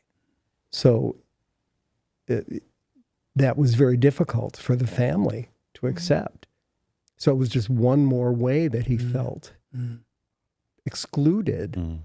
And so I could see that wearing that as a banner of identity was both claiming it for himself and testing us. Are you going to do that? Are you going to treat this precious part of me the way my family did? Oh, I hadn't thought of that. And Yes. so, that kind of put a context around his need to reassure us that was his worldview. That's very interesting because I haven't seen any of the sessions that you all have done. And so I don't know anything outside of the LSQ. But I briefly spoke with him and I interviewed him earlier. And he mentioned how when sometimes he was talking about the imposter syndrome that you have mentioned. I asked him what was his big takeaway. And he talked a little bit about the imposter syndrome. And he feels that each of you helped him feel more kind of courage in that area. And he also said there were times where they were I felt it as empowering, but it also kind of bumped up against my theological views. And that kind of then started the grappling with, but what does this mean for me theologically? And I didn't know that there was that, I think already with, for people trying to integrate my theology with my worldview, like psychological worldview. But for him, if there's that added, I converted my family, now I have to keep myself, if I feel anyone else is not accepting my theology, I have to then, whoa, hang on. Are you attacking this? Do I have to defend it? Yeah. So there's that added layer. Right. Yeah. May I say something about that? It was very prominent. And then today, much more fluid. And I didn't know if after 3 rounds, the first time he'd made his point or what. But when he mentioned sin, I had the ready construct of imperfection that I didn't want to swap them out for him, but I wanted to show sympathy, and to show the potential devastation of imperfection or inferiority, as Adler would say it, and how it becomes a blessing, which I think threw him a minute, but it's a blessing in the compensation that comes in that sense. So I felt at home with that because I work with people often who are of the faith, and I'm a believer of some sorts and many sorts. But anyway, that was the issue for me, was sin and imperfection is something we all grapple with, or the imperfection part of it, and what we do with that, and whether we feel guilt by it or we feel it as a wedge to grow. Yeah. Yeah.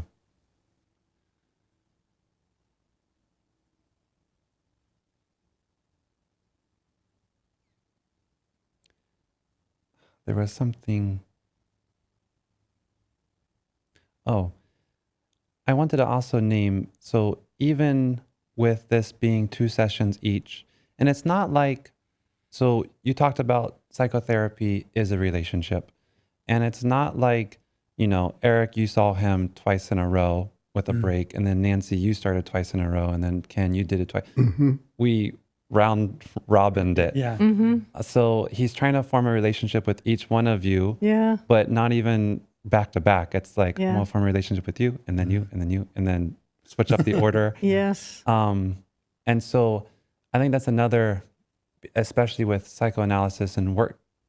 I wanted to get back to you but especially with psychoanalysis and working from a transference, countertransference, resistance, all of that, the relationship that builds, and hence the transference, countertransference, was very probably discombobulating for him. But even with that, you still felt that maternal pull. And so I wonder if that speaks to he was able to build a transference with you, even in just 2 sessions, and even with it being haphazard. You know what I'm trying to say? Yep. Yeah. At one point, it's just a standard question that I use early in my work. I said, what is your favorite fairy tale or myth? And he didn't have any. He talked a little bit about some stuff, and I said, well,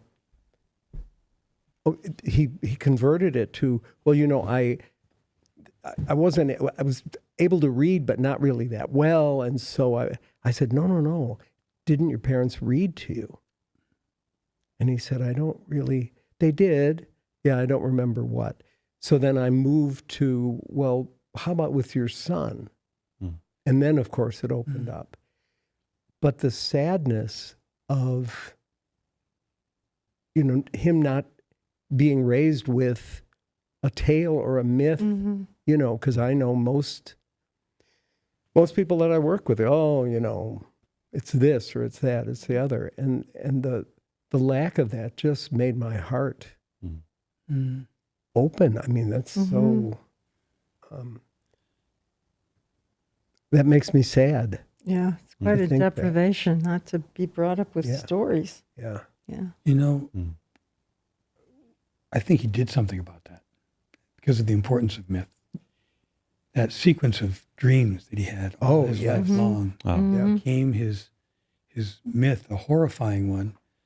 But he and I discussed it in this case, that he lived such a horrible life, a difficult, challenging, dangerous life, Yeah. that dreaming of fairy tales and good endings would do him absolutely no good.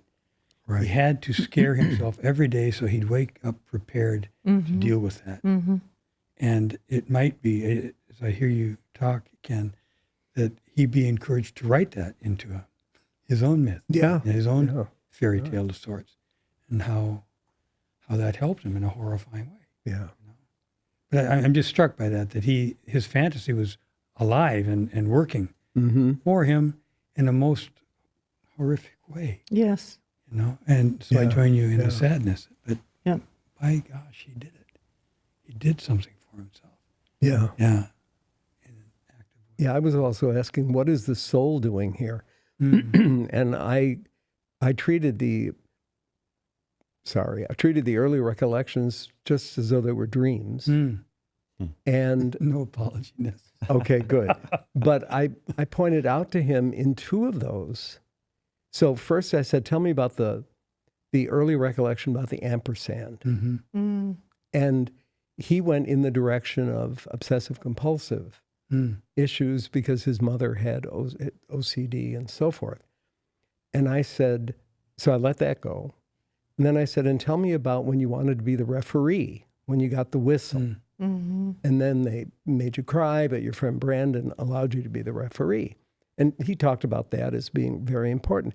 I said, you know, what strikes me about both of those is they have something to do with bringing something together, mediating. The ampersand means and. I said it's literally a conjunction. And then what does the referee do? Make sure that everyone's playing fairly. It sort of regulates what's going on. And I think he was able to take that in. That I wasn't looking at the OCD but the specific things are about unifying, about pulling things together so that long term, I think that bodes well for his process long term, that the seeds are there. Yeah. Lovely, Ken. You know? Yeah. We call that the encouragement process, you know, pointing out his strengths. And What do you call it? encouragement. Encouragement process. It's a part of our movement forward. But being able to take something now, from childhood, and use it positively now is an extremely important thing to do. He was discussing in the imposter syndrome how he felt when people said good things about him, he had to remember those things so that he could keep doing them. And he kept talking about it as if he's holding so much. What if I drop one? Then I'm an imposter. And we did some re-looking at that. And rather than being, what do you call them, tools, he called them, said maybe we could call them skills. Because you don't have to be holding them all the time. You just have it with you.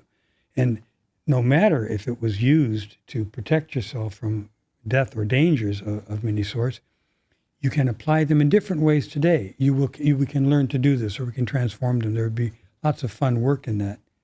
But anyway, this is That's an interesting reframe, though, from tools that you have to carry around with you that might be cumbersome even to skills. That you, you mentioned earlier when I asked about countertransference, you said that you don't really think about that, to be honest. Is that an Adler? Is that personal or Adlerian? No, it's Adlerian. It's Adlerian. As best I know, Adler's few references to it where transference, countertransference are a manifestation of the social interest between two people and a potential anyway for the social interest. And in as much as we're embedded in a world where all our problems are social, we have to have the social interest, like a Gemeinschaftsgefühl. I was just going to say that's a function of the Gemeinschaft. Yeah, exactly right. Yeah. And so that's how we would look at it, you know. Whether it's getting in the way or not would be a different kind of movement for us, I think.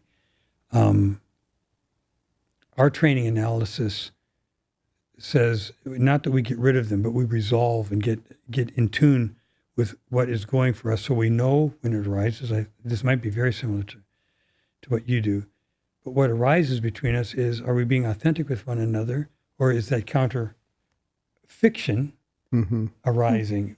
A counter fiction says, I'm heading that direction, but that doesn't include you, so I better trick you, sleight of hand, so you think I'm being a really nice guy, and then I can go after my goal. Now, all that being unconscious. Adler, again, his whole appreciation for the unconscious was all the wiles and wherefores that go into goal pursuit, you know. And initially, and before awareness, that is a singular, it's about me. Well, get out of my way or I'm going to die, you know. So it's not to be held against him, but the idea is, since we all organize our lives in a goal pursuit, the more flexible the goal, the healthier the goal. And the more aware we are of it, the more kind of control we have over it. And so, yeah, we dealt a lot with that. Yeah. Any thoughts on that? Well, Yeah, please, that's I'm very one of the interested. areas where we have a significant difference. You know, Yeah. and I think that it would be fun to talk about the differences among us, Yeah, in addition also, yeah, to yeah. the ways that we approach this similarly. I pay a lot of attention to how I'm feeling. And when it's unconscious, I assume it comes out in enactments, which is part of what the relational psychoanalysts in the movement in the United States have paid a lot of attention to. We inevitably find ourselves acting like a character in the patient's story somehow. And I get very fascinated by that, and with issues of right brain to right brain communication, facial affect communication. You know, I can describe all the things that will go into a personality diagnosis, but the way I really diagnose is to meet the person and feel what they're evoking in me. You know? Gee, this person seems so friendly. Why am I feeling anxious? Or this person seems so to have so much vitality, and I'm finding myself being bored. Or this person is talking about something so gripping, and I find myself having a hard time keeping my attention in a straight line. That's always telling me something. And over the years, I have trusted that even more than whatever my intellectual understanding of something is. So I pay a lot of attention to countertransference. I don't doubt that it's a well-trained skill, but I don't want to leave any impression that I'm not touching base with what's going on in me. I don't think I would identify it as that. It's countertransference. And probably then wouldn't have all the tools that go into your training that way. But our training analysis has to do with coming in touch with our goal and our inferior feeling and that direction, and whether or not it's socially informed or socially interested, be formed, you know. So I'm watching, am I feeling threatened by it? And do I need to defend myself? I mean, I certainly have those kind of ideas. Or more often it comes this way. How would that play out in the relationships that he's been describing to me that he has difficulties with? Because I feel like doing this. So that would probably help me understand. I mean, it's fully active in that way. But I don't think of these feelings as unconscious in some kind of way of not understanding it, but rather, where would this lead me in the goal structure that I learned about myself? You know, and are we at loggerheads, or can I align myself in such a way that we can better understand his formation of the goal? and how he's being stimulated by the inferior feeling. He talked a lot about stimulation, keeping himself moving so he wouldn't be hit or hurt or Yes. hungry, Mhm. you know. Yeah. Right. And I certainly identified with that, you know. But I think it just went in a slightly different direction. It might have been the very same process. I don't know. Yeah. I don't know. It's interesting. Okay. Yeah. Yeah. You have any thoughts on that, Ken? No, not anything that hasn't already been said. Yeah. Yeah. Yeah. We just, one thing is, I try to be very sensitive to how the analyst hand is trying to maintain a persona, but also what persona am I trying to maintain? Mm-hmm. Because if I'm not experiencing countertransference, I really am not aware of my persona. I'm just in the room. But if I start noticing, maybe I shouldn't drink coffee right now, or maybe I shouldn't, whatever, you know, I have to be a certain way. That to me suggests something's going on in me that I need to pay attention to, Mm-hmm. because I'm hiding behind a mask now, which we do anyway. Yeah, yeah. But it's my relationship to it that I try to be sensitive to, as well as the feelings, obviously, that come up. Yeah. So the persona as mask, Right. We finds you consider in it a that mediator. situation? Or? Well, the persona is just a archetypal formation, and we understand it as the way the ego mediates between the outer world and the inner world. And there's nothing phony about it. It just is it emerges because it's archetypal out of the booming, buzzing confusion, and we over time select out through a lot of influences. I want to be this kind of person. It is not conscious. That also creates the shadow, because the shadow is going to be what I'm not, or would not be happy to display. And to be aware of that, this is a really tricky thing, because it nuances the notion of the ego complex and places the so-called outer world and the so-called inner world in a tension that becomes reflected in the persona. I love it. What I hear in my Adlerian ears is that unconscious movement, which is everything for Adler, movement toward the goal. Am I doing it in not a self-effacing way, but an authentic way, or in a darker, self-serving manner? You know, that resonates with me. Right. I find that fascinating. Yeah. Adler talked about dual dynamic in healthy and unhealthy. It's a human issue. There is an inferior feeling and impulse. There's an impulse and there's a direction to that. So that's just what he called the dual dynamic. They're not separate. You have to watch for both of them.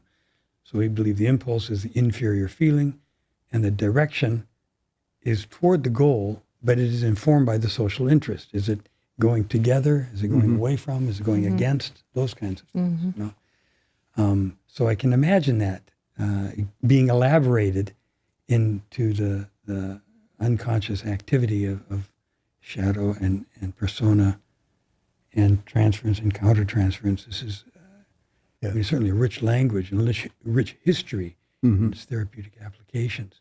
Yeah. And I can see how Adler becomes more direct in a way that we have learned and we're trained to be careful with. This is your whole point. I can't raise it too early, you know? Right. Or I have to take a risk of sorts if I'm going to right now and watch what happens from it.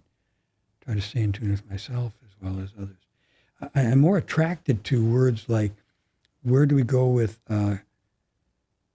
consistencies and congruence, you know, or the like. Am I portraying what I feel inside without maybe naming it as would be helpful or not? Is it coming across in a way that is not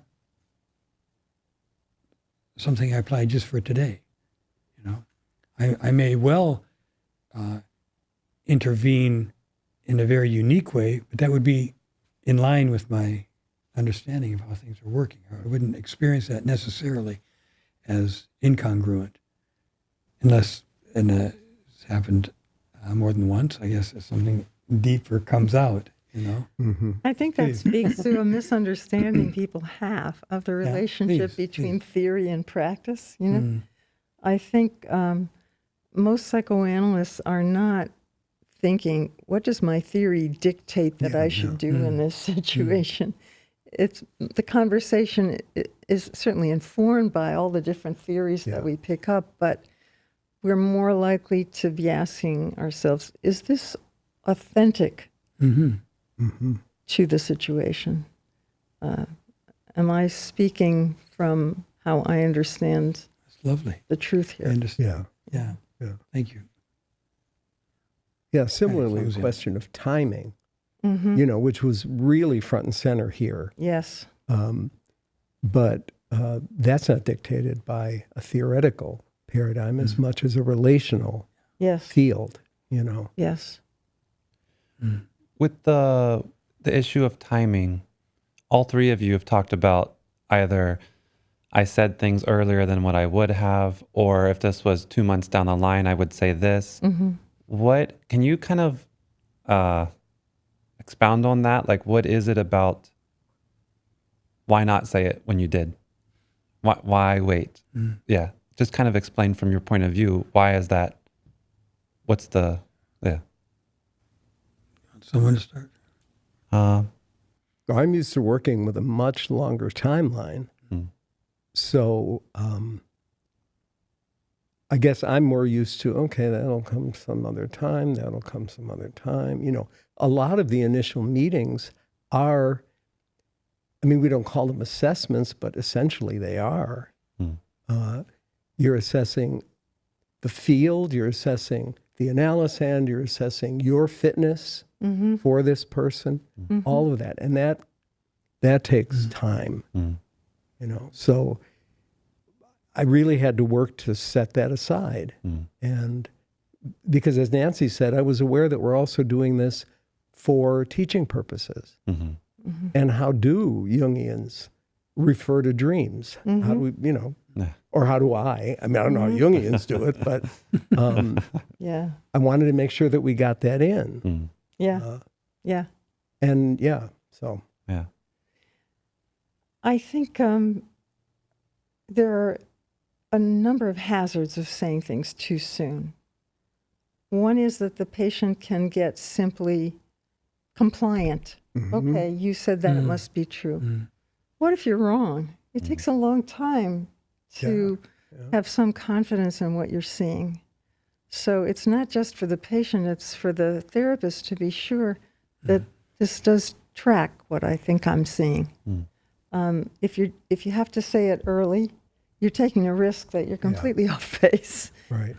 But also, if you say it to the person before they are on the verge of seeing it themselves, it tends to get intellectualized.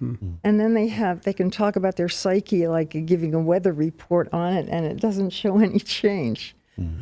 I think I was very influenced by my own analysis. My analyst almost never interpreted. He simply helped me open up until I found what was true in me.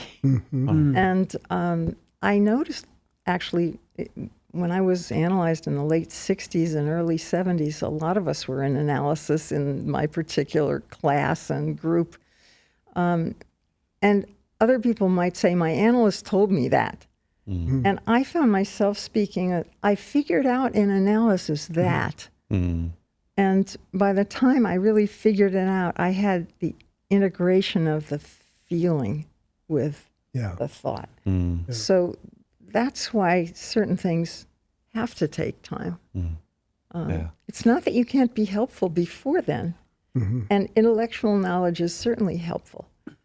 But it doesn't go to the integration place nearly as effectively. Yeah. So much that you have said, I resonate with. I wanted to share a couple things in apropos to that question that I've talked about before, but I want to share it here. The timing for us is everything. And most of the time should be spent on the relational aspect of it. And showing what it can be and the possibility. What does it feel like to be in a community of equality or mutuality? It goes by different words, but because they likely haven't experienced that before. You know? So my colleagues and I have more talked about it, but we've also kept notes on this, and we came up with this round numbers that I wanted to share because it goes to insurance issues. Yeah. That we feel most settled around the 12th, 13th, 14th session, that we've had time for that now. Doesn't mean we haven't talked about other things. We've probably talked about them in a way and adjusted in such a way that we can be heard and we can speak to that. And that allows for moving toward the 20th session. It's just an odd concurrence, I guess, that says at that time we know we can start the work. Mm-hmm. And that worked. And share an example of kind of a technique we would use. I don't mean that disparagingly at all, but when working with early recollections, especially problematic ones, and it would have been available here through the ampersand question or the voice that said don't use the cup. We ask a deliberate question, very cognitive one. If you could change it in any way, would you do anything different with it? Now, used early on, they wait because they're pretty sure we're going to answer. You know? Or they say, I don't know, what would you do? Answer right away. Yes. But by the 20th, or sometime after the 12th, before the 20th, they really take that seriously. What could I do differently?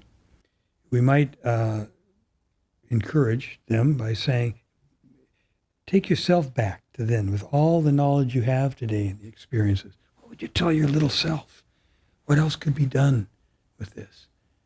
And it must come from them. Otherwise, it comes from our private logic, we would say, you know. And when they get it, you see real, I don't want to call it progress, you see insight and comfort and, oh my God. Recognition. Yeah, recognition. And not, why didn't I do that? That's not it at all. It's like, oh my gosh, I couldn't have done that then. I get that, but I can do something like that now. And it really moves into the 20th session phase. It opens up then for us. Yeah. So I'm sure you have experiences like that. It's lovely. Yeah. But it depends on so many things being in place. And trying to discern, is this the time? You know, Yeah. we do that now, or shall I wait another? Oh, worthwhile. Sometimes a mistake is made. Yeah. What would you do, Eric? No. Yeah. Yeah. We spend a great deal of attention on initial dreams. And I've found that the initial dreams often do map the analysis. But Yes. but you're not going to do that the first day. Well, now I know what we're going to be doing in 3 months because of that dream. Right. But that's what informs me. Not that it restricts what I do, but it's sort of, okay, this is what psyche is doing. This is what the self is bringing. And I even asked Robbie, although he couldn't recall, I said, you know, you have dreams here. Do you continue to dream? He said, yeah. I said, did you have any dreams between the time you knew you were coming here and today? And he said, I know I dreamed, but I can't think of any of them. But that would be a standard Jungian question. Yeah, I asked that too, actually. Yeah. What did you get?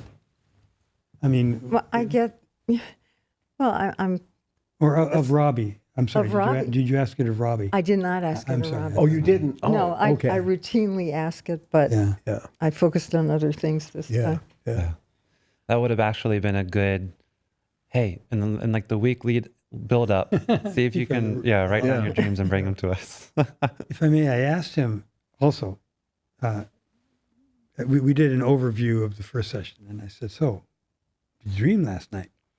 And what he shared with me was a repetition of going from you to you to you to you to you to you, and not quite figuring out what he got done or what he could do. He reported a dream that had that theme. Oh, wow. That's But he interesting. said the most important thing is I don't remember the details, and he was distressed by that, but I had the feeling of frustration. That's what the Adlerian wants to know. Yeah. Don't mind so much. I mean, the details of it, but we understand the dream to conjure emotions that are needed for the next day, more so than the ER, early recollection, that is long-term arranged that way.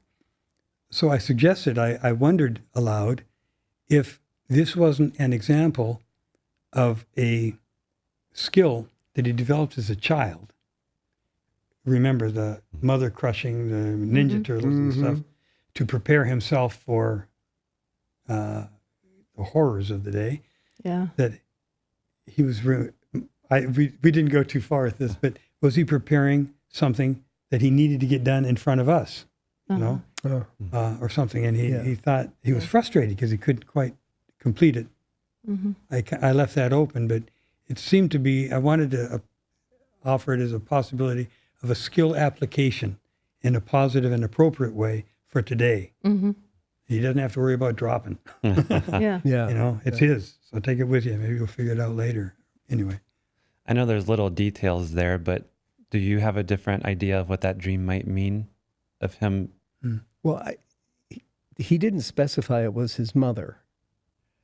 No. I'm sorry, The dream. This dream. Yes. Yeah. Oh. Well, he didn't say his mother. I agree with you. Yeah, the fantasy. I went in the anima direction. I want to get her in here. But when you were talking, I thought, this is like almost like a child of divorce, except there's 3 parents.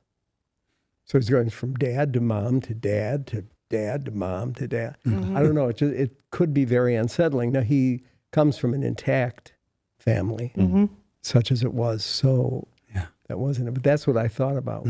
What must the empathy I have for anybody going through this? I don't know that I would have signed up for this. If I were he. I just don't. You bring up a thought here that the frustration. Okay, again, I've called counterfiction several times, but counterfiction goes also by the name pretense. But Adlerians, there's no criticism involved, but pretense sounds a little bit like that. But the frustration, can I satisfy you? Are you happy with me? Is Erik going to be pleased? And back around that, which is a big part of his life. I can imagine the frustration. Doesn't mean that he wasn't being effective in learning things, Right. but maybe the focus was on how am I doing? Or am I connecting? Parent to parent or whatever. Right. So I can understand the frustration.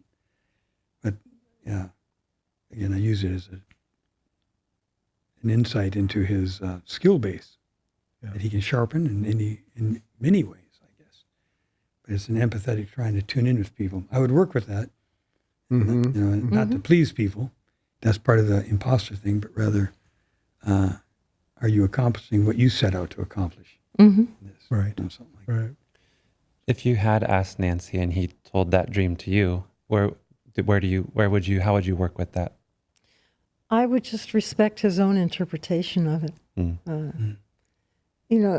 Later in treatment with patients who want a real Freudian kind of psychoanalysis, which I do enjoy doing, I do what Freud did. I have them associate to each element of the dream, and what tends to happen is a theme arises, and they see it, and they sometimes have the aha before I do. Sometimes I will ask them, what's the main feeling in the dream? Because sometimes they get lost in just complying with the, going into the details.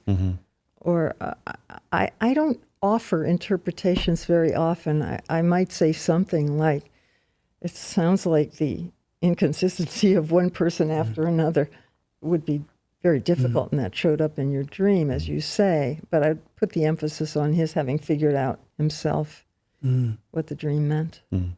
Interesting. And when they don't present a schema or pictures and the like, and come to you with a feeling, you would also work with them to Well, associate. people are very their- different in whether they remember their dreams, Yeah, how yeah. useful they find the analysis of dreams. If they're good dreamers and they like to work on dreams, Yeah. I find that it's a very effective way of moving the treatment along. But I don't try to get them to Yeah. be Yeah. better dreamers. Yeah. More details. Yeah. Well, sometimes I, excuse me, I tell them, it isn't only dreams. Pay attention to Fellini moments in your life. Moments that look like, what, did somebody cast this? What is happening here? Those moments of high strangeness that we go through sometimes in day-to-day life. I said, that can be as useful as a dream you have in the night. Or daydreaming. Or a daydreaming, right? Fantasies. Right, Yeah. right. I've taken to use the word reverie Yeah, that's a lovely word. because daydream people, I don't want to be a daydreamer. Yeah. Say it in French. And Yeah. Yeah. We have about 5 or 10 minutes. Is there anything, just kind of opening the floor, is there anything that any of you wanted to make sure that you either discussed or asked about, or even one another, before we kind of end this today?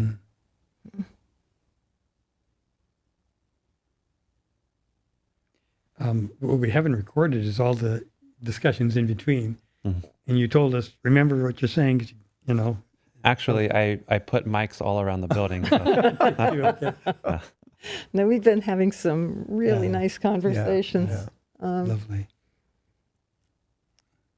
I mean, we're all similarly frustrated with the control of psychotherapy by drug company interests, insurance company interests, very narrow notions of saving money in the short term with no concern for the long term, and real disrespect for patients' own needs and experiences. It's as if we're all being asked to be technicians, and we all agreed that being asked to do only treatments that have already been,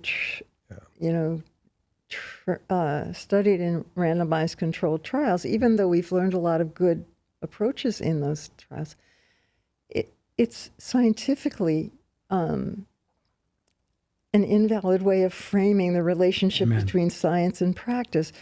Therapists see things that come up to us before there's an empirical literature Yes. on them.